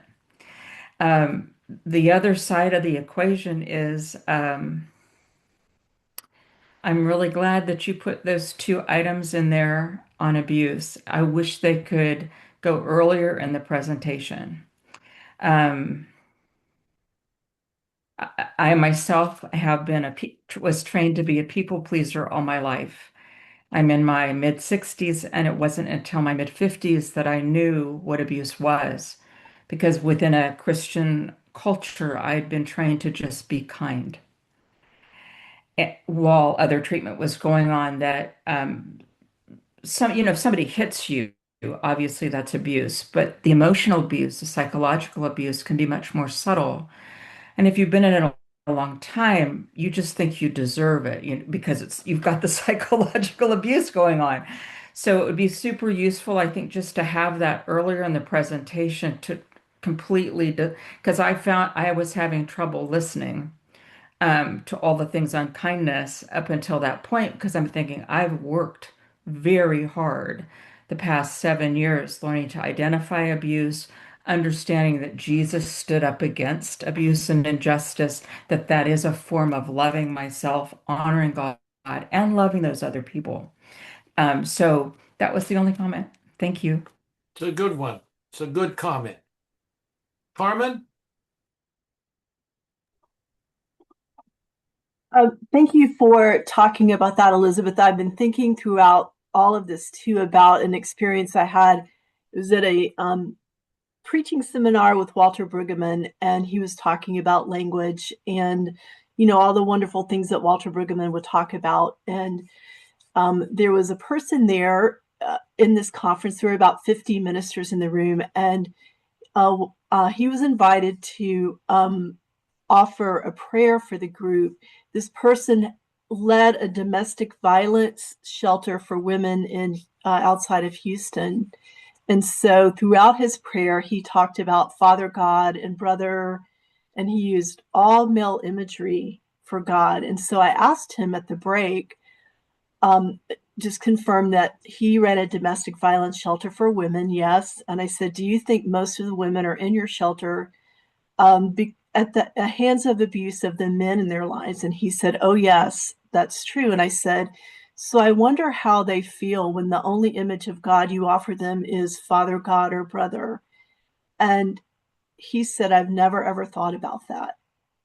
And so I thought, oh my goodness, I think you've missed something really important there, that your language of God could only be male imagery, and your offering prayers to them and encouraging them to come to the love of God through male imagery, the reason they're in your shelter to begin with. So just never making that connection about, I've thought about that several times throughout the conversation this morning about the biases we bring to things, about the way we neglect language, about the way, thank you, Elizabeth, for lifting up the way that we are trained to people please and just accept all the things that are given to us. So all that is just to say, I think that the language we use matter when we're talking about God's love. And I think about this a lot too. Is that so currently I'm a hospital chaplain with a focus on team member care and support for 16,000 team members across our system. And so I'm really always trying to be mindful when I'm caring for team members, and especially people, Dr. Koenig, experiencing moral injury because of systemic expectations. Just language matters, and so I will admit that for my own self, again as a religious humanist, I am accustomed to making translations about language of reverence, but I haven't experienced that kind of domestic violence in that way. So thanks for just letting me bring that into this little moment, Elizabeth, for lifting up what you just said. Thank you for listening, everyone. Thank you, Carmen. I think that is an important piece that we all need to hear. Absolutely. Okay, are there any other questions before we still have a little time until 3 o'clock. We have 12 minutes for any observations, any thoughts about this kindness challenge, or pretty much anything during the day, and some really profound subjects. And I've been listening very carefully to what you all have been saying, and these are important things for me to learn as well.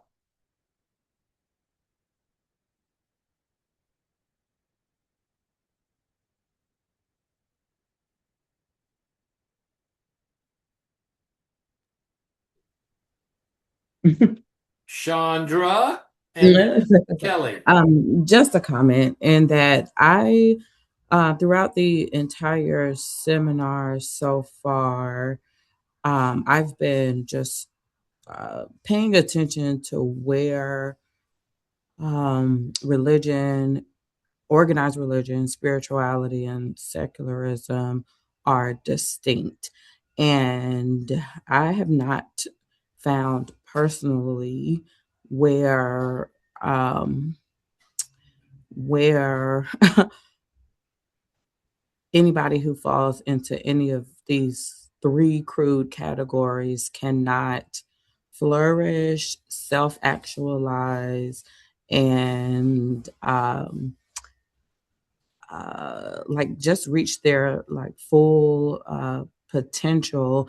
And in the ways, I think, Dr. Koenig, where you currently think we have a different opinion, I actually think we don't still. I think that the definitions and how we are conceiving of some of these concepts appear to differ. But if we were to engage in more conversation, I am almost certain that we will reach a point where we agree that all humans with a different belief system can still, let's say, max out on life, whether it's in connection to the transcendent in the way that people historically or classically believe in it, or even in these seemingly unique ways. I think there are unifying principles that clearly exist, in my opinion.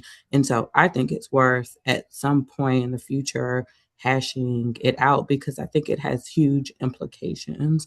And I'll stop there. Okay, that's good, Chandra. It's a good point. And, very good point you're making. Kelly, you're next. Oh, I was just going to say that when we talk about the challenge and abusers. I think that for someone who has been abused to show the abuser kindness, even though, you say from a distance, um, usually that person, needs to understand why people do what they do. I mean, I think that helps if that someone has a mental illness or they're struggling with addiction or, just those types of social determinants even and how that influences their behavior. But I also think that whoever works with victims or survivors of abuse rather, needs to help them. Oh, I forgot how I was going to put it.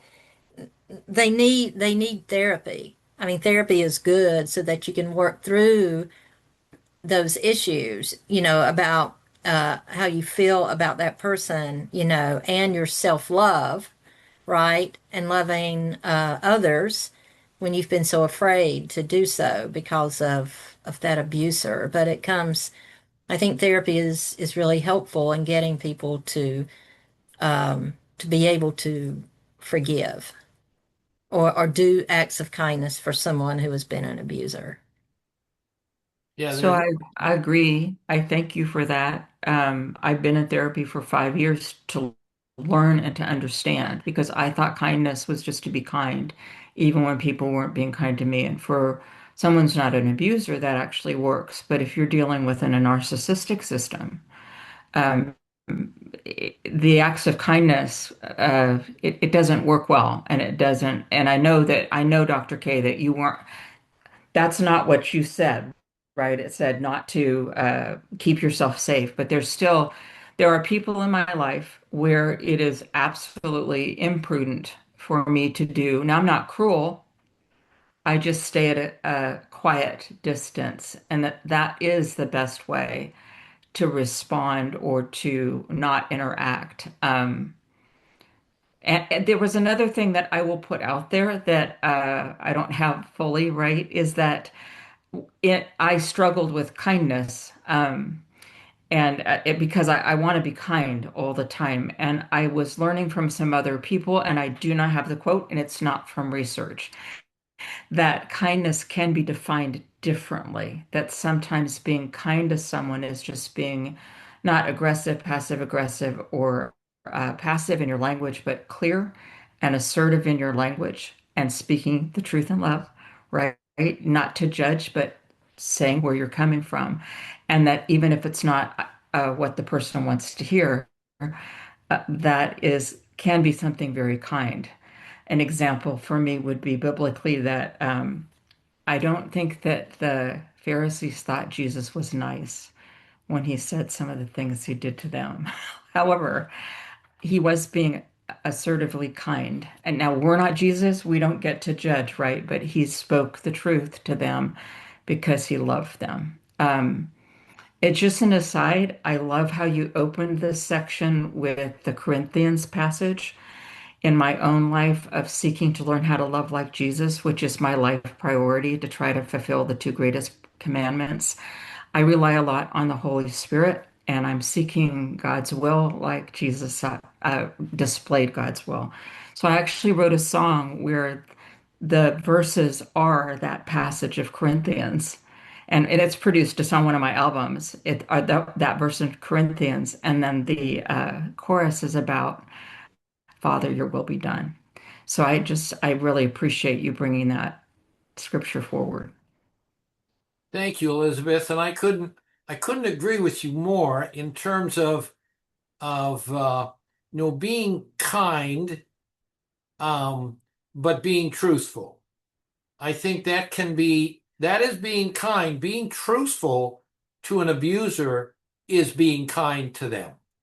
Um, and the person who benefits from this kindness, not the other person. It's going to be you. You're the one who benefits from an act that is done out of kindness. And what is best for the other person?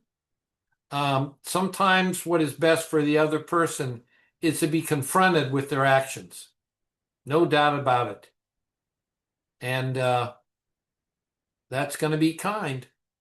But as differentiating this out in your own mind between kindness and resentment can be very tricky in a situation where you have been abused.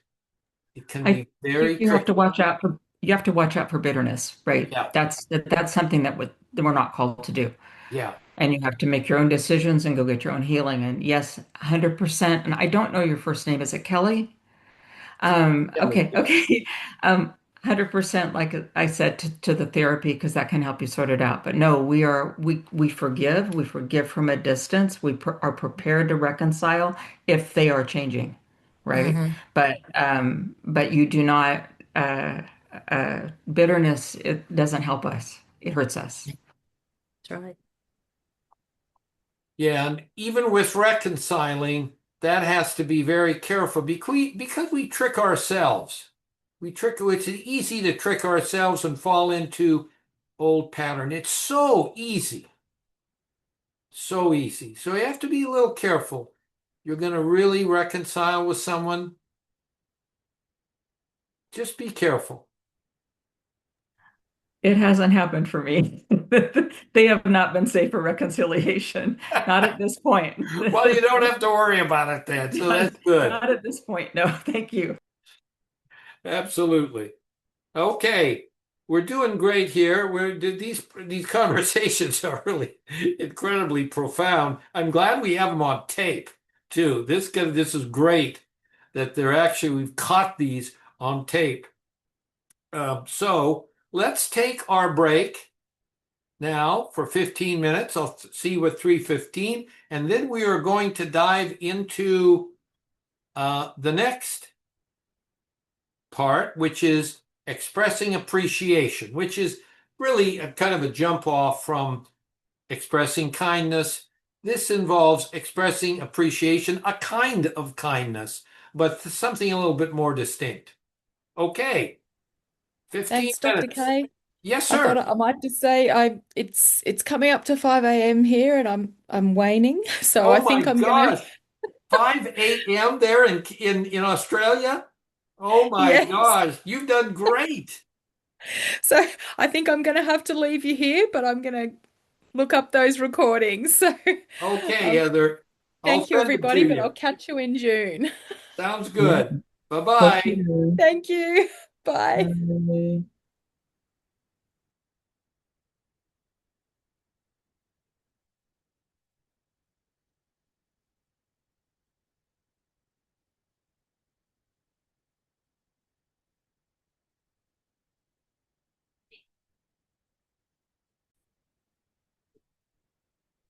Okay, here we go. 3:15.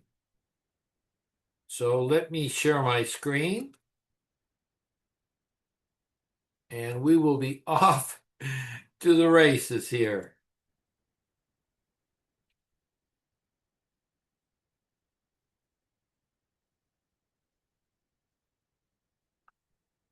Get rid of the hiding meeting controls. Okay, here we are, expressing appreciation.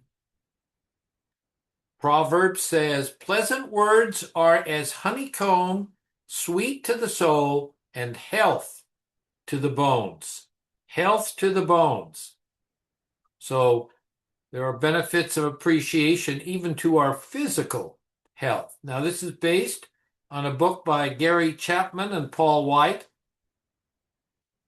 titled The 5 Languages of Appreciation in the Workplace. Now, this really applies to appreciation much more broadly than the workplace, but it also applies there. And some of you might be familiar with the 5 Love Languages by Gary Chapman, and this is a related book related to expressing appreciation.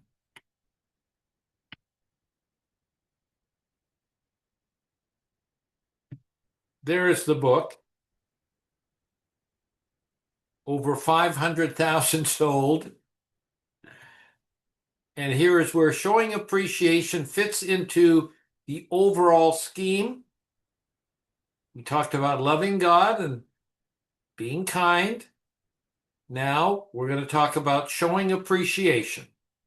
And then we will end the day on being grateful. Showing appreciation is an extension of being kind. Although the topic really deserves special attention on its own, the scripture says, and research indicates, that expressing appreciation leads to flourishing in the workplace, in the school setting, and other areas of community and family life. I think it's especially important for family life, showing appreciation. In their discussions with leaders of major corporations, Chapman and White learned that the number one reason why people leave a job is because they don't feel appreciated. The number one reason in nearly 80% of cases. Now, what they have developed is a program called the MBA Inventory. Now, you can actually go online and you can take this inventory and it will tell you about your languages of appreciation. So most people don't know how to make another person feel appreciated. We just don't know how to make other people feel appreciated, at least in a way that would maximize their feelings of appreciation and value. And that's what the purpose of this MBA inventory is, to identify the things that can be done to make a person feel most appreciated. Now, this involves identifying the things that make you feel most appreciated, and then communicating this information to others around you so that they know how to make you feel appreciated. And then they let you know how you can make them feel appreciated. Once others know how to make a person feel appreciated, called their appreciation language, they can express appreciation in a way that, as I said earlier, maximizes the person's feeling of appreciation and being cared for. Unfortunately, many people show appreciation in ways in which they would like others to show appreciation to them, but what makes one person feel appreciated does not necessarily make another person feel that way. So here is the website you can go to. Several options are available. For $15, you can take the basic inventory, and then the expanded inventory costs a little more. The basic version is applicable to virtually all work and school settings, and it creates a report that identifies your primary and secondary languages of appreciation based on your responses to a questionnaire. It identifies your least valued language of appreciation. It provides a list of specific actions that others can take to demonstrate appreciation to you based on your primary language of appreciation. And then identifies the person or persons from whom you would prefer to receive these acts of appreciation. So again, what it does, it identifies your primary and secondary languages of appreciation, your least valued language, provides a list of specific actions others can take to demonstrate appreciation in your language, and then identifies the person or persons whom you would most prefer to receive these acts of appreciation from. So here are the 5 languages of appreciation. And as I said earlier, these are identified by the MBA inventory after you take this test. So there are words of affirmation, there's quality time, there's acts of service, there's tangible gifts, and there's physical touch. So we'll talk about each one. So the most common primary language of appreciation is words of affirmation. Words of affirmation. That's 45% of people who take the MBA inventory are going to have that as their primary language. So words of affirmation may involve praise for accomplishments. It might involve affirmation for a person's character, praising them for their self-discipline, their perseverance, their honesty, integrity, patience, humility, kindness, unselfishness, or some other positive character trait. And there's praise for their personality, verbally praising them because they're optimistic, they're neat, they have good planning ability, they're logical, they're a doer instead of being passive and like that. For words of affirmation to be appreciated, they must be sincere and usually in the context of a healthy, positive relationship. So that's words of affirmation, which is the most common primary language of appreciation. Next is quality time. So people who tend to be team players and extroverted individuals often choose quality of time as their primary language. What makes these people feel most appreciated is when a supervisor or a boss or a friend or family member comes by, their office or their room and to discuss something important about the work they're doing or what's going on in the household. People taking their time to, talk about something that involves them. This might involve asking for advice or seeking their input, which makes them feel they're an important part of the team. In contrast, others may get nervous in such circumstances and instead prefer to spend time after work with colleagues and teammates at a pizza parlor. Quality time requires focused attention on the person. So that's the second most common form of appreciation, is spending quality time with another person. So, and now this goes on with this quality time here. Quality conversation is another aspect of quality time. This involves sharing thoughts and feelings in a friendly and uninterrupted manner. This can be done by maintaining eye contact with the person, resisting temptation to interrupt the person when they're talking, listening for feelings as well as the content of what is being said, observing the person's body language to ensure you understand what they're thinking, feeling, and trying to communicate, affirming their views and feelings about a particular topic, even when you disagree with their view. Still affirming their views and their feelings about a particular topic. That's what quality conversation involves.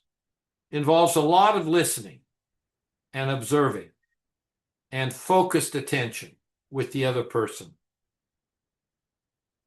Next is acts of service.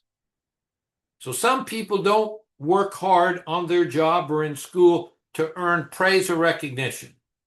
Instead, they enjoy the work itself and enjoy seeing tasks completed or goals reached.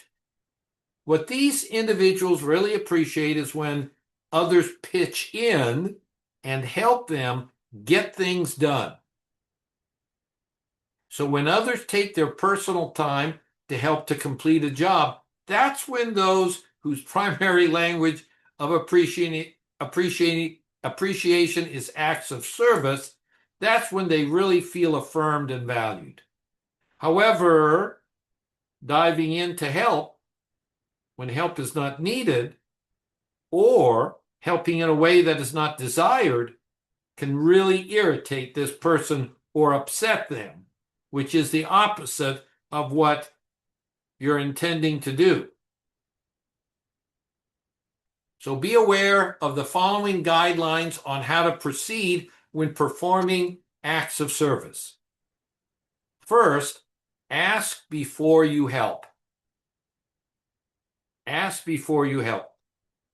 Number two, provide the kind of help the person wants and needs, not what you think they want or need, but what they say they want or need. If you offer help, do it in their way, not your way. Ask and follow instructions. Do it voluntarily and with a good attitude, not resentfully. A good attitude means doing it with a cheerful attitude, not one that's grumpy. Finish whatever you start. Don't leave incomplete the task you've offered to help on. So those are some good guidelines on how to, show appreciation for someone when that person's language of appreciation is acts of service. Tangible gifts, number 4. So the person whose language of appreciation is tangible gifts will feel valued and appreciated if, for example, someone gives them a ticket to a sports event or a movie theater or a stage play. Alternatively, tangible gifts may involve time off, small vacations, maybe a gift card to a restaurant, a spa, or for use in the mall or online. A gift is effective only when the giver has spent time and energy thinking about and choosing the gift, something the receiver would value and enjoy. The gift must reflect how much they personally mean to the person or group. Interestingly, tangible gifts are among the least likely to be a primary language of appreciation. Yeah, you wouldn't expect that, would you? Especially on the job. But that is indeed the case. Finally, there's physical touch. So this is the most controversial of the 5 languages of appreciation, since it can often be misinterpreted. For that reason, it's seldom among the primary and secondary languages of appreciation that people indicate. Yet physical touch is one of the most powerful ways of knowing a person, but of letting a person know how much you value them. And it can often be deeply affirming. Whether or not to express this form of appreciation in the workplace or school setting will depend heavily on the specific person being affected, the type of relationship, the gender, and the intention of the individual doing the touching. So like a high five, or a pat on the back, or a handshake, that's usually okay. So again, going on here, high five, pat on the back, over success with some task or accomplishment, often can be a sign of congratulations.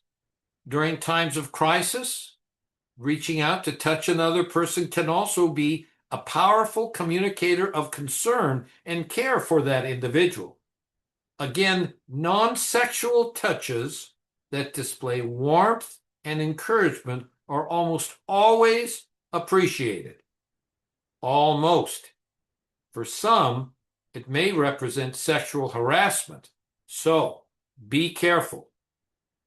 It's critical to remember that the recipient is always the authority on what's acceptable here. Okay. Let's have a few minutes maybe for Q&A.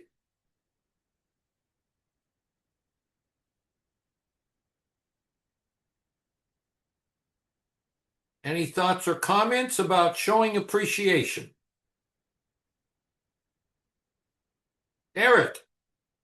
Not so much about the importance of showing appreciation, but in terms of the measure, what are your thoughts about its comprehensiveness or utility, the form itself, The the MBA inventory? inventory, right?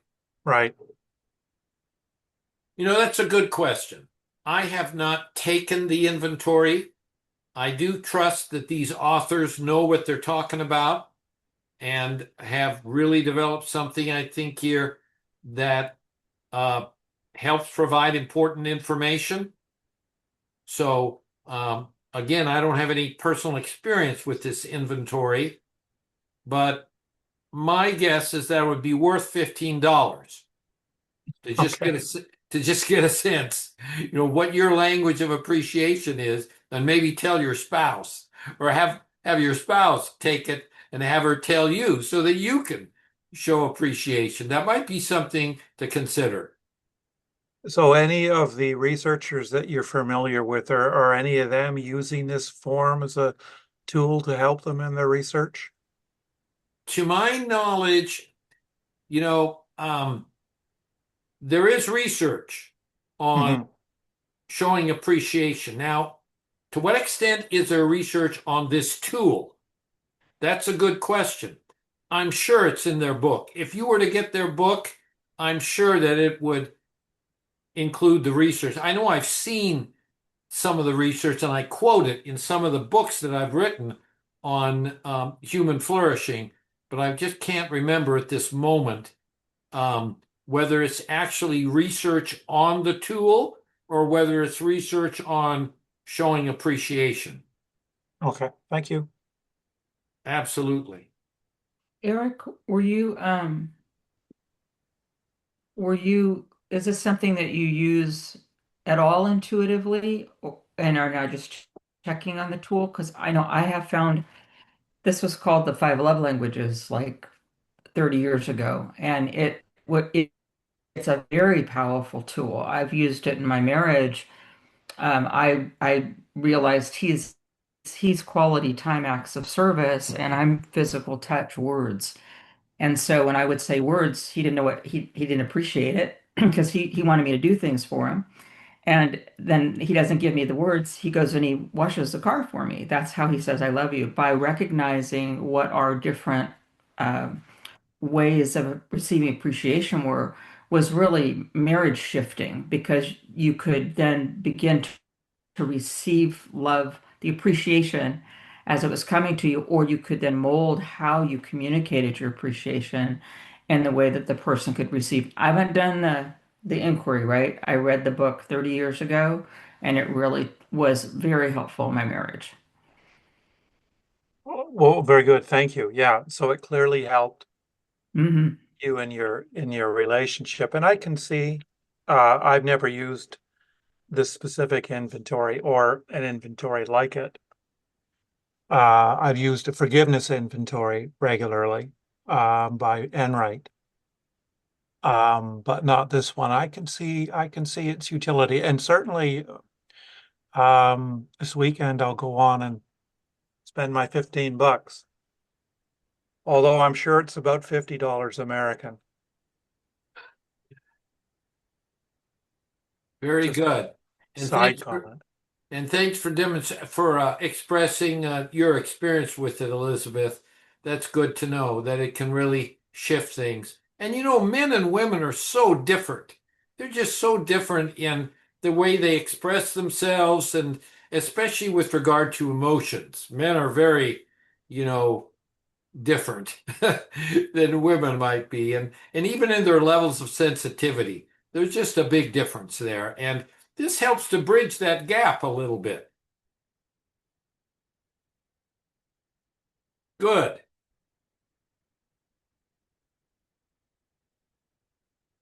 Other thoughts?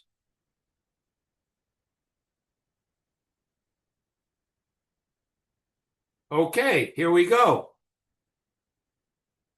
Now, here are some other considerations regarding showing appreciation. The blind spot. The blind spot. So, a potential blind spot for many is their least valued language of appreciation. So, if they don't themselves feel appreciated by this particular action, they will often not use it to show appreciation for others. And again, it's very similar with the 5 love languages. Instead, they show appreciation in their own primary or secondary language, which will have less impact on the other person. And they may be thinking, wow, I'm having a big impact, and they're not seeing the partner respond. It's because, they're using their primary language of appreciation to express their appreciation rather than that other person's primary language, which will, if they were to shift it, that would have greater impact. What about remote work or hybrid settings? How do you show appreciation in those circumstances? So communicating appreciation effectively to others through words of affirmation and these other ways here can be quite impactful, even in long distance relationships. What's important here is to value the other person in the context of building a relationship. The authors go on to say that clarify and communicate with others in ways that are most effective for them, and be gracious in how you relate to others and try to give them the benefit of the doubt. So a lot of times with long distance relationships, you don't have as much information on, guessing how that other person is going to respond or whatever. You don't have that much as you would have in an in-person encounter. So you're going to have to be a little bit more gracious in terms of giving them the benefit of the doubt. What about generational differences? Those are issues as well. Age may impact the language of appreciation in many individuals. So be careful not to make too many assumptions about a particular generation. So for example, older employees tend to value focused attention from their supervisor and may desire tangible gifts far less often than do younger employees. Older employees may also appreciate a handwritten thank you note. In contrast, young employees and likely students in academic settings are more likely to value quality time with their coworkers rather than with supervisors or teachers. So there are clearly generational differences here. And then organization type. Appreciation may also work differently, different organizations, such as a manufacturing firm versus a family-owned business versus a nonprofit organization versus financial services, medical or dental practices, ministries and churches, law enforcement groups, the military, the government, and schools or institutional settings. Each will have a specific culture that dictates to some degree the way that individuals feel most appreciated. Specific situation or life stage. So a person's language of appreciation may also change depending on their specific circumstances in life and their stage in life.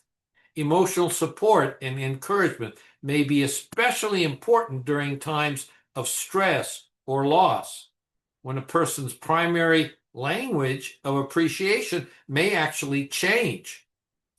They point out that during these times of stress, quality time and acts of service may become more appreciated because they provide comfort and encouragement to keep going.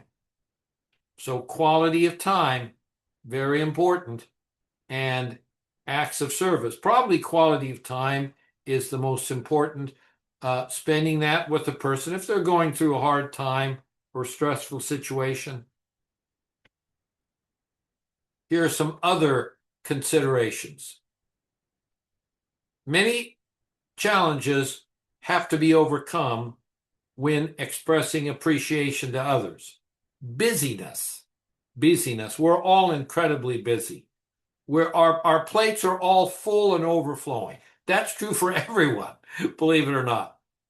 This requires that appreciation be a priority, but especially if you're a supervisor or a teacher, you're going to really have to make showing appreciation a priority. The belief that communicating appreciation is not important for the organization, underestimating what it can do to improve the culture and the environment of the organization, including the family.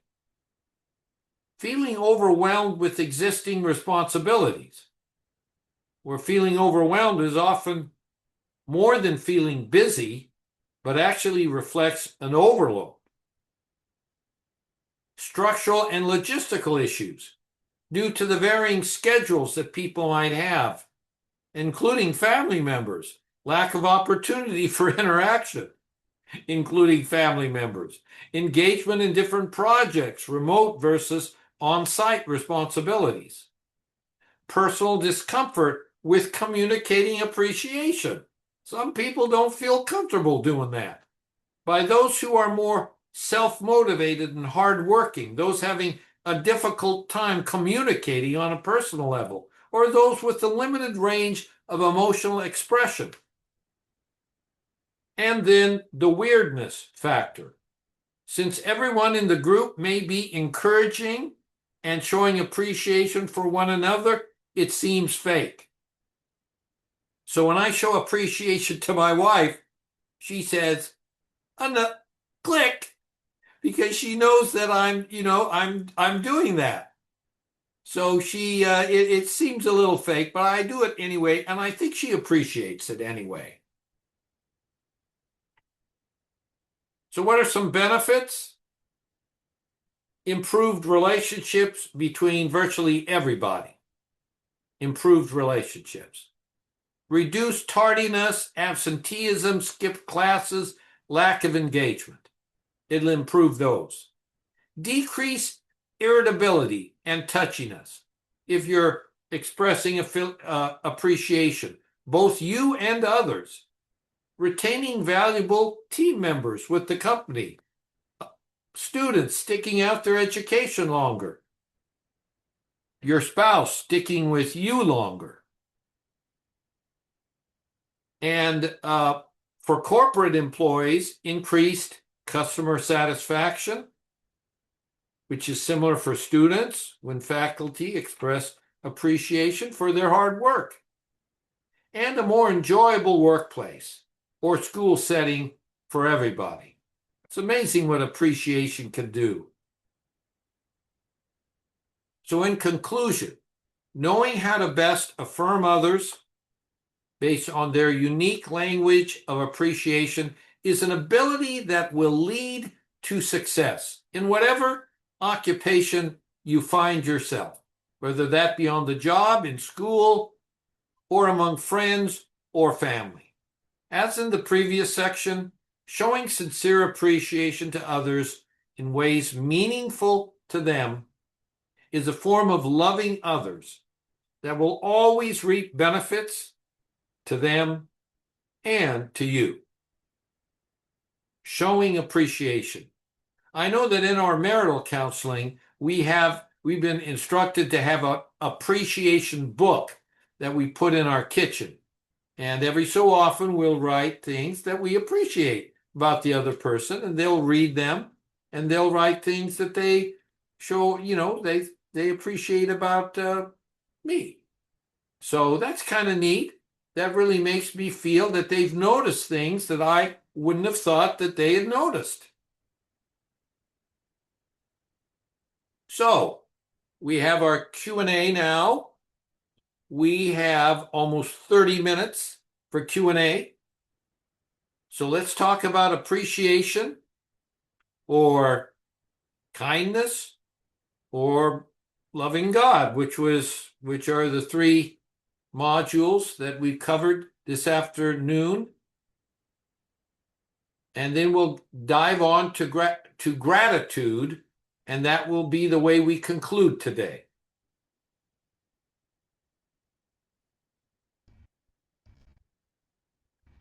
Antonio. Dr. K, I think development appreciated and praise, I think is a new spirituality skill.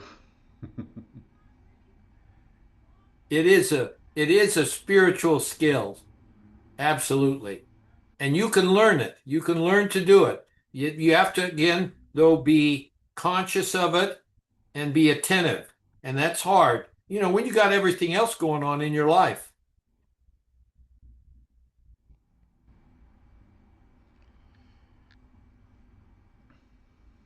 Eric. Is there any research suggesting that people of faith, whatever faith they may have, end up showing more gratitude and appreciation with others? Yeah, definitely gratitude.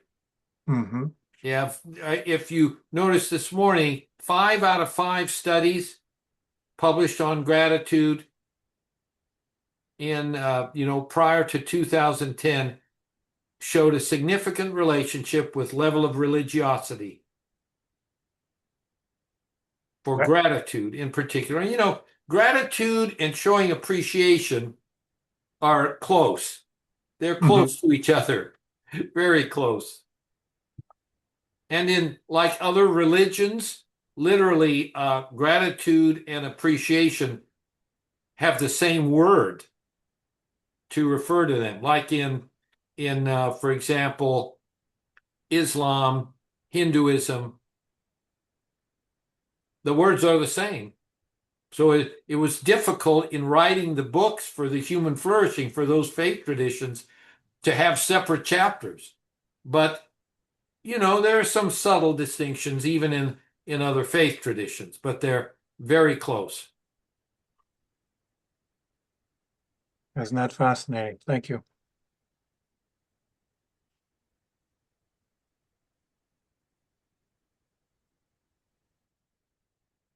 Chandra, I know you've got some kind of thought or opinion about this. Hilarious. Um, I wasn't being quiet intentionally. I think I was just trying to put all of what we've been learning into, the grand scheme of things, at least for myself. And so I just keep thinking about like enjoyment. First, it took me a while to think about character, but I went back to your big picture slide, like essentially a framework about us engaging in these acts towards holiness. And then I do see at the very end, in terms of human flourishing, there is virtue and morality. And so I take that to cover character. And so that cleared it up for me. But then I was just thinking about engaging in, let's say, daily enjoyment, and how, like, if that's already covered or if it is an additional, like, intentional act that people should engage with. And I think people often see enjoyment at the surface, but I think everybody enjoys different things, because wherever you enjoy is kind of indicative, like it is an indicator of like your life's purpose and what brings meaning to your life. And so people should be earnest in engaging in what they enjoy. And that is a spiritual practice, in my opinion. And that actually indeed contributes to holiness in a lighthearted way. And so I was quiet because I was trying to work through whether or not, like where it fits in the model. Sure. No, good, good. No, enjoyment results from every one of these activities. Okay. If you engage in any one of these 8 activities, that will produce enjoyment. Yeah, for me, I do feel like it has to be an intentional act. Well, like we talked about the distractions that happen out in the world, the distractions that keep you from aligning with the divine and therefore like sinning. Um, and so you have to engage in acts that are aligned. And so now the conversation is enjoyment just like a result of these, or if it should be an intentional act because otherwise if you're not earnest and intentional about it, you will be distracted away from doing what you enjoy. And this isn't just about like immature fun, it is about staying aligned with what intrinsically brings you meaning and purpose. So I'll stop there. Yeah, no, that's good. That's good. Yeah, if you engage in these activities, that will produce joy in your life. But you Okay. have to, you have to do it consistently. And Yeah. like you said, you have to be aware of it and be very intentional about Mhm. doing it because it does not come naturally. Does not, none of these things come naturally that I'm talking about. They all require input by you and some level of self-discipline to keep your focus. Mhm.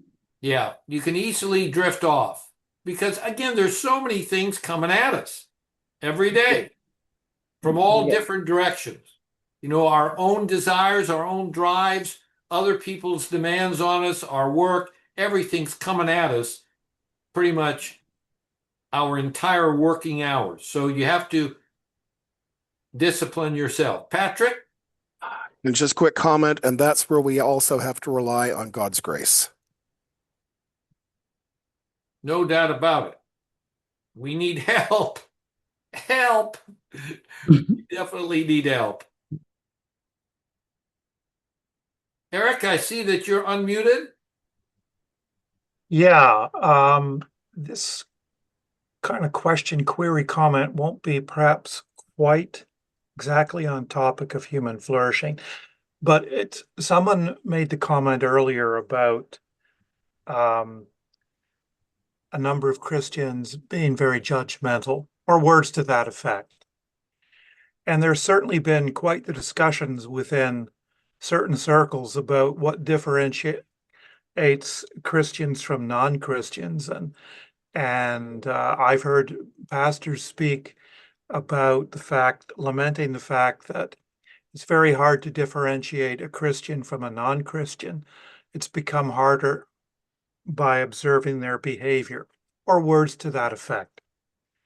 Um, is there any research being done on something like that? It's not quite on human flourishing, but um, it's kind of a You query. you will know them by their love. Okay. That's the answer. And You the will know fruits. that you will know my disciples by their love for one another. That's absolutely um, a principle that follows through. You will know them by their love. And that's really kind of one of the distinctive things about Christianity. Although present, certainly in the other religions, it's really a focus of Christianity is that you will know them by their love. And I try to keep that in mind always. They will know us by our love for one another. And I tend to be very introverted. And so this really requires some attention on my part to continually remember that they will know them, they will know us by our love for one another and for our enemy, which is them. I mean, so to speak. So it's really about love. It really is about intentional love for others. The And two, just yeah. and what would be, I hate to use the term operational definition of love, but um, uh, that's the best I can do at the moment. How again are you defining love? Wanting the best for another person, wanting the good in another person's life. I think that is probably the best uh, interpretation. Wanting the good, God's goodness in another person's life. As you would want in your life. Wanting that same goodness in other person's lives. That's the best I can do, probably. No, that's great. Thank you. Yeah. This is Mark, with a funny last name. Yes, Mark. Yeah, Hey, I'm not just lurking in the background. I've been paying attention, and good. I'm a hospital chaplain, been a pastor for coming on 46 years now, and coming out of emerging from my intense introversion, I've found that adding a little bit to my script can kind of give me an entry into people's lives. And I think about Jesus, paying attention to the least of these. And I'm on the phone with people in IT support. Whenever you call somebody that's living in a cubicle all day long with a headset on, and they at the very end they'll always say, "Well, is there anything else that we can do to be helpful to you?" And I said, "No." So, is there any way I can make your day better? And then I wait.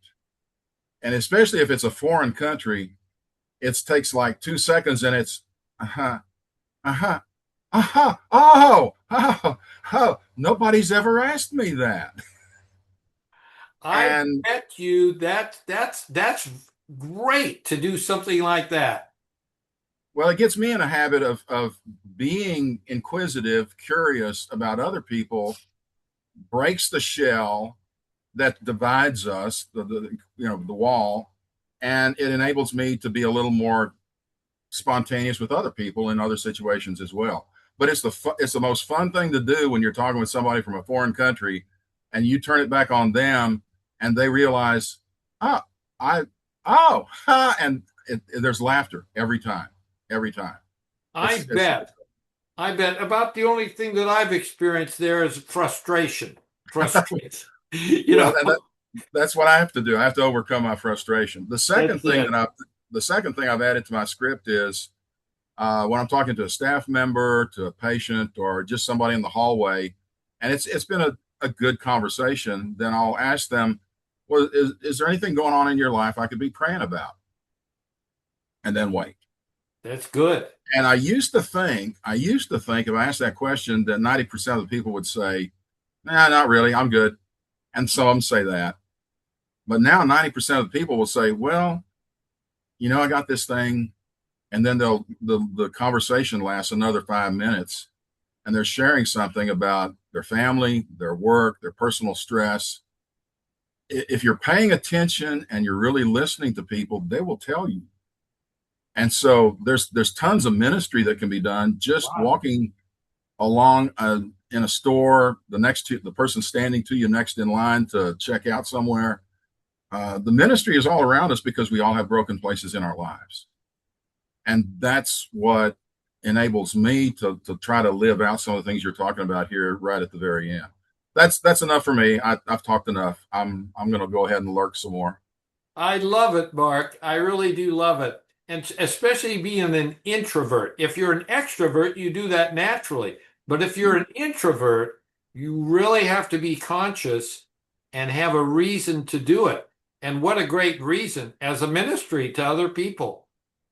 Well, like I said, I did that by learning a script that now has become natural. I'll be It's darned. it's natural to me now in just conversations. I Appreciate what you're doing. I'm going to lurk some more. Okay, sounds good, Mark. I love it though. Thank you for sharing that. Kelly, you're up. Yes. I was thinking about in the beginning today where you were showing the brain scans. Um, and I was thinking about neuroscience, neurobiology, and how that plays into what we're talking about today. Um, can you recommend any uh, books on that, on neuroscience and religion, or neuroscience and human flourishing?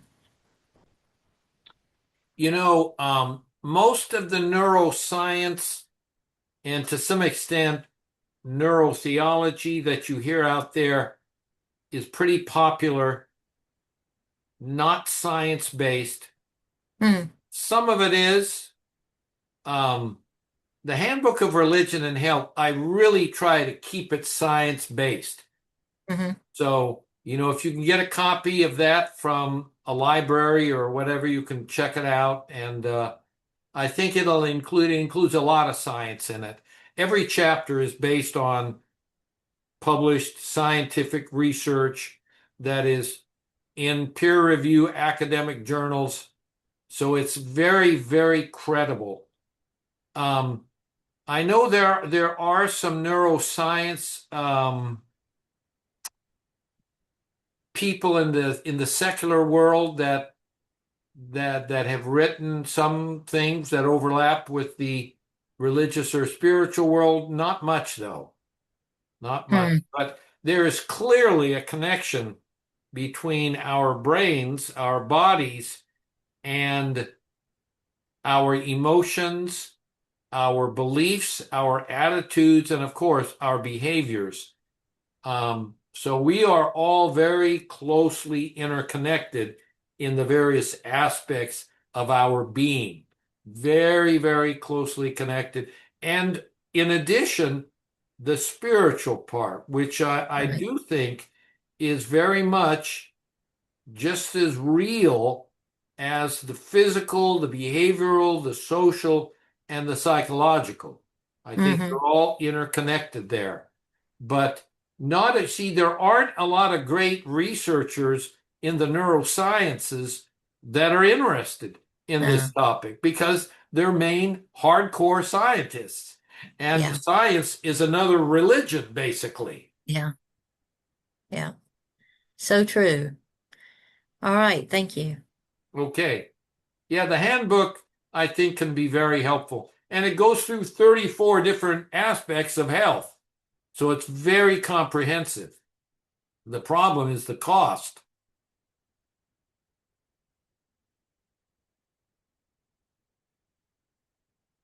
Okay, any other thoughts here? We have a little bit of time. We have a good 10 minutes before we dive into gratitude.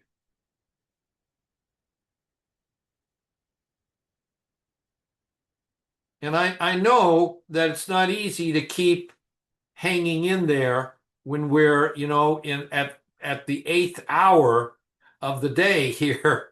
And you've all been sitting patiently listening as I've been speaking.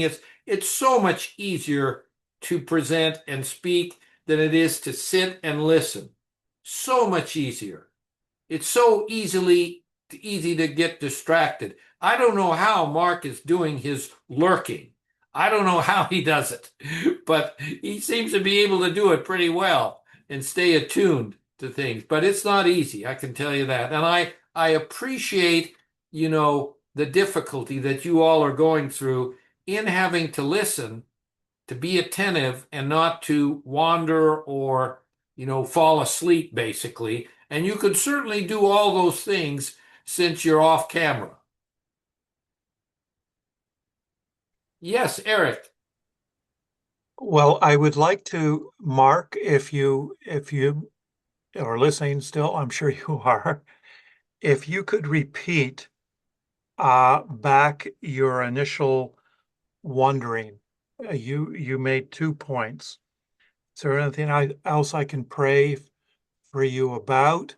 And they would add on. but I missed part of the conversation, your first point that you learned to ask. Well, it actually goes back to something I learned. I learned it. This is not original with me. I learned it from somebody else. He said there's two questions every Christian needs to learn how to answer. And one is, again, you've been talking to somebody for some reason. There seems to be some kind of a connection. Maybe it's a little tenuous. Maybe it's deeper. And you just say, "Is there anything going on in your life I could be praying about?" And then you just wait. And there's people who'll say, "Nah, I'm fine, no problem." And then you go on. It's no problem. But if they stop and tell you, then you listen, you engage. And the second question is, can we do that right now? Right. And so as a result, the first time I ever did that, I was praying in the aisle at Walmart with somebody who was telling me about a concern with her mother who's in a nursing home. And that's what came up. The most fun one was when I was standing at a gas pump at a 7-Eleven getting ready to gas up my car, and car pulls up next door and next to me on the other side, and it's got real fancy rims on it. I mean, different, little bit different culture than mine, but that's okay. And I heard this voice say, "Man, those are some really cool rims on that car." And I looked around. Who said that? It was me. It was me that said that. And this young man says, well, actually, I bought them for my brother. And a little bit of time goes by. He says, "Actually, it's kind of ironic because he's going through a divorce and he needed some money. So I bought, gave him some money for the rims. What's ironic is I'm going through a divorce now myself." That led to me standing by a gas pump talking to somebody for 30 minutes about the most screwed up life I'd ever heard about, ever. Nothing has matched it since. And by the end of it, I had my hand on his shoulder and I'm praying about him to just have some peace in his life and not to think about anything to harm himself or anyone else. He was just in this deep, dark hole. And so we prayed and he said, "Thanks, man. I needed that." And the funny thing is, when I walked back into the store, there were 6 people in the window of the 7-Eleven watching and said, "Hey, that was what did he tell you? What did he tell you?" Because everybody knew him except me. And but nobody else knew how to engage, I guess. I don't know whatever happened to him. I still pray for him years later for what I Well, heard. thank you. That was the wonderful examples. Really appreciate you sharing. Yeah, it's and I you'll hear all kinds of stories in response. There's too many for me to catalog, but they're all real. And if you're real, they're real. Then there's a moment, and in that moment, there's an engagement, and I believe God's working all the time. Before I ever talk to someone in the middle of a conversation, and after I leave, God's still at work, and that's how I can work as a hospital chaplain because I can't fix anything. All I can do is come alongside people and give them a little support, a little bit of presence, remove myself from the conversation, and let God be the one in charge of whatever happens next. And it's the coolest thing. I love what I do. Thank you. Yeah, that's pretty remarkable, again, for an introvert. Pretty remarkable. I pay attention to self-care too. Good. I'm back. I love it. I love it. Yeah, we if we could all do that, boy, talk about the spreading of God's kingdom here on earth. If we could all do what you just described that you do, wow, that's all I can say. Antonio, what do you think? I'm back. My connection is not good today. And another commentary, I think the she doctor asked about the neurosciences and religions. What do you think the Patrick McNamara works? Say that again. The Patrick McNamara works. This book, Okay, let me look at the Cognitive Neuroscience of Religious Experience by McNamara. Is that right? Who's the author? Bring it up a little bit so I can see the author of the book. Just lift it up a little higher. A little higher, upward. Because then it's okay. There you go. Patrick McNamara. You know, I would look at his affiliation. What's his affiliation? Where is he at? Cambridge. Cambridge. I would say that's pretty good, especially if it's by Cambridge. Yeah, the publisher. Yeah. I would say that's pretty good. I hadn't heard of it. I have heard of his name before, but haven't seen any original research that, although there may be some studies as well. Again, it's really the quality of the person who's writing that book and whether he's citing actual published studies based on data rather than just expressing opinions and, his own thoughts, but whether it's grounded in some real data. I mean, that's the way I would look at it as a fellow researcher. Okay. So that's good. Okay. Very good. Thank you, doctor. Thank you. You're welcome, Antonio. Thank you for your kindness. Very good. Okay, so we have time for one more observation or question if someone wants to ask it. And if not, we will move on to gratitude.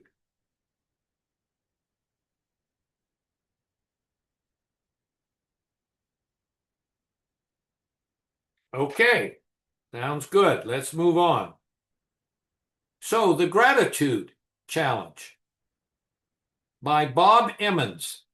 Bob Emmons. Robert Emmons used to be at the University of California at Davis. And he's now up in, I think he's actually in Maine somewhere with his family. He's retired now. But he is really the person who developed this whole field of gratitude.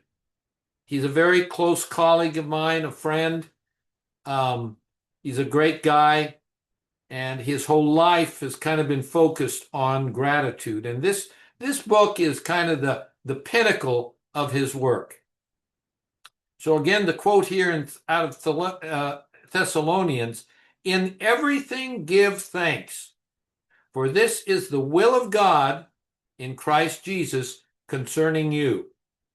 In all things give thanks."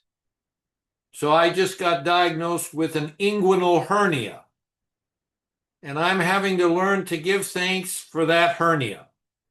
And since I can't get into the doctor to get it fixed for another 3 to 4 weeks, because she's going on vacation to India, this is pushing me a bit. Giving thanks, being grateful for all things, because this is the will of God in Christ Jesus concerning you. The will of God. So here's his book, Gratitude Works, a 21-day program for creating emotional prosperity. A 21-day program. So we're going to go over this. Here is being grateful in the big scheme of things. And again, it's part of loving others and loving self. It's actually probably a little bit more about loving self because of the results that you experience from being grateful. But it's really, being grateful really is a matter of both loving others and self, but maybe a little bit leaning towards the loving of self. So Roman philosopher Cicero, with good reason, said that gratitude was not only the greatest of virtues, but it was the parent of all others. The Judeo-Christian scriptures instruct us to be grateful. Psalm 100, verse 4, Colossians, Corinthians, and Philippians. Some have said that Jesus gave thanks to God in front of everyone for their benefit so that they too might learn to be grateful to God in this verse in John 11, 41 to 42.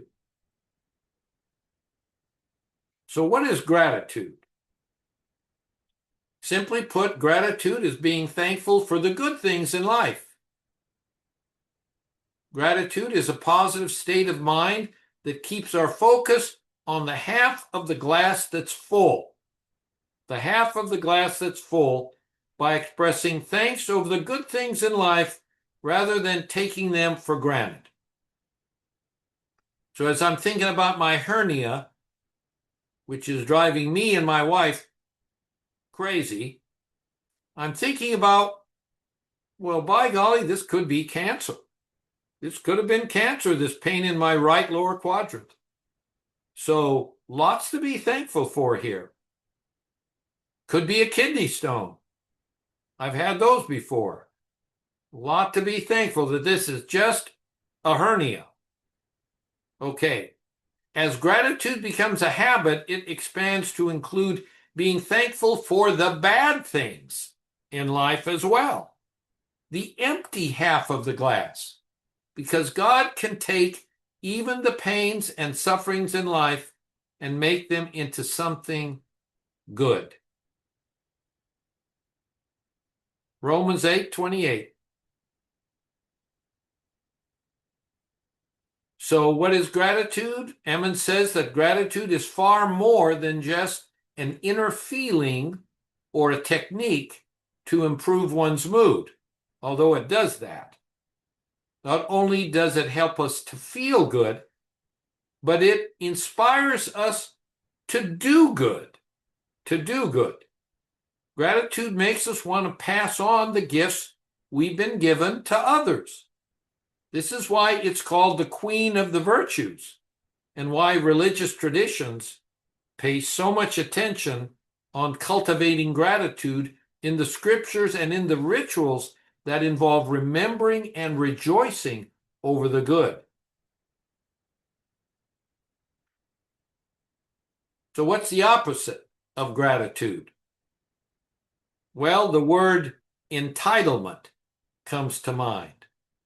So rather than feeling grateful for receiving a gift or a blessing, a person feels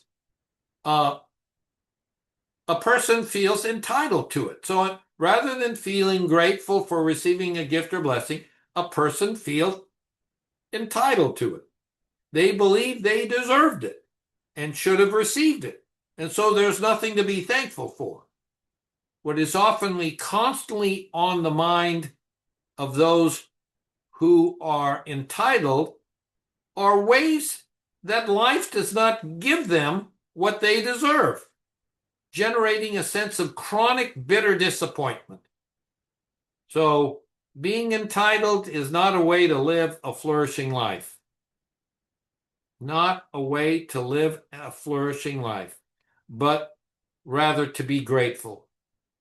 To be grateful for every good thing and even every bad thing that you encounter in life. Because God can take all things, right? All things can be used by God for good for those who love God and are called according to his purpose. I think that's Romans 8:28. So what's a grateful disposition? Grateful disposition means that a person is not just occasionally grateful, but has developed a habit of being grateful, of being thankful. This is really our goal here, is to take nothing for granted, but instead to decide to make a habit of regularly noticing good things, appreciating them, and communicating that appreciation to ourselves, to others, and to God. Antonio, did you have a question? I'm back. Good. You're back from My connect challenges with the computer up there in Boston. I got it. you advisement. when I I stay in North Carolina. But I don't believe, but I believe in now. You're a lot happier in North Carolina. I know that, Antonio. I know it. Antonio came to visit me this past week with his friend, and we had a very nice time together there at Duke South, Duke University Hospital South. So, what is a grateful disposition? It's a habit of being grateful. This is our goal. Take nothing for granted. Instead, make a habit of regularly noticing good things, appreciating them, and communicating that appreciation to yourself, others, and God.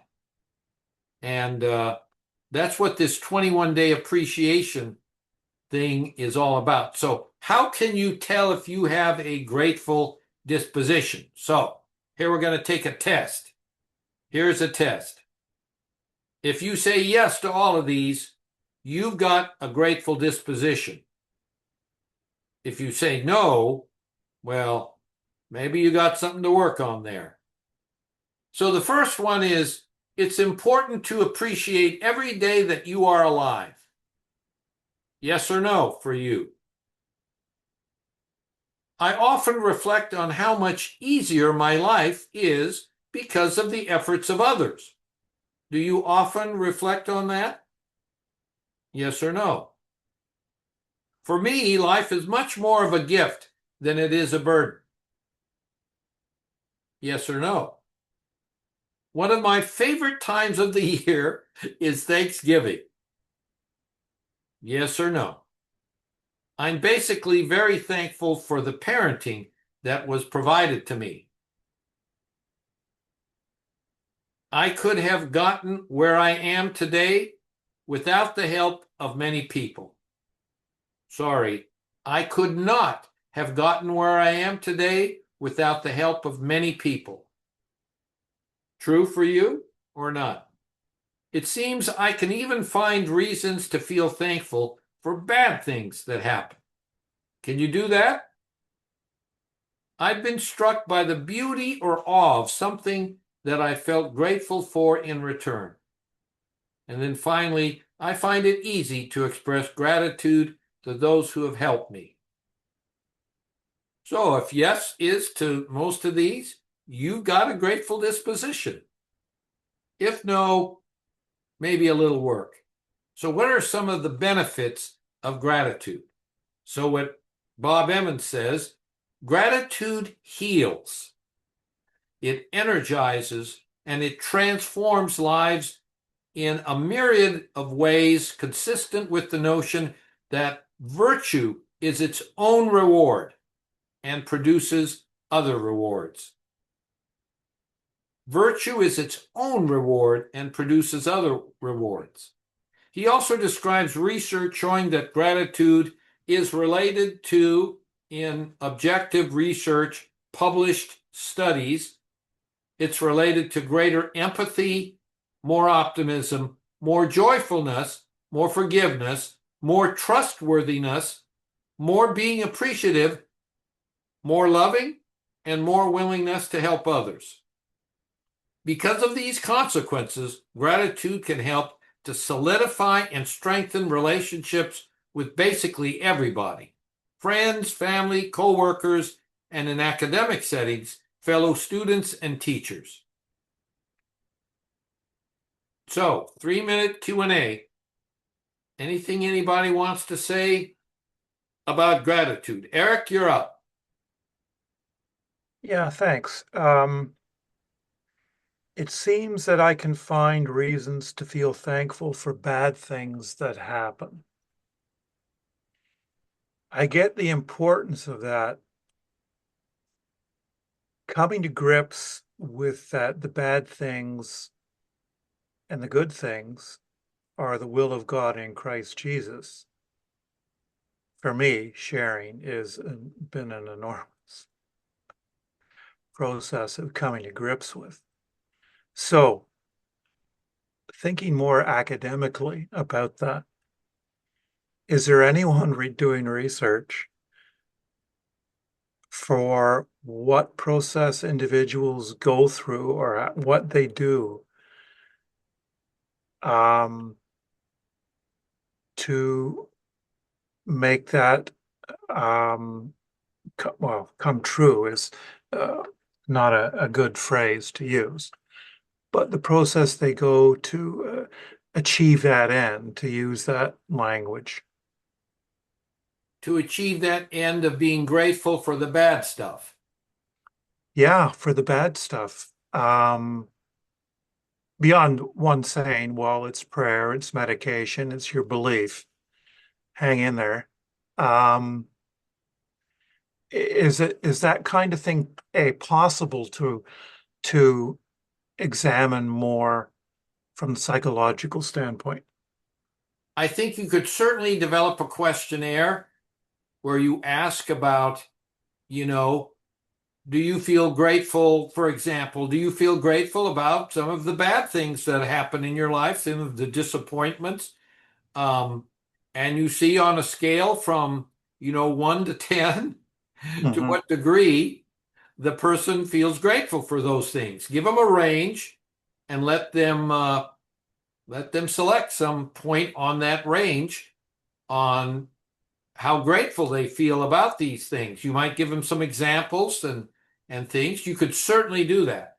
And you could look at their depression, you could look at their anxiety. There are so many different scales out there to measure various outcomes, well-being, psychological well-being, life satisfaction. You could look at all of those and embed those questions in a questionnaire that might include the good things that people are grateful for. And again, Bob Emmons includes a lot of research that he's done, which might include some of those things. And he may, in fact, have a gratitude. He's got a gratitude questionnaire that he has used in research and that we're actually using at Loma Linda in a randomized controlled trial that we're planning to run there among the nurses.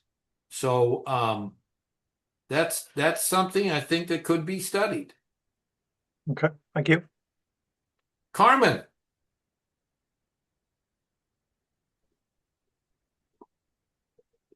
So a lot of the work that I do at Baptist Healthcare is running grief and bereavement support groups and dementia caregiver support groups. And I'm thinking of this, making good out of something bad and how people sometimes want to process their grief with spiritual bypasses. And so one of the really common spiritual bypasses they will use is, well, I've been taught things happen for a reason. So they just want to bypass the work they need to do to move through that bereavement process. And so one of the things I asked them, I acknowledge that we've all heard that things happen for a reason. And I asked them, could they possibly reframe it to things happen for a meaning? And it may take you a while to know what that meaning is going to be. So instead of the spiritual bypass of things happen for a reason, so they can try to quickly, manage that pain and move beyond it, and it will chase them. But things happen for a meaning, and it may take a while to know what that is. And it's okay for it to take the time it needs to take. So I think that's a really important thing too about this, where's the good and bad things? Because if we present that to people as you should just be able to, do, and I'm not saying that you have, but people I think could interpret it with that same spiritual bypass mentality that's so much a part of our culture. And so to kind of offer the countercultural piece of things happen for meaning and in your own good time, you may understand what that is. I just thought about that when we're thinking how to look for the bad within the good. So Yeah, thank you for listening. I like that. I like that, Carmen. I think that's excellent to help people not to just go over this and using a spiritual bypass. It's a good term actually, but really that there is meaning in this event, and it may take a while for you to find out what that meaning is, which helps them direct them to more working through that grieving process. So I like it. I like it. Eric, you got a comment? Well, yeah, Carmen, I love the input and the question. I haven't been familiar with the term spiritual bypass itself, but it's a wonderful term. It makes sense to me. Is there anything in the literature? Is it Are pastors using it or pastoral counselors using it? Um, Yeah, I've heard it called the spiritual bypass and theological bypass. And so I'm not the researcher that everyone is. Oh, I can't believe they let me in this workshop. So, because I'm not a researcher, person, but one of the people that I study with is Dr. Alan Wofelt of the Center for Loss and Life Transitions, and he's written a lot about death and grief and bereavement. And so that's one of the things. And just in our spiritual care department, I couldn't really pinpoint a source for you, but it is. Phrasing that we talk about, especially in these grief and bereavement support groups, because people do feel compelled to rush through their grief. And we're trying to tell them it's not a linear, orderly process. It's messy, and don't try to bypass what will catch up with you. So I'm sorry, Eric, I don't have a more definitive answer for you. no, And I can, that's wonderful. So when the question you're rather than looking for the reason, it's for the meaning behind the event or the situation. The meaning that will evolve for them. What is it that they're going to learn about themselves as they navigate this journey of grief, as they move through. We try to unteach them the 5 stages of grief and talk to them about the actual needs of mourning.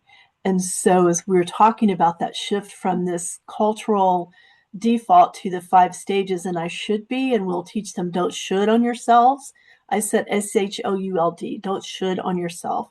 Mhm. We just teach them that those spiritual bypasses are a way that we're taught culturally to respond to our grief, because it makes other people uncomfortable, and they want us to move through it quickly so that equilibrium can be restored to how things were. And so to use the time that they need, and it's going to be different for every single person, and what the meaning for you will evolve. Is the meaning what I learned about myself in the absence of this person in my life and what I'm capable of? Is the meaning, the 40 years of relationship and everything that happened? So what meaning, rather than looking for the reason to make it easy and acceptable often to other people, what meaning can you give yourself to evolve in your own heart and mind and spirit as you live with this? I hope that was helpful in answering your question. Barry, thank you very much. Appreciate it. Sure. Eric, I was going to say, this is Patrick. Some of my CPE students here in Memphis have started using that phrase. Mhm. I wasn't trained with it or brought up with it, but I was going to say one of the classic ones, and Carmen might be able to kind of echo, I hate to say this, my eye roll, is that when a loved one dies, oftentimes people will say, well, it happened because God needed another angel in heaven. Mhm. And Absolutely, that's a yeah. spiritual bypass. And I was going to say, and I'm trying, it's the way people are handling their grief. That's the thing. And I don't want to disrespect that or anything. But Sure. I think, to kind of echo what Carmen's saying, the bypasses seem to be simple and oftentimes kind of popular theological explanations in order to, quote, to bypass their grief so they don't have to spend time with it, because for some reason they feel, we've got to get it done and over with, and let's move on because we have a funeral to do and everything else. We don't have time to grieve. And of course, as we all know, grief doesn't work that way. It really Mhm. doesn't.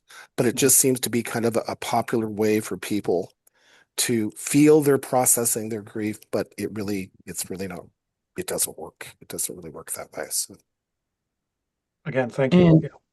I can jump in and, as a researcher, say that it was used quite frequently during this past summit.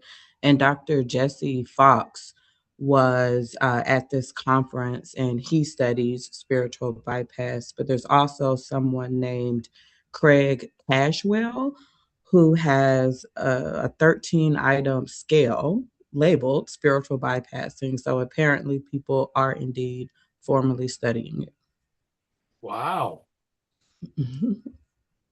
Chandra, could you say those names again, please? Sure, I'll put it in the chat as well. But Dr. Craig Cashwell and then Jesse Fox, who I did see yesterday at this conference. But I'll put it in the chat. Good. Very good. Great conversation about very important topics related to grief. Y'all, I was just looking on my phone here too, kind of looking on Safari, and apparently a transpersonal psychotherapist named John Wellwood back in the early 1980s wrote a book called Towards the Psychology of Awakening. And supposedly that was where the concept of spiritual bypassing, I guess, kind of first showed up. So it looks like it's a phrase that he kind of coined in his either research or experiential research with his clients. So. Great, Patrick. Put that in the chat as well, so everybody has access to that. Thank you. Okay, sounds good. We're moving on. The gratitude challenge. So now we're going to get into this 21-day gratitude challenge. So gratitude, like all the virtues, does not come easily or naturally. Therefore, at least initially, requires mental discipline to develop a habit of being thankful. So the gratitude challenge is a 21-day program designed to make being thankful a habit. Does so by providing tools to increase your gratitude. An overarching premise for this program is that gratitude is a choice. Gratitude is a choice. Because most of us are not grateful naturally, requires effort to choose to be thankful by actively searching for things to be grateful for. Actively searching for things to be grateful for. Our minds naturally focus on the negative. It's the negative stuff that's going to kill us, not the positive stuff. So because of our survival mentality based on, our human animal nature, we're going to focus more on the negative. Without purposeful attention, Emmons says, it's too easy to fall back on old patterns of self-centeredness, unappreciative thoughts and action, easily drifting to what is going wrong rather than to what is going right. Gratitude is indeed a choice. So putting into action the gratitude-generating tools that Emmons describes in this 21-day gratitude challenge will set you on a path toward growing in gratefulness. Being grateful doesn't have to depend on others giving you gifts or doing good things for you. Rather, it can be intentionally cultivated as a way of being a grateful person. So here are the tools that are used in the gratitude challenge. One, and perhaps the biggest tool, is the gratitude journal. The gratitude journal. This involves counting your blessings by writing them down each day in a paper notebook, a journal, or on your cell phone. By blessings, we mean any gifts, perceived acts of grace from others or from God, benefits of any kind, or other good things that have brought enjoyment on that day. Recalling and writing down the good things that have happened and expressing your thankfulness for them, doing that serves to magnify and expand on the sources of goodness. So research has shown that doing this on a regular basis can increase your overall happiness by about 25%. And that's a real noticeable difference. So, gratitude journaling. Again, this is the most powerful tool that's going to be used throughout this 21-day gratitude challenge. So ways to maximize your gratitude journaling. Take 5 to 10 minutes to write at least every other day. Choose either the morning or the evening, but be consistent and do it every other day. You can do your gratitude journaling by pen and paper or by speech recognition software on your smartphone. Be specific about what you are thankful for. Provide as many details as possible. Don't simply list the things you're thankful for, but provide details. Include surprises or unexpected blessings, such as those things you were hoping might not happen, and thankfully they didn't happen. So include those. When discussing the positive events and benefits of the day, describe them as gifts. Gifts, savoring the positive emotions that accompanied each one. Number 6, recall the people to whom you are grateful and why they deserve your thanks, and exactly what gifts you received from them. Include God on that list of, people that you're grateful to, why they deserve your thanks. And then number 7, think about and write down the positive things in your life that you take for granted. For example, your health, your home, your freedom in a country like the United States compared to many other countries, your job. Viewing them as gifts that have been granted to you, Number 8, allow your gratitude to last for as long as possible, elaborating on why you're grateful. You can repeat things you are grateful for, even if you mentioned them on a previous day.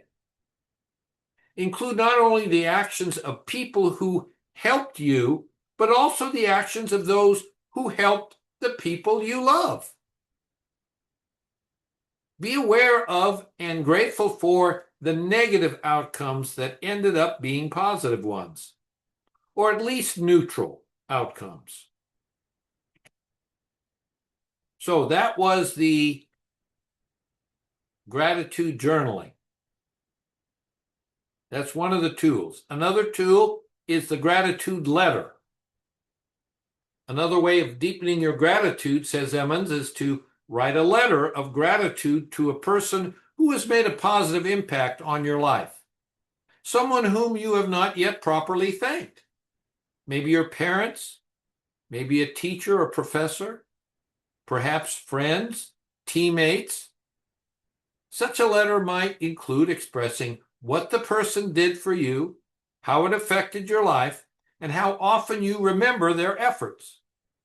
Typically, this involves writing substantial letters that acknowledge something significant for which gratitude is felt.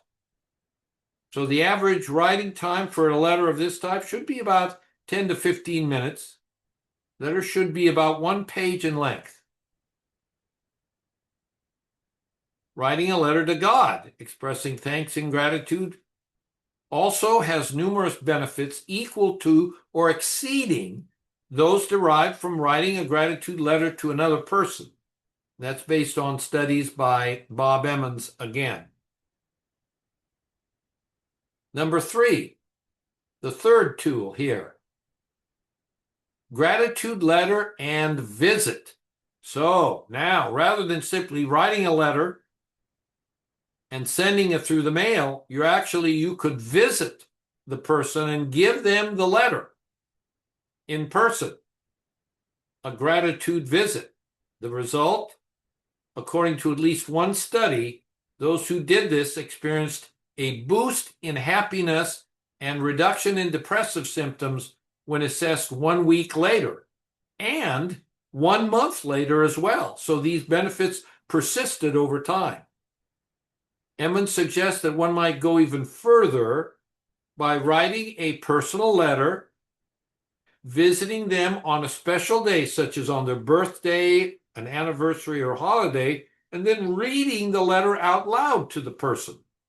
Doing so might have special impact if done, especially for a parent, maybe a sibling, a teacher, or to whom you are especially grateful. In most cases, the results are pretty amazing. Testimony. This is the fourth tool. Giving thanks through testimony is frequently done in religious communities, especially when expressing thankfulness to God. Such testimonies describe where the person describes out loud to a group of people what God has done in their life, including mundane experiences as well as miraculous events that change their life, all expressed with the spirit of thankfulness. This will often enhance a person's own sense of gratitude for being the recipient of such a gift from God, as well as increase the gratitude of members of the community over the fact that such great gifts are even possible and may be possible for them too, encouraging their faith. Tool number 5, appreciation in the workplace. We already went over that, but as in the last, not chapter, but last lecture, giving thanks in the workplace through expressions of appreciation can increase work satisfaction and create a more positive environment where all feel valued for their contributions. Think of what you can do there. Emmons says that doing so may help to reduce dropout of valuable employees who might otherwise seek work elsewhere because they don't feel valued. Remember, that's 80% of the reason why people leave a job site. According to an article that Emmons cited, the average cost of replacing an employee is nearly $13,000 due to the amount of training invested in such employees. So, this can make a difference even financially. Number 6, practice of the spiritual disciplines. So that was mentioned earlier this morning, the spiritual disciplines, in referencing Dallas Willard. So gratitude can often be generated by spiritual practices. Because such practices require conscious effort, they are called disciplines.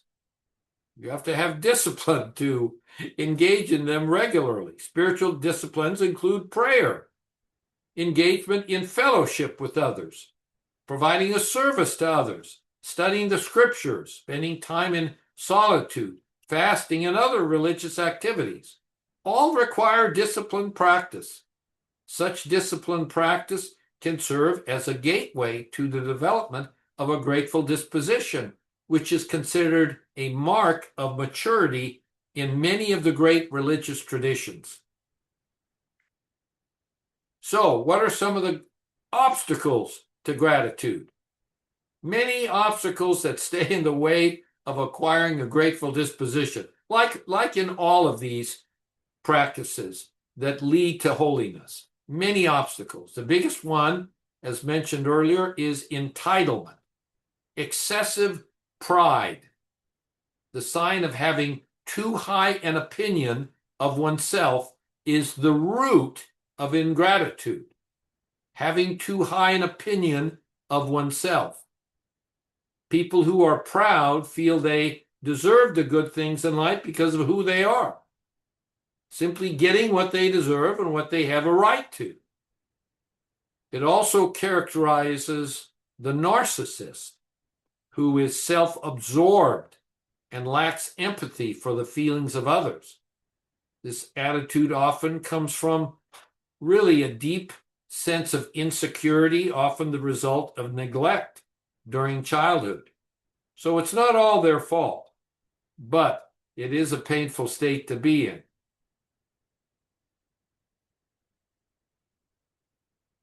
What is the opposite of entitlement? Humility. And we're going to get back to humility on June 20th. But for now, The opposite of such entitlement is humility, which Emmons defines by 6 characteristics. So you're going to notice that many of these practices, these 8 programs, really do interlink with one another, partly because, we're really onto something here.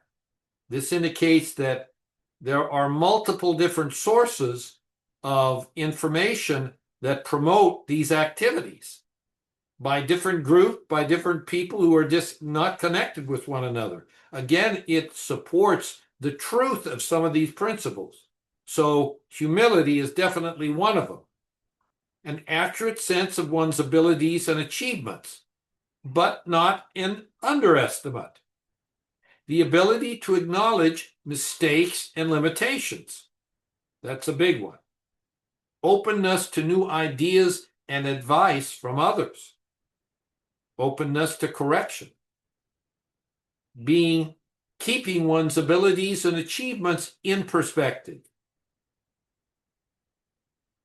Low levels of self-absorption and self-focus.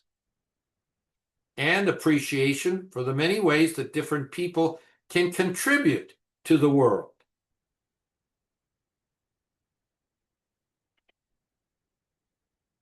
So Emmons also weaves in this notion of suffering and gratitude.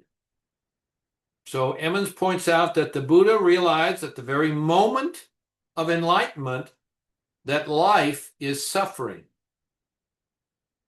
The Buddha also maintained that suffering could be relieved, as I said earlier, by throwing off all attachments to everything and everyone. Complete detachment from things in this world.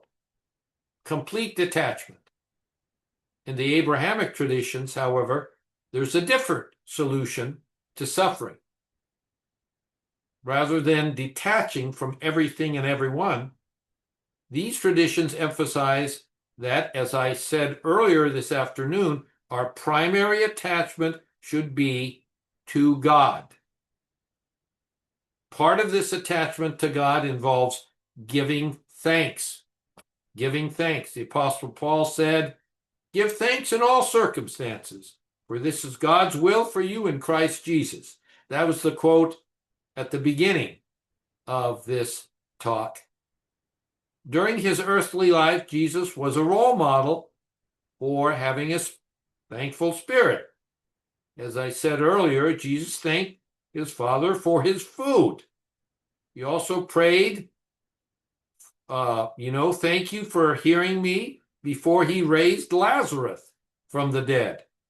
So being thankful for difficult things in life is how Christians follow Jesus's example. So let's now dive into the 21-day gratitude challenge. We're doing good on time here. So what's exactly involved in this 21-day gratitude challenge? So Emmons describes the 7 gratitude practices designed to increase a person's gratitude in 21 days that will help to transform them into a more grateful person. So he emphasizes that the heart of the program is keeping a gratitude journal, as I indicated earlier. The instructions are to complete each of the 7 gratitude exercises 3 different times and record the activity in the gratitude journal. So set aside 10 minutes each day, 10 minutes each day to write in the journal whatever matches the category for the day. So here are the 7 exercises. So the 3 blessings. Write down 3 blessings, good things that happened to you in your journal on days 1, 8, and 15. These are blessings that you can give credit to someone else for. The blessings can be anything that went well that day, whether it's big or small. So, days 1, 8, and 15, you do the 3 blessings. To whom for what? Write down things you are thankful for and the source of those good things on days 2, 9, and 16. The focus here is on being thankful to specific people who did things for you that you benefited from. This may be acts performed by another person or even experiences for which you're thankful to God. So you do that on days 2, 9, and 16. The gift itself. So on days 3, 10, and 17, you write about the good things in your life in terms of gifts.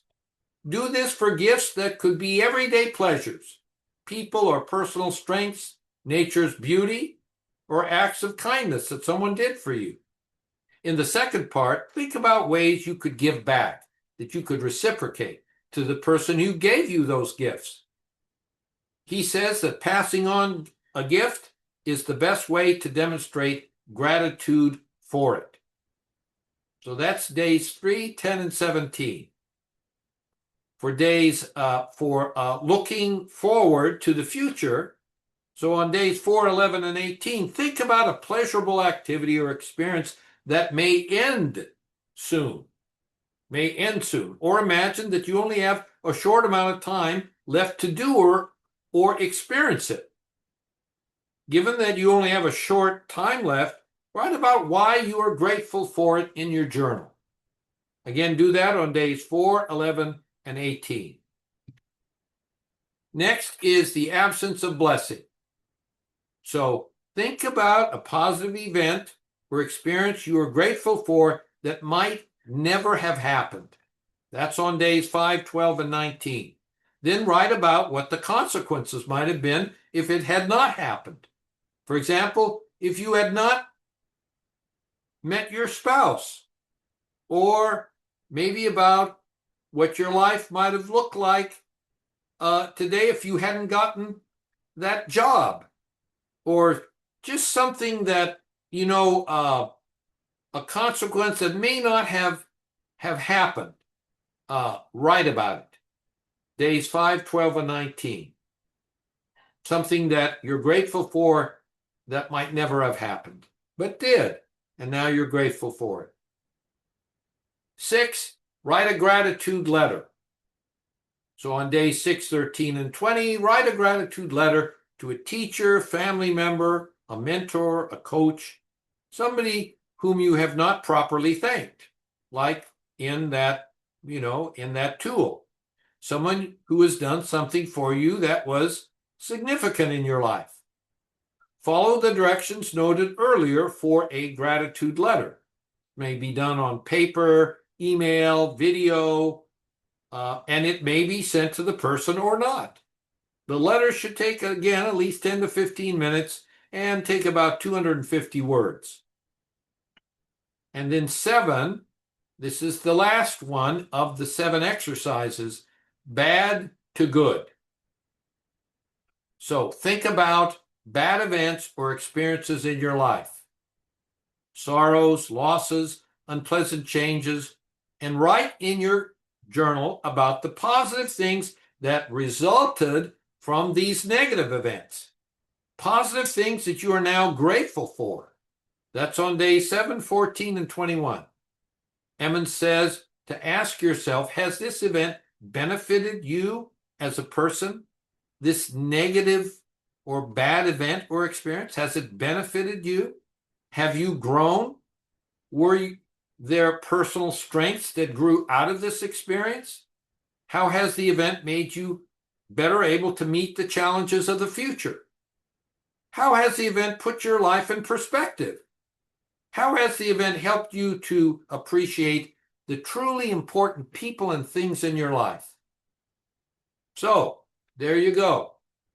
The 7 days of the 27 exercises of the 21-day gratitude challenge. So, in conclusion, I agree with Bob Emmons that becoming a grateful person will have an enormous impact on your well-being and is key to moving along the path that leads to the abundant life. Being grateful is similar to being kind and showing appreciation. Expressing gratitude to another person, like showing kindness and appreciation, is a form of loving one's neighbor. In a similar fashion, expressing gratitude to God is a form of loving God with all your heart, mind, and strength. Both are guaranteed to produce a holy and flourishing life. Okay, so here we are. It's 5:02, which leaves us, 10 minutes or so for conversation, for questions, for observations, for sharing with the group.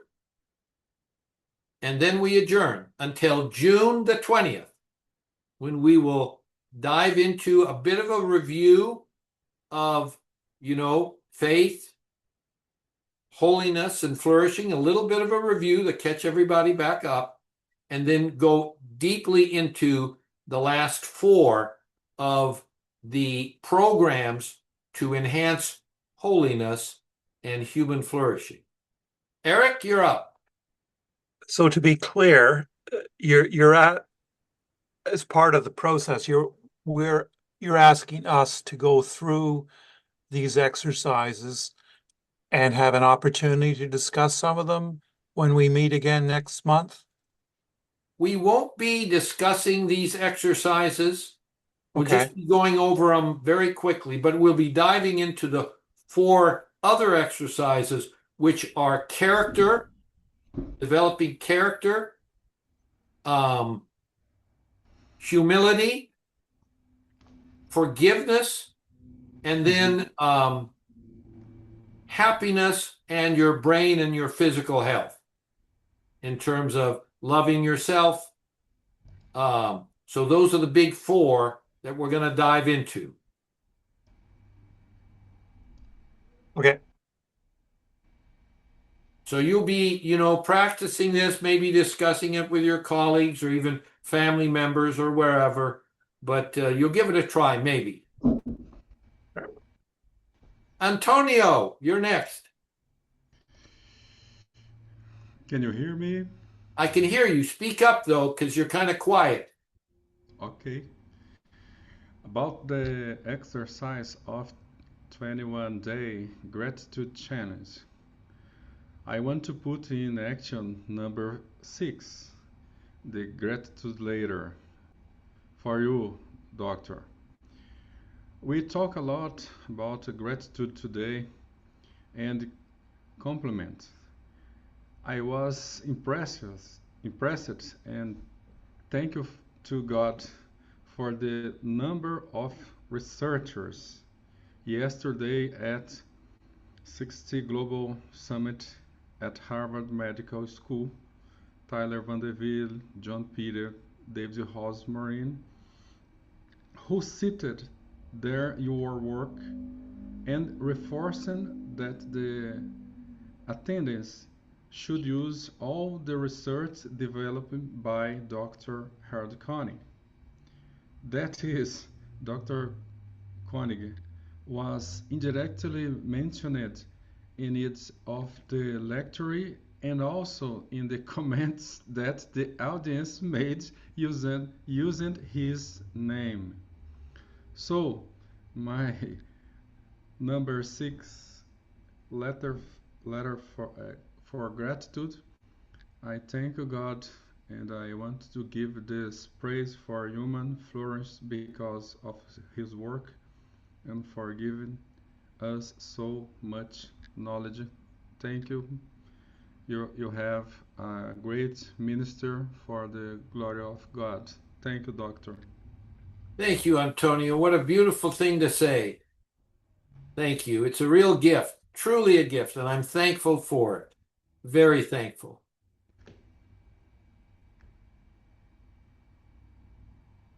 Okay, who's next?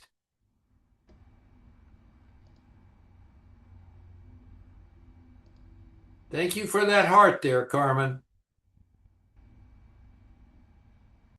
Yes, I see Kelly. Kelly, go ahead. A while back, a few years ago, I was taking a wellness wheel training, And we talked about gratitude a lot. And so at the same time, I was having a lot of trouble sleeping. Like I would wake up with my shoulders up to my ears and having trouble breathing. And so I was not getting a lot of sleep. And I decided to do one of the gratitude challenges.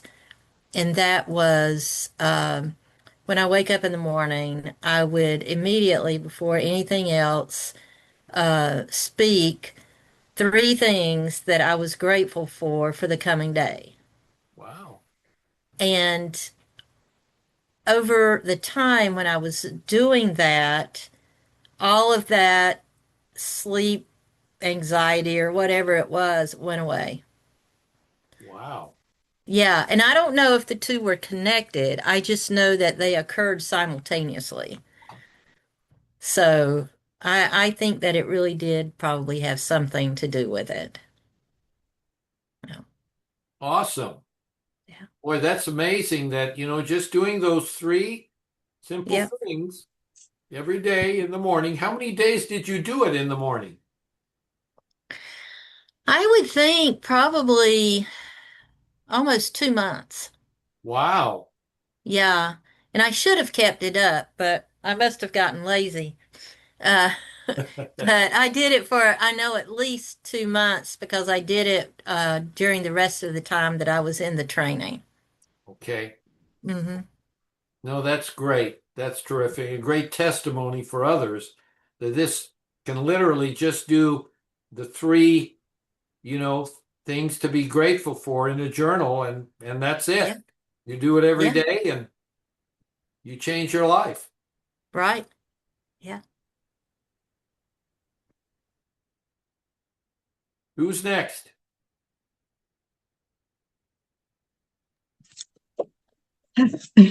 Well, Chandra. yes, there's actually no better segue than what Kelly just mentioned because I was surprised Dr. Koenig did not mention that we have published together a review of the literature looking at religion and spirituality in relation to sleep.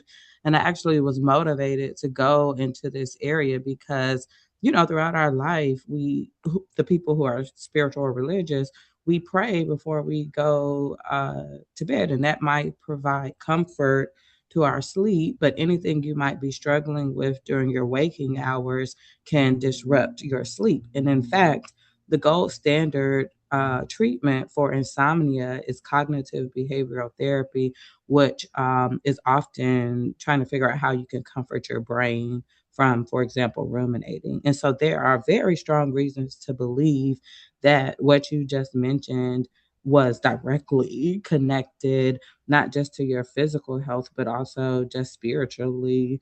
And so yeah, it was quite serendipitous that you mentioned that because I formally engage in that type of research in collaboration with Dr. Koenig. So thanks for your comment. That's great, Chandra. And yeah, me and my wife, we pray every night, maybe 5 to 10 minutes, about things that have happened during the day for our family, for struggles, for our sleep, uh, for her chronic pain, for my restless legs and hernia. We're doing that every night, and it helps. It's kind of hard to keep up, because. Uh, Again, we're trying to get ready for bed and trying to, and so it's hard to keep up, but we try to be disciplined and do it. And I do definitely think it makes a difference.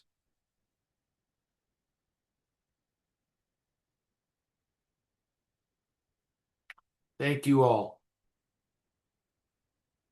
So we have 4 minutes. Elizabeth, I know you can take up 4 minutes. No, I just want to say thank you.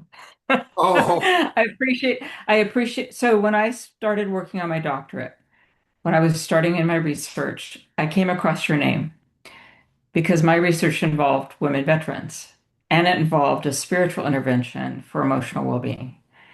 And so I ran across your name there, and I so appreciated then the little tiny bit of the work that I had seen you do. And I want to thank you for your continued work in this field and for making yourself available to us, and the other programs that you have scheduled to try to grow researchers. That's astounding. And it's really a gift. So mine was to say thank you so much. That's it. Thank you, Elizabeth. Those are beautiful, kind words, and I'm very grateful for. Very encouraging. It's not always easy in this line of business, especially in psychiatry, and um, but having that encouragement from people like yourself really, really is helpful. Keeps me going. Good. Antonio, you too, and all of you who have expressed appreciation.